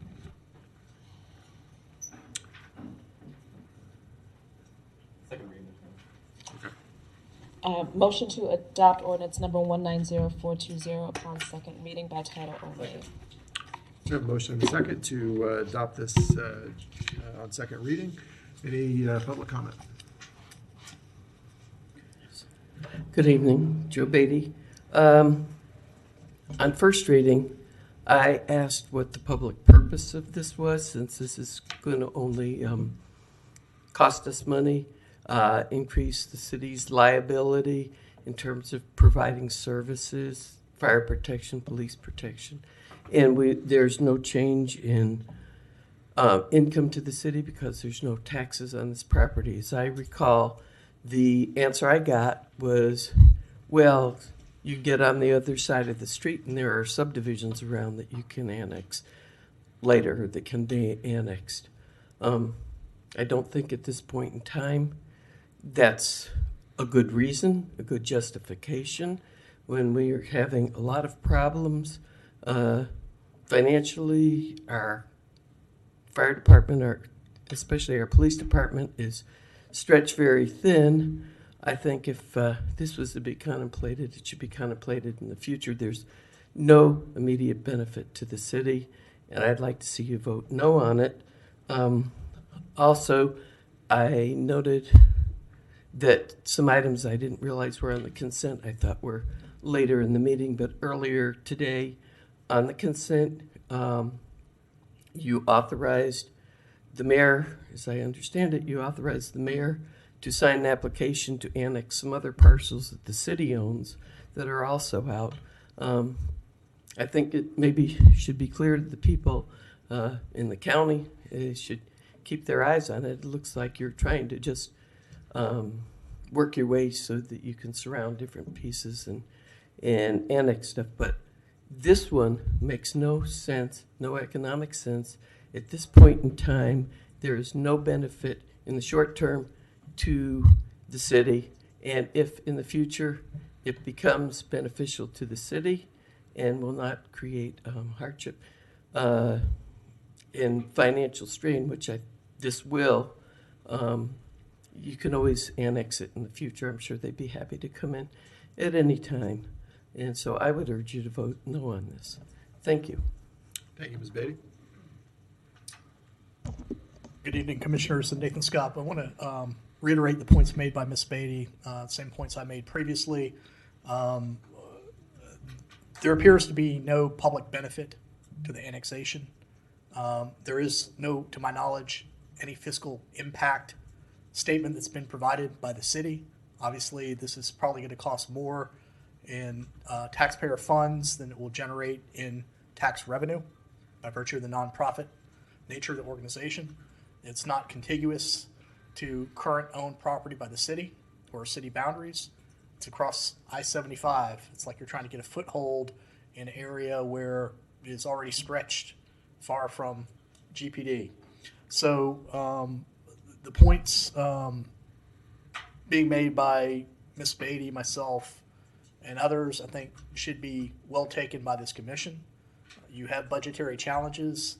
The police department's spread thin to begin with, but we can't just keep providing services to nonprofit organizations so we help lower their electric bill. I mean, that's got to be what the genesis driving this is, because I don't see a benefit in terms of tax revenue to the city, but I certainly would see them getting a substantial reduction to their GRU services to the extent they're connected through GRU, because they'd be inside the city versus outside the city limits.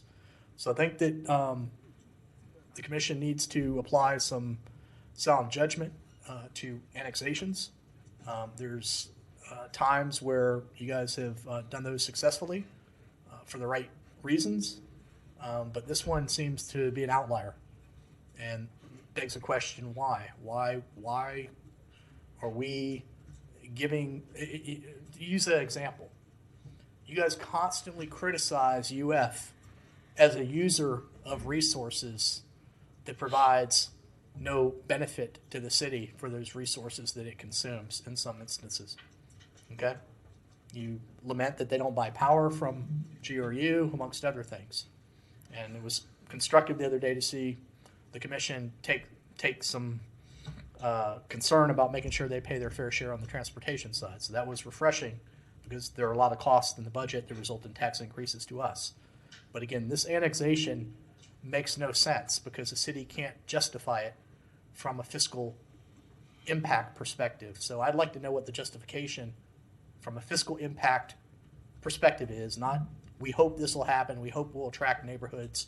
I want to know what the current fiscal impact is in dollars and cents for this proposed annexation. If you can't answer that question, I would respectfully ask you to vote no. Thank you. Thank you, Mr. Scott. Anyone else? Mr. Shepard. My name is Donald Shepard, and People's Representative. And as People's Representative, I'd like to say this. I have a gentleman that's interested in this property. So if it's possible for you to sell me this property for $1, I can take and change this revenue around to thousands of dollars. And how I can do that is with the act of the children being able to have a place to go in the evening have a place to go during the day, have a learning optical course there for them. We have a lot of things that we want to put on this property. So I would like to learn more about this property. If it's possible for you to be able to give me more information about this property, I'd appreciate it dearly. And this will be the first wheel to turn towards a better future for that land and for our city, or wherever city or county. It's a wheel moving forward. Thank you. Thank you, Mr. Shepherd. Is it possible that you could? Mr. Shepherd, it's private property. There's already a school on it. I know, this would be another We don't school. own it. We can't sell it to you for $1. There's a school there already. Okay, okay, okay. So how do I learn about this school? It's Oak Hall School. It's been there for about 45, 50 years. I don't know what to tell you. I'm gonna do some research then. Very Thank you, good. sir. Thank you. Anyone else? All right, back to the commission. Commissioner Warren. Yeah, so if I could have staff come up, I'm looking at the map here that shows where the location of Oak Hall School is with proximity to the rest of our city. Currently, city annexed properties that have been already extended west of I-75. I'm looking at one of the maps in the Oak Hall Annex overview map, if the film guys can bring that up. Unless that guy, what did we decide your other name is? Interim, that guy. Interim, that guy. There's been a couple of them thrown at you. Nothing's stuck yet. Mr. Persons, with greatest respect. Sorry. So, is there anybody in the back room? If we could get the map in the agenda titled Oak Hall Annex Overview Map up for display. That answers one of the questions of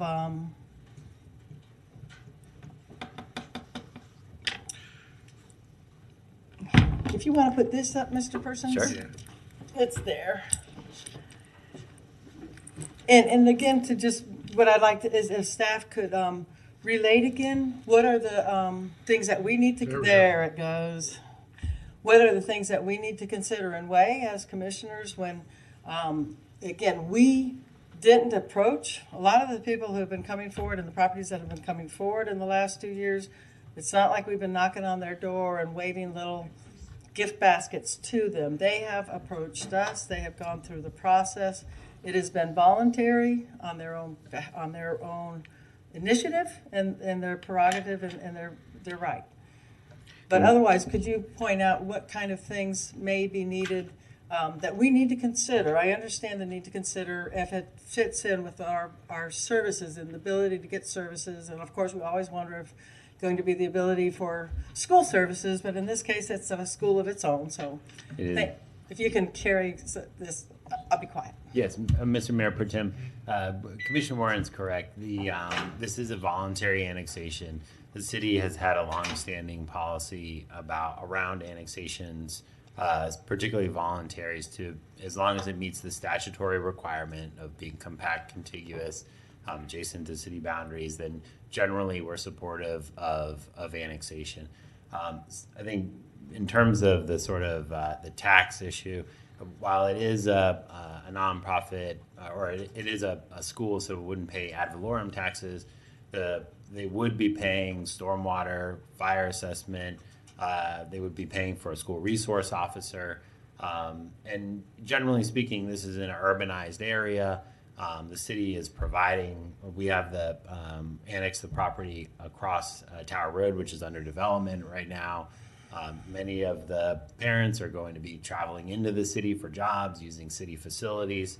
And again, this is a voluntary annexation. So outside of those statutory requirements, it does come down to, is the commission's policy about voluntary annexations generally supportive of growing the city? Is there something that we should be considering that hasn't been brought up that you would point out to us here tonight? No, in terms of the sort of background research, so anytime we have a voluntary annexation petition that comes forward, we have an internal committee of different service departments within the city, GPD, GFR, Public Works, Parks, who look at these voluntary annexations from a level of service standard. And if there was ever a time where we felt as a organization we couldn't serve that adequately, that would be brought forward as part of your urban services report that is in the backup. So that's, I think, from a service perspective, like we have adequate service to be able to annex this. So there again, to recognize that it's not our prerogative to say, let's just go out there and do all this. We have staff who really have an unbiased responsibility to make sure that we are being covered by our responsibilities and duties to discuss this properly. And again, in this area, we have so much of an overlap with our agreement between the firefighters and the police department and the sheriff's department between both counties. I'm comfortable to go ahead. Did we make a motion yet? Yeah, there's okay. a motion on the floor. Like I said, I took an extra dose at dinner. But. Okay. Right, we're gonna have to. Yep. Oh. Somebody want to pop back there? I want to thank staff for their work on this.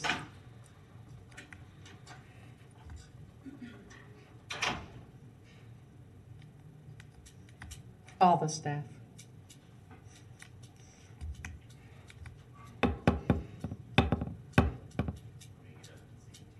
Yeah, that'd be cool.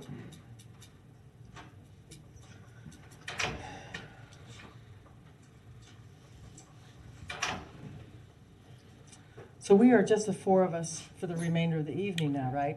Because everybody More else than had to likely. go. More Yeah, than likely, okay. yes. Commissioner Ariola is absent. Commissioner Johnson. Commissioner Warren. Aye. Commissioner Simmons is absent. Commissioner Ward. Aye. Commissioner Hayes Santos. Aye. And Mayor Poe is absent. All right. Thank you, Madam Clerk.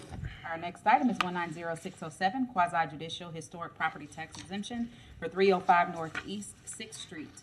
An ordinance of the City of Gainesville, Florida, finding that property located at 305 Northeast 6th Street, Gainesville, Florida, as more specifically described in this ordinance, qualifies for an ad valorem tax exemption for historic properties, granting an exemption from ad valorem tax for certain improvements beginning January 1, 2020, and continuing for 10 years under certain conditions, authorizing the mayor and the clerk of the commission to sign the historic preservation property tax exemption covenant between the property owner and the city, providing a severability clause, providing a repealing clause, and providing an effective date. Thank you, Madam Clerk. Yes, Commissioner motion. Johnson. Thank you. Motion to adopt ordinance number 190607 upon second reading by title only. Second. A motion and a second to adopt. Commissioner Warren, did you have a comment? Or was that? I was just hoping, but I drove by this property after the first reading, and it really is an incredible improvement. I also had seen it when was in its rough condition. Love to see these older homes be taken care of like this. Thank you. All right, any for the public have comments on this? All right, back to the commission. Roll call vote. Commissioner Johnson. Aye. Commissioner Simmons is absent. Commissioner Warren. Aye. Commissioner Ariola is absent. Commissioner Ward. Aye. Commissioner Hayes Santos. And Mayor Poe is absent. All right, thank you, Madam Clerk. Next item. Our next item is the second reading of ordinance 190885, ordinance adding 2020 election early voting dates. An ordinance of the City of Gainesville, Florida, amending section 1 of the ordinance number 180901 to add an additional day to the early voting period for the 2020 regular city election, providing a severability clause, providing a repealing clause, and providing an immediate effective date. Commissioner Johnson. Motion to adopt ordinance number 190885 upon second reading by title only. Second. So little to do here tonight. Was there anything else? No, I just want to commend my colleague, Commissioner Johnson, on taking this initiative here. Roll on, roll on. Anyone for the public? Ms. Beatty. Joe Beatty, could you just please explain, I didn't have a chance to read this, why we're adding an extra date at this point in time? I'm happy to explain. So we are on the same ballot this time around for our primary, for the election with the county, for the primaries. And so the county added a date for early voting, which they set the date since this is a primary election. So therefore, we had to adopt those same dates for early voting. So this adds an early voting date to the Friday, which we typically do Saturday to Saturday. Could you speak in dates? I'm sorry. Sure. What dates are being The added? specific date, I believe, is March 7th. The election date is March 17th. We're adding the date of March 6th to the new early voting date. So early voting will take place from March 6th, 2020 to Saturday, March 14th, 2020. Okay, and did you say that there are county items on that ballot? It's not just the federal The federal presidential- item, and therefore it's a county issue. Oh, okay, thank you.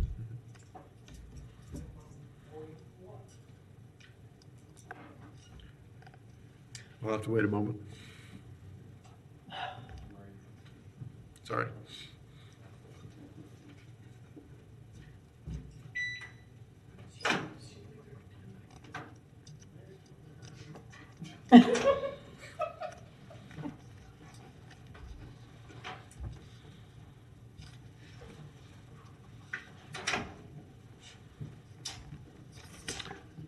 All right, Madam Clerk, is the roll call? Commissioner Hayes Santos. Aye. Commissioner Ward. Aye. Commissioner Warren. Aye. Commissioner Simmons is absent. Commissioner Johnson. Commissioner Ariola is absent, and Mayor Poe is absent. Our next item is the first reading of ordinance 190814, proposed revisions to Chapter 8 titled Discrimination of the City Code of Ordinances.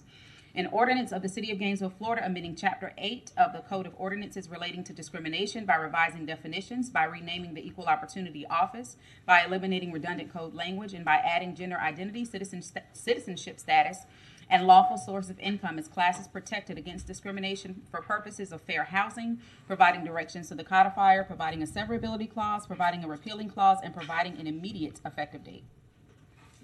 Commissioner Santos. I'll just hear from staff first. Okay. Do we have a? Okay. Good evening, Mayor Pro Good Tem, evening. Commissioners. Sylvia Warren, Equal Opportunity Manager, Office of Equal Opportunity. This agenda is just an update to the city's fair housing code.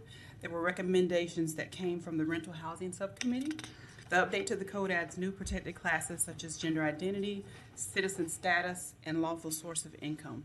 In addition, the office has requested a name change to the Office of Equity and Inclusion, and the ordinance eliminates some redundant code language, addresses the new protected classes, the office name change, and also adds definitions to Chapter 8. So I'm here to answer any questions or receive any comments on Ms. Marshall's behalf. Thank you.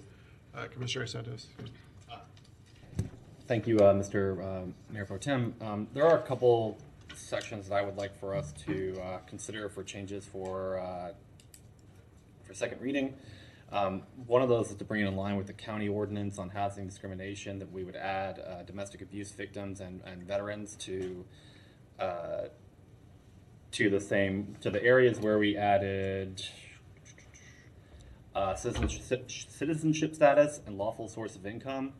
The second portion I would like for us to consider making a change is lines 213 through 221 of the ordinance. This is old language, like a lot of our laws. I think this was written in the 80s, 90s, a while ago, and terminology has changed significantly in that time.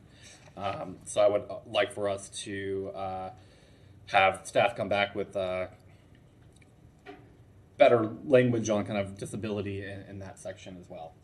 So those are two things that I would like for us to consider for making changes for second reading. Thank you, Mr. Mayor Pro Tem. Yeah, that was of my interest too. We had several emails and requests to look at that line 213 and to the other items regarding the veterans and domestic abuse. So I'll second. Did you?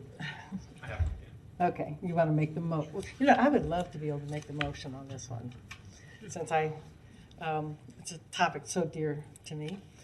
So I would like to request staff to go back and look at the proposed ordinance and make the modifications to include domestic violence and veterans in the protected classes.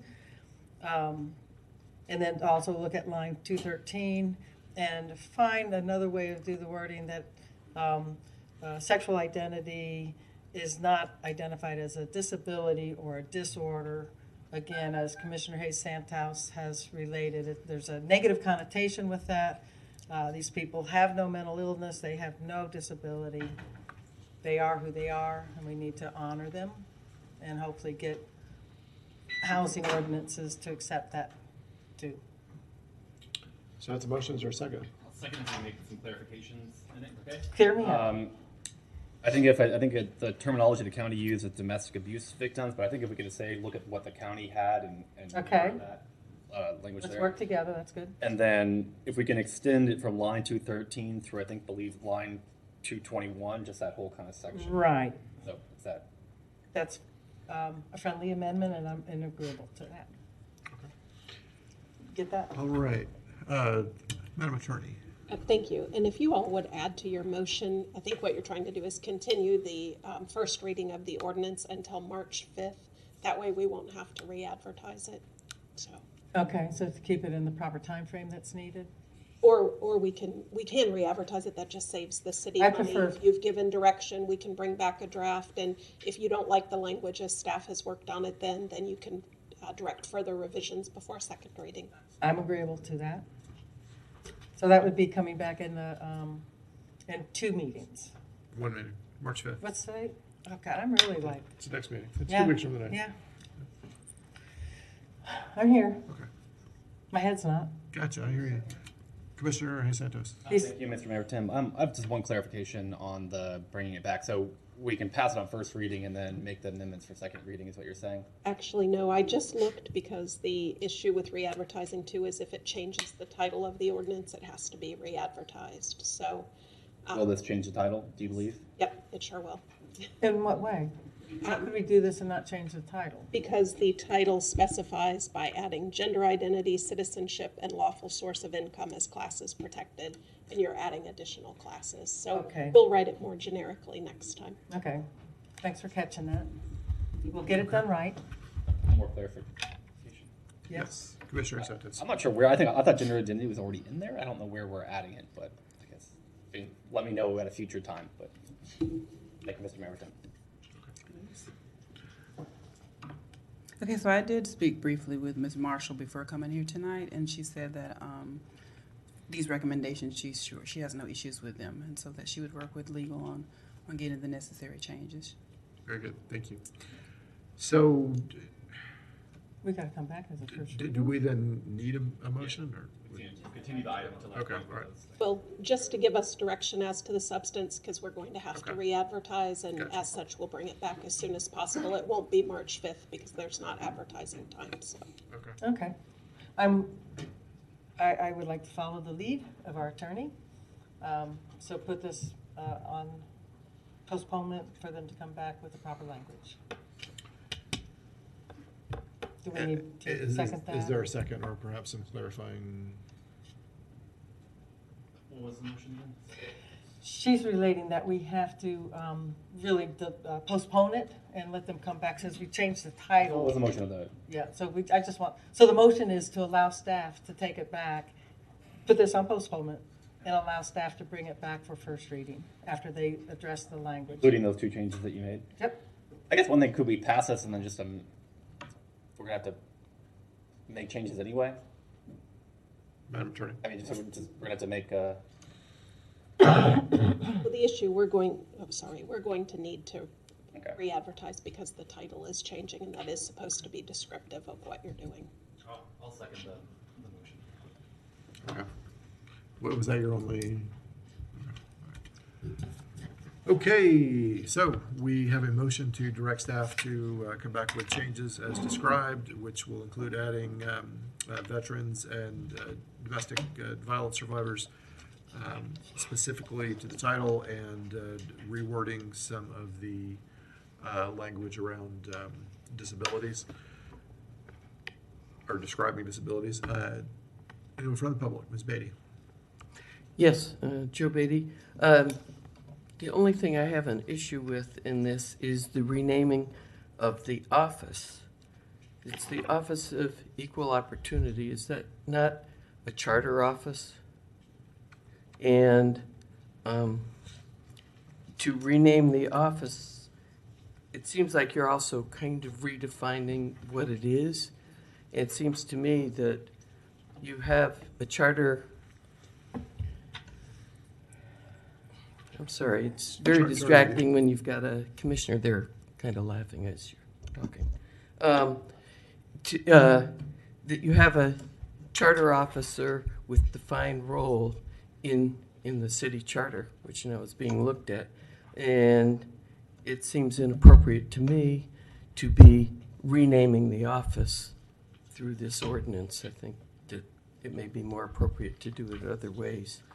And that's what, because it sounds like you're redefining the role and putting different emphasis on it. And I think it's also confusing to the public. Thank you. All right, thank you. Anyone else? Mr. Shepherd. Yes, name's Donald Shepherd, and I would like this to go as what we've been talking about. Thank you, commissioners, for taking this step towards the interaction of these people's lives.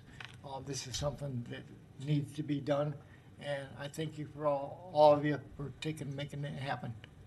So I ask that you pass this in our next meeting so that this moves forward. Thank you. Thank you. Anyone else? Anyone else? Mr. Carroll?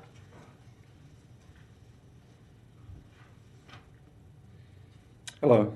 I'd like to talk to you just for a second about.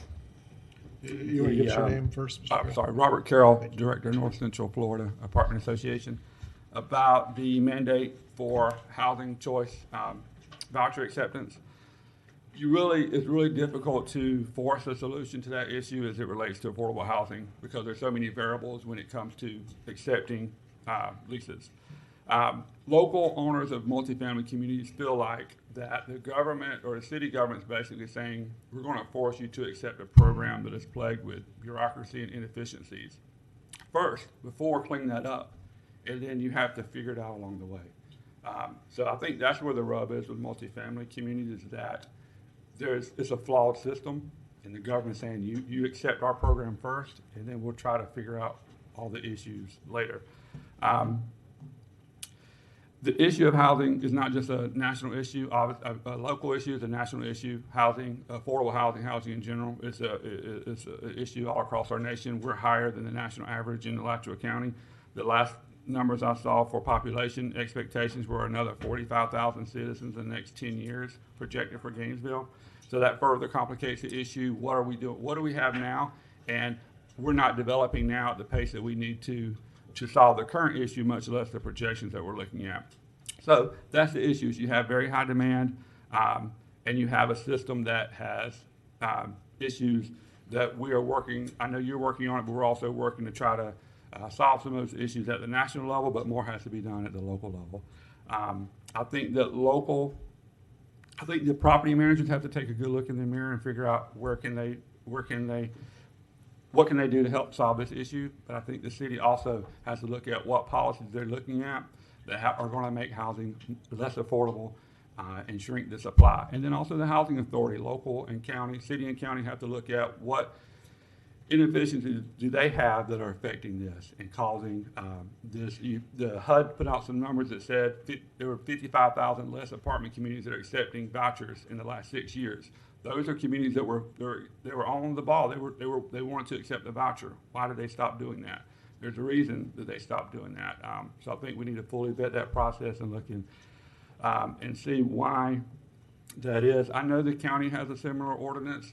We do need to look at how fair housing laws play into that. If we have one ordinance and they have another one, and how we are able to comply with that if there's not a lot of commonality there. So I would appreciate that.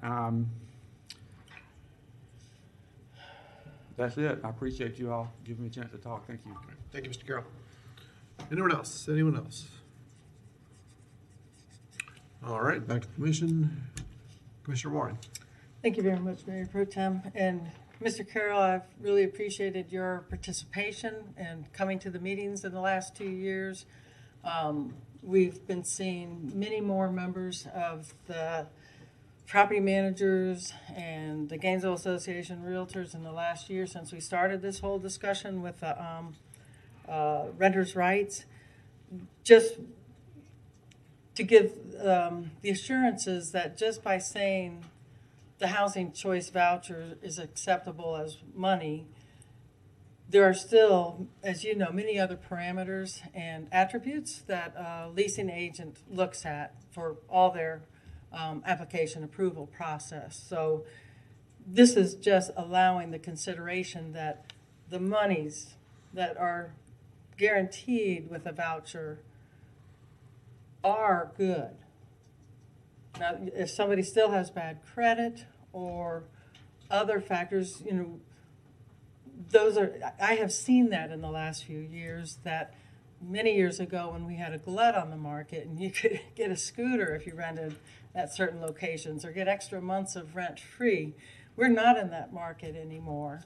And you and I have had this discussion, so really a lot of my dialogue right now is for the benefit of other people who haven't been coming to the meetings. And you're right on, Mr. Carroll. We have got to get a conversation going in this community with all the stakeholders, because the solution to this is not going to come from the government. And you know, unless we tax to the ceiling, we can't pay to build all the housing that is needed. So we really need a community engagement to get more housing available.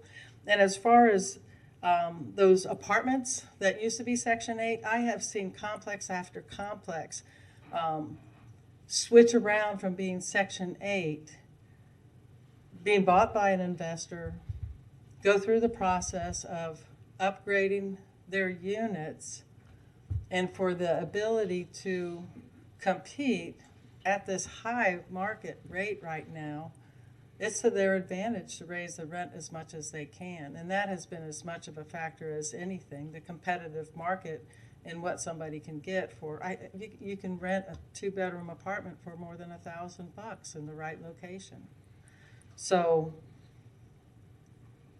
just at some point, you know, with all the new construction that's going on, you and I, we keep talking about it. At some point there's going to be a glut and we'll see prices come down. But in the 8 years that I've been seeing new construction going on, it hasn't happened yet. And meanwhile, people who are on fixed incomes and people who have been in apartments for $750 a month, but they're retired and they're on a fixed income, by the grace of God, they have no other way to deal with the competitive market that rents have been going up. And I know you told me one time how much rent's gone up in the last 5 years. I think we could probably say it's been more than 15%. And people's source of income has not, especially if they're on a fixed income. Those are the realities that the nation is facing. And that's why we have to work together. We know we need to find a way to increase the income in the homes, and we need to find a way to increase the availability of lower rent, and we need to improve the relationships to create a win-win for tenant and landlord, property manager. And we've got a lot more talking to do. I'm going to come up with some bumper stickers. What we have is failure to communicate, and let's talk. You guys can buy my first set. But it's a serious issue. There are so many topics that we are just lacking engagement with the community to help us find solutions. And again, I want to thank you and your group for the participation in these conversations. We really had an excellent meeting beginning of this month, and it was it's pretty cool when you felt like you were in a wall with no moving parts 3 years ago, talking about opening the doors for low-income people to see the wall moving with more people coming into the room. Very good. Really proud of y'all. Gail, Thank you. Commissioner, we're almost ready to. This is like the last Yeah. item. Okay. I'll get you two. Anyone else have anything to add on this? Okay, and this is no longer a roll call, so. The motion, go ahead. Yeah, the motion was that we are going to resend this back to staff to prepare it for another first reading, and that they will look at the comments that we made to address the issues of domestic violence and veterans, and to reword things so that we're not giving people a label of being disabilities and a disorder when they are healthy people. That's the whole motion. It's got to go back to staff for them to reword it. Yes. That is what we are going to vote on. Yes, Yep. ma'am. All in favor? Aye. Any opposed? All right, that passes. And the next item, Next item is general public comment. for those who have not spoken at general public comment earlier in the day. Anyone?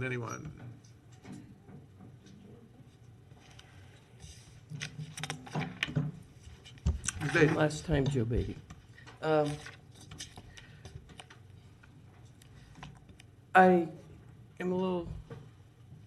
I'm not sure what word I should use to describe it, but earlier in the meeting, in response to comments about people being thrown out of this meeting, Commissioner Warren made statements which she's made at other meetings. And I would like, maybe at the end of my comments, I would hope that Commissioner Warren could be more specific and give instances and not speak so generally. Ms. Beatty, go ahead and make your comments, please. I'm sorry, it's very distracting, sir, when you have your commissioners sitting Beatty, there go ahead talking and to make each your other, comments, shaking. please. No, well, I'm sure the cameras are not showing what they're doing, but they're sitting talking to each other and shaking their heads, and it's very distracting. It's my time, I guess, that I'm wasting, so those are part of my comments. But comments have been made about motivations of people, that people are coming here organized, looking to get thrown out and such. And as one person who was thrown out one time, well, actually multiple, I take offense at that. I think if you are going to make allegations like that and you are going to represent to the public who can't see your behavior because the camera's probably on me and aren't really in this auditorium, and commissioners have characterized what's going on so that the public really thinks that people are down here with pitchforks and arrows and such, and that we're not respectful, and you blame it on that this didn't happen in commissions before because people behave differently. And we've told you before, maybe it's because commissioners have behaved differently. But really, if you are going to continue to make innuendo, to make remarks, to attribute and ascribe motivation to citizens, please be specific, please give names, and please give instances, and give evidence for your characterizations of citizens' behavior. I think it is grossly unfair for you to sit there and do that time and time again.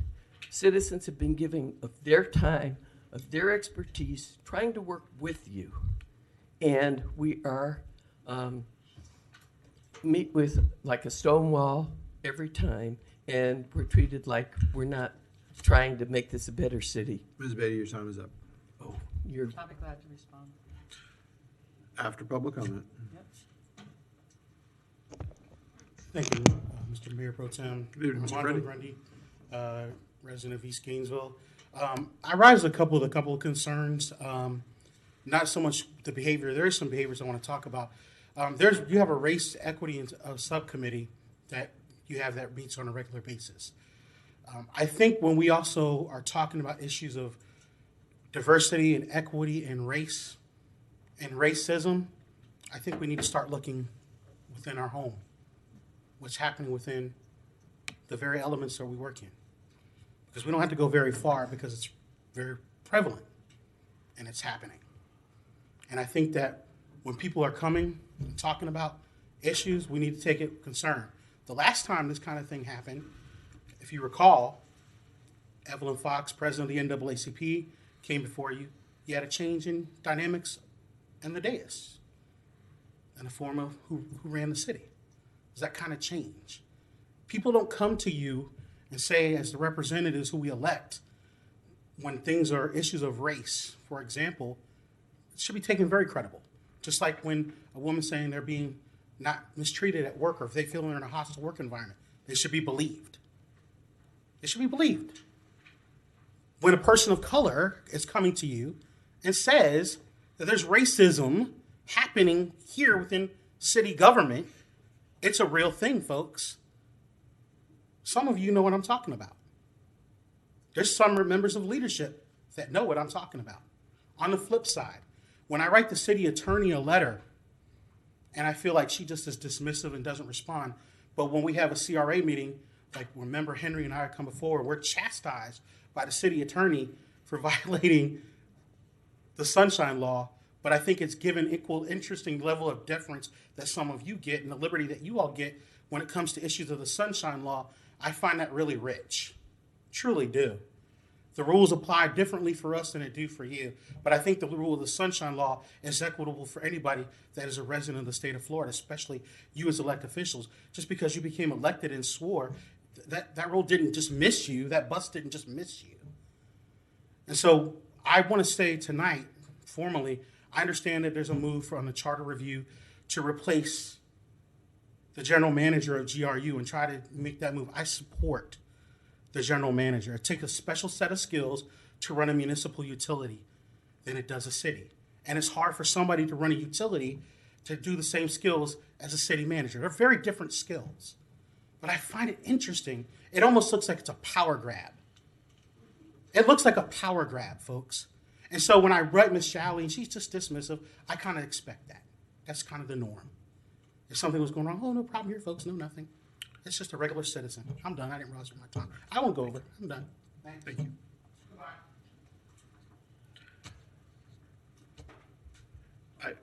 I'm not sure how I'm supposed to respond.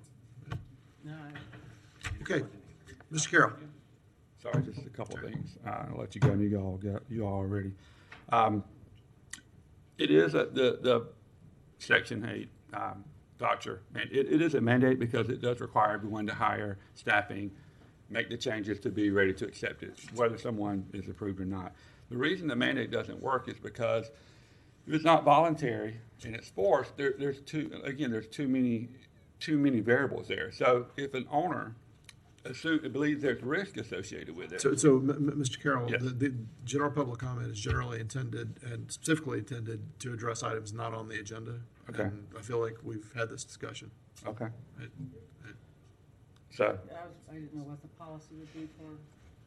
So don't continue or no? Go ahead and continue, but I misunderstood. My apologies. So, yeah, I didn't know what you were going to reply. Okay. Well, I'll make it quick now. My only point is this: if you have a mandate, if an owner feels like that there's a risk associated or the process isn't efficient, what will happen is they'll do things like potentially raise the deposit or raise your credit score if you have a high occupancy, if you're in an area where the occupancy rates are really high, because you can do that.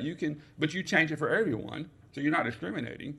But the market's so high, so you have to fix that issue first. I am going to interrupt you, Mr. Carroll, because this is specifically what we're just talking about. Thank you.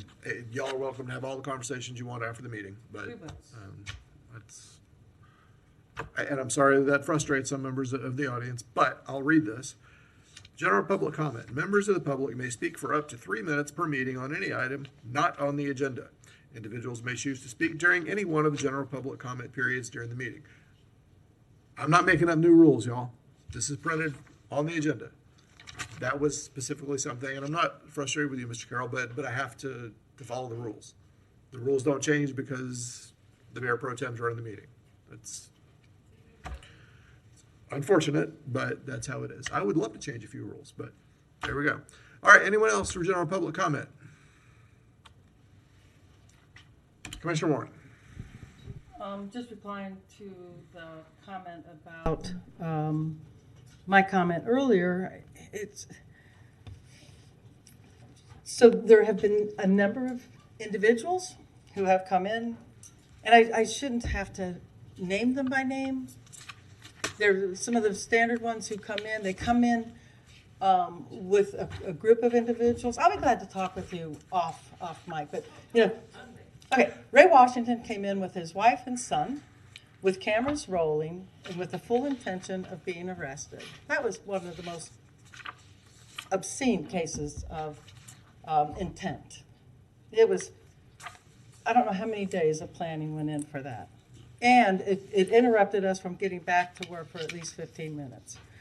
The number of times Gabe has, and he comes in, just as Pat Fitzpatrick used to come in and say, I intend to get thrown out by using vulgarity. But he was the only one that used to do that prior to Mayor Poe coming in. You guys never acted like that with Mr. Carty. Yeah, there are the same old, and you know who you are. You know, we have stepped out of here and seen you and Mr. Scott driving around with your little phone cameras, shining on us to see what we're doing during the summer. And then you leave here. How many times have you left the room laughing when you get out through that door? How many times have you talked here in the audience when we have asked not to be talking, and you egg other people on, specifically you, Miss Beatty? So you want names? You are in that circle? Commission, we're supposed to address through. Oh, so I'm talking to the podium. Okay, so to the podium, when you're at the podium, I'm not going to be sarcastic with that because this is wasting our time also, but to the audience, when you ask us how we put up with this, it is because there are others of you who come up and thank us and give us our due respect and to recognize that we are just here for a time limited, and we really do try to reach out to members of the community to find good citizens who are willing to be civil and take this duty of governance as the best that we can. And I thank every one of the citizens out there who are noble. Thank you. Thank you. Ad nauseum. Any other member comment?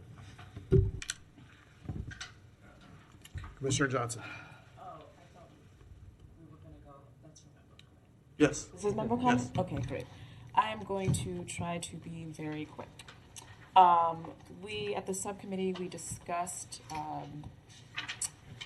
continuing the subcommittee for another 6 months, and then having a larger discussion with the commission about making the race and equity a standing subcommittee. So I'd like to move that we continue the race and equity subcommittee for another 6 months, and then bring back to the commission at the April 1st meeting to make this a standing committee. Do a second. Second? There's a second. Okay, all right, great, thank you. I'll second the second. We have an April 1st race and equity subcommittee update. All right, the motion and second is to extend the Race and Equity Subcommittee sunset for another 6 months going forward. Public comment. Good evening, Commissioners. Nathan Scott. While I think the motion is well intended, we don't have a full complement of commissioners. Mayor Poe is, jet setting, global warming, carbon footprint, globetrotting around the world again. The other commissioners aren't here. I think this should be a full commission decision. Equally, I don't think it's appropriate for commissioners to disparage citizens, including myself. I heard my name mentioned, even though I was complimentary to the commissioner that disparaged my name as others. That's just not appropriate, commissioners. It's not good behavior. So, we spend a lot of time on committees and such, but what I haven't heard us spend time on is spending time on renaming Finley Park, but Corrine Brown's name is still on a bus station, convicted felon. So why don't we spend some time on that instead of being hypocritical on a bunch of stuff. Sorry to again, this is well intended, but you don't have the full commission here. It should be a full commission decision. But if I'm up speaking, it's primarily because I think it's inappropriate, and I think it's inappropriate for the mayor pro tem to allow a commissioner to sit there and chastise citizens because it's unbecoming of you as commissioners. Thank you. course, that's entirely off topic, but I would note that the Mayor Pro Tem did ask the commissioner to please Address the podium. address the podium and change the way that went down. But you're on record now, so yay. Commissioner Santos. Thank you, Mr. Mayor Pro Tem. I support the motion and making it the standing committee, but I do think we should have a discussion at some point on the subcommittees. I think we should go have standing subcommittees. I think they're important. I think they allow the commission to be able to dive into issues. And I would like for us to, if we are going to go back into having subcommittees, which I think is a great way we should go, then I think we should create a structure to be able to divvy out kind of where things are looked at for each one, so that they're kind of clear. Okay, this subcommittee's going to look at this, and I think we'll be able to get more policy work done if we can do that. And yeah, so. Thank you. Madam Attorney. Yes, just in terms of process, I thought this, normally with subcommittees who are getting extended, and I thought you all voted at the subcommittee for an item to come to the commission to do this. So normally what would happen is there'd be an item, a business item prepared that would make that recommendation to the commission on the agenda, and in that way it's memorialized somewhere, because I'm concerned in commission comment, those things, that's normally where you all do less informal things like directing staff to go do further research or come back or those type of things. So although you can do it this way lawfully, I just don't know, it sort of gets lost in, there's not like a specific agenda item that would clearly memorialize that you all have taken this official action. So just something to think about. Thank you. Anyone else? All right, all in favor? Aye. Any opposed? All right. Second thing is there have been some concerns. I read mainly on the internet about our program for artists that are doing some work around Northwest 6th Street and about paying a living wage for that. It seems like there's a program where it's $250 to paint a swath of wall, and there were concerns from artists that that was not enough to even cover some supplies. So I'd like to talk about that and talk about paying the artists a living wage. So I would move that we direct the city manager to talk with Parks and Rec to pay the artists a living wage for that work that they're doing. Or, yeah, that's it. Is there a second? I was trying to get some clarification on that. I would second that, but I was absent that meeting, so I wanted to get some clarification on it. We got an order to go here. So we have a second. Commissioner Santos, you have a... Thank you, Mr. Mayor Pro Tem. I think it comes down to budget. I tried to put in a budget item in the last budget to be able to put, I think, $25,000, and it can be a matching one to get, I think it'd be total $50,000 in funding. We should pay more. We as a commission have to budget more for these things if we want to be able to pay more. So I'm supportive of us trying to do this, but I think when we go into our next budget year, and we're about to get into that, we need to make sure that we are budgeting more for murals or whatever projects we want to do so that we can pay a real wage. So, thank you, Mr. Mayor. Okay. So I was just trying to get clarification if that $250 was for all 11 panels, or if there was an individual panel, and so like 11 panels, and that was the price for each panel. Yes, It's it was the about price for a 4x8. It was the price. I don't know how large the wall was, but it was significant, and it was the price for one. Not price. It was the payment for one. Yeah, and I thought those were 4x8 panels, which to me I think that's pretty fair. $250 to paint 4x8 feet, 24 square feet. Okay. Thank you. You good? I'm good. Okay. All right. Mr. Manager. Mayor Pro Tem, we do have a memo that's coming to you regarding the living wage that you asked us to take a look at, including contractors as well as that. That's a memo that I think you'll get in probably the next day or so. But at the same time, I will ask staff to take a look at that.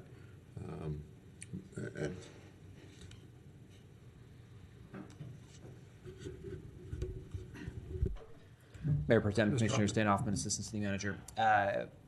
The recent reorg means neither Mr. Murray or myself oversee this department, but I was made aware of this situation, and I think Ms. Bowie is actually talking with Parks and Rec. She's now overseeing Parks and Rec, and she is looking into this situation. So if you would, if it suits the commission in lieu of a motion, I think we can come back to you with a memo with some more information about it, but I know she's looking into it to address the situation. That's perfect. I'm glad it's on your radar. Thank you. So, no vote needed. Yeah, I'm going to withdraw the motion. Okay. I am also concerned about that, but I would not want to make decisions on it without having actual information in front of us. We certainly don't want to ask people to go outside of our rules and work for less than a living wage, but we need to be careful that we don't kneecap our programs by doing that. We need to make sure that our programs are structured to be able to pay what we have said we intend to pay. Did you have anything else to bring for us? Yeah, there's one more thing, but I'll just follow up with what you said. If it's not that kind of program, then I think it clearly needs to be stated that it is a volunteer program and this is a small stipend for X, Y, and Z, and it is for these kinds of students. You know what I mean? Like, there are ways to package different programs so that people are understand exactly what is being offered and what they're getting. Third, very quickly, is I am part of a cohort of elected officials across the nation that is working on affordable housing. And we're working together for about a year with some technical assistance from Grounded Solutions and Local Progress. Grounded Solutions is that group that we applied for that grant/technical assistance between, working with the large institutions, UF, Schimberg Center, us, and some other folks to talk about, affordable housing solutions, and we were denied. But it just happens that I am part of a group called Local Progress that has now partnered with Grounded Solutions. I applied for this, and it's a mid-sized city kind of cohort. So all that to say is that we're in the second month. This is a year-long process, and we recently got some information back from the city manager about the process for the Affordable Housing Strategic Plan, and I would like to get permission from you all to work with housing with whatever solutions we come up with to present to the commission. I think we could do that without exception.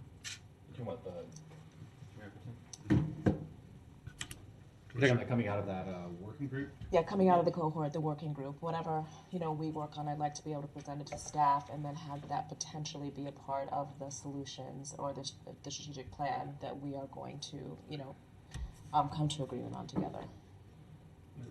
Yeah, I mean, I'm another group. I'm probably very supportive of what's coming out of there, and I think talking to staff, I guess I don't want to give permission today to say there's things that I think should be not forced into it, but put into it that I might not agree with, I guess, or be a vote on. So I guess, presenting it to staff, hopefully if they feel like it fits it, and then also come back to the commission. I think I will support the stuff that's coming out of that.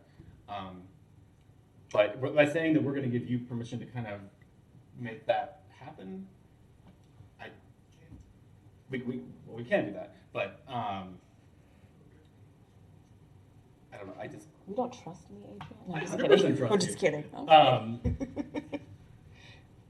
So yes, I mean, you can go talk to them and stuff like that, but I don't know if we give you the authority to be able to put things into the plan. I don't know if I'm comfortable with giving you. You don't want me to do that because I'll put a bunch of stuff in there that probably not all of you will want either. And that's okay, because then we're all going to talk about it and then discuss it and then decide what we want in the plan, right? Yes. So it's not like it's just an option for discussion. It's not like I'm saying. It sounds like a general policy. You're asking to work with staff. Yeah. Is that accurate? Yeah. We talk to them. Yeah. We can all do that. Yeah. But the only time we get to do it together is at general policy. And you would bring back what you're talking about. Yeah. I guess I don't know why we need to give you authority to be able to do that. Because by giving authority means that you can then direct staff to be able to do things, and I don't know if we should be doing that route. Direct staff. So let's talk about that. I mean, I am. Can I just interject that? So this is the way I'm looking at it. It's like, how the mayor had the cohort and he was working with the police chief on diversion and there was that whole process that happened for about a year, and some wonderful suggestions came from that. I'm imagining this being the same type of thing, except with affordable housing. And I think that is probably very appropriate. It does come with some resource impacts at some point on staff. We probably ought to have a larger group than what has essentially become a subcommittee this evening. Okay. I support it. I think it's a great idea, but I would. Sure. I just feel like we ought to, if we're going to do anything Yeah. that moves staff beyond, a memo, we probably ought to, Okay, to have a that's bigger fair. group. So maybe we should look to have that on the agenda. Agenda, okay, we can Yeah, agenda it. Yeah. Okay. Because I'm interested in hearing more about it and learning more. I don't have any issues with it, Yeah. but we probably shouldn't make the decision in this small group. I get it. To this point. Yes. Wait, hold on. Are you? Yes, Mr. Mayor. Oh, Wait, yes, I'm no, done. hold on. Are you done? Yes, I'm done. Thank Okay, all right. Well, it was So still to Commissioner the Warren. point that I wasn't trying to Sure, go stop ahead. Sorry. the time, Yeah. 'cause the question would be, really excited to see you with this interest in housing, because somebody should be, I've been kind of involved with it a lot in the last, I've been involved with it a lot over the last couple of years, and we've got the housing department, and I was going to ask Fred if there's a point coming up in time that we're going to be, when will we be having our next in-house housing summit to talk about the city's progress and what we still need to work towards? Because we've had a couple of, anyways, maybe that would be the thing to ask, is if we could have another summit coming up. Mr. Murray, do you have any input on that? We've got a new staff person in there who's all excited to get going on things. I would say to you is that we're continually to get input and feedback on the housing strategies that you've asked us for. And I think we're going to be somewhere later in April or May that we'll be coming back. But at the same time, I'm hearing Commissioner Johnson and her look at housing. I think we can figure out a compromise how to work with that, is that the recommendations come out of that committee, and that if commission would allow us to share that with the group, and then we sort of take a look at both, and we might have to schedule this with the General Policy Committee to have that discussion of combining both the recommendations. If I can, if you still have the floor. She I have the said mic, she's though. done. Go ahead. So, to emphasize also that we have our own housing department, but we have the continuum of care that has really emerged, I think, and lifted up a lot in its role for 5 counties, and really significant since we're such a high urban area of those 5 counties here, that we make sure that we're engaging with the continuum of care, the coalition of the United Ways, everybody who's working together on the continuum of care, because the power of the numbers of individuals and resources that are available there, I hope will continue to strengthen the bond, because we're only going to solve this with the more stakeholders we bring to the room. Okay? I'm so glad that you're going to be taking the city's, I think, the lead with the city, but we do have city staff to work on that. So I had 2 items that I'd actually made a note of that I was at a meeting, and one of the residents in the Porter's neighborhood pointed out that the cement company is working in the early hours of the morning mixing their cement, and the issue of the noise disturbing the sleep of anybody who lives there. And interestingly enough, within a few days of that, there was a discussion of a book called Volume Control, Hearing in a Deafening World by David Owen. And in that, he talks about how the exposure to sound in built environments really impacts the ability of youth, for one, to study. Like there was a study of a school that's close to a train track, and the classrooms that were right next to the train track were just horrific with their comparison to the students on the other side of the building that were not next to the railroad track. So noise is really important, and I know I did talk to the city manager. I see Fred Murray shaking his head that he's aware of this issue. But we've got noise ordinances out there. It's not like it's one of those things that we need to create new ordinances. We just need to figure out how to communicate and monitor it better for everybody, and especially people who are sleeping. I'm especially affected by noise. Second item, so I wanted to have staff look at that, and if they could get back with me on that, or if there's something then that might influence a need to move an ordinance or to nudge a regulation somewhere. Second item is I was talking to a person about Hogtown Creek, and she lives on the edge of Hogtown Creek, west of 34th Street, and she's concerned with the number of cars that are parking on the grass next to the creek, and the interest of oil drainage and other runoff going into the creek after we've done a lot of work to clean the creek. I don't know. I think it was GRU that did that work. So anyways, just seeing if there is an issue, I don't know if it would be codes enforcement or who would be the ones to inspect that, but to see if that isn't an area that we need to return to notifying the businesses along there to minimize the impact on the creek. These are codes or these are the public works. Okay. How do I need to go from here to get this? I'm noting it now. Okay. I'll consider it done. And then I'd like to have some feedback on that. Thank you. My 2 items. Commissioner Santos. Thank you, Mr. Mayor Pro Tem. To Commissioner Warren's first point, we need to rezone that area. Is what it comes. That's the way we solve it. That's, I believe, I-2 zoning, which is our heaviest industrial zoning, and it's in the middle of the heart of our city. That whole area between Main Street and 6th Street. The way we solve it is we rezone it, and we need to find ways. And we haven't actually. One of our issues in our city is we don't have enough industrial zoned areas. Definitely heavy industrial, but I think we should move to a place where we can work with some of those cement plants and trying to find other places for them throughout the city, and then work to rezone that area to be a more compatible use in the heart of our city. Because there's a lot of dust that comes up from there that goes into Porter's, and it's not compatible with where the city is today. So that would be a direction I'd like to move at some point as well. Yeah. But thank you, Mr. Mayor Pro Tem. Anyone else? All right, I have, okay. Madam Attorney. After you. Okay. I wanted to request one thing of staff. About a year ago, and I don't have the exact date, but sometime no later than early summer of 2019, we had a brief discussion that ended in a motion that I made that was unanimously passed to have our staff, city manager staff, look into options for health insurance and for employees, and reaching out to other governments, other local governments, and to report back to us on findings from that. There were some conversations that I know staff had. Some work was done, but we never got a report back on it. And now I'm hearing from some folks in our bargaining units that there is conversation with them about. I don't want to say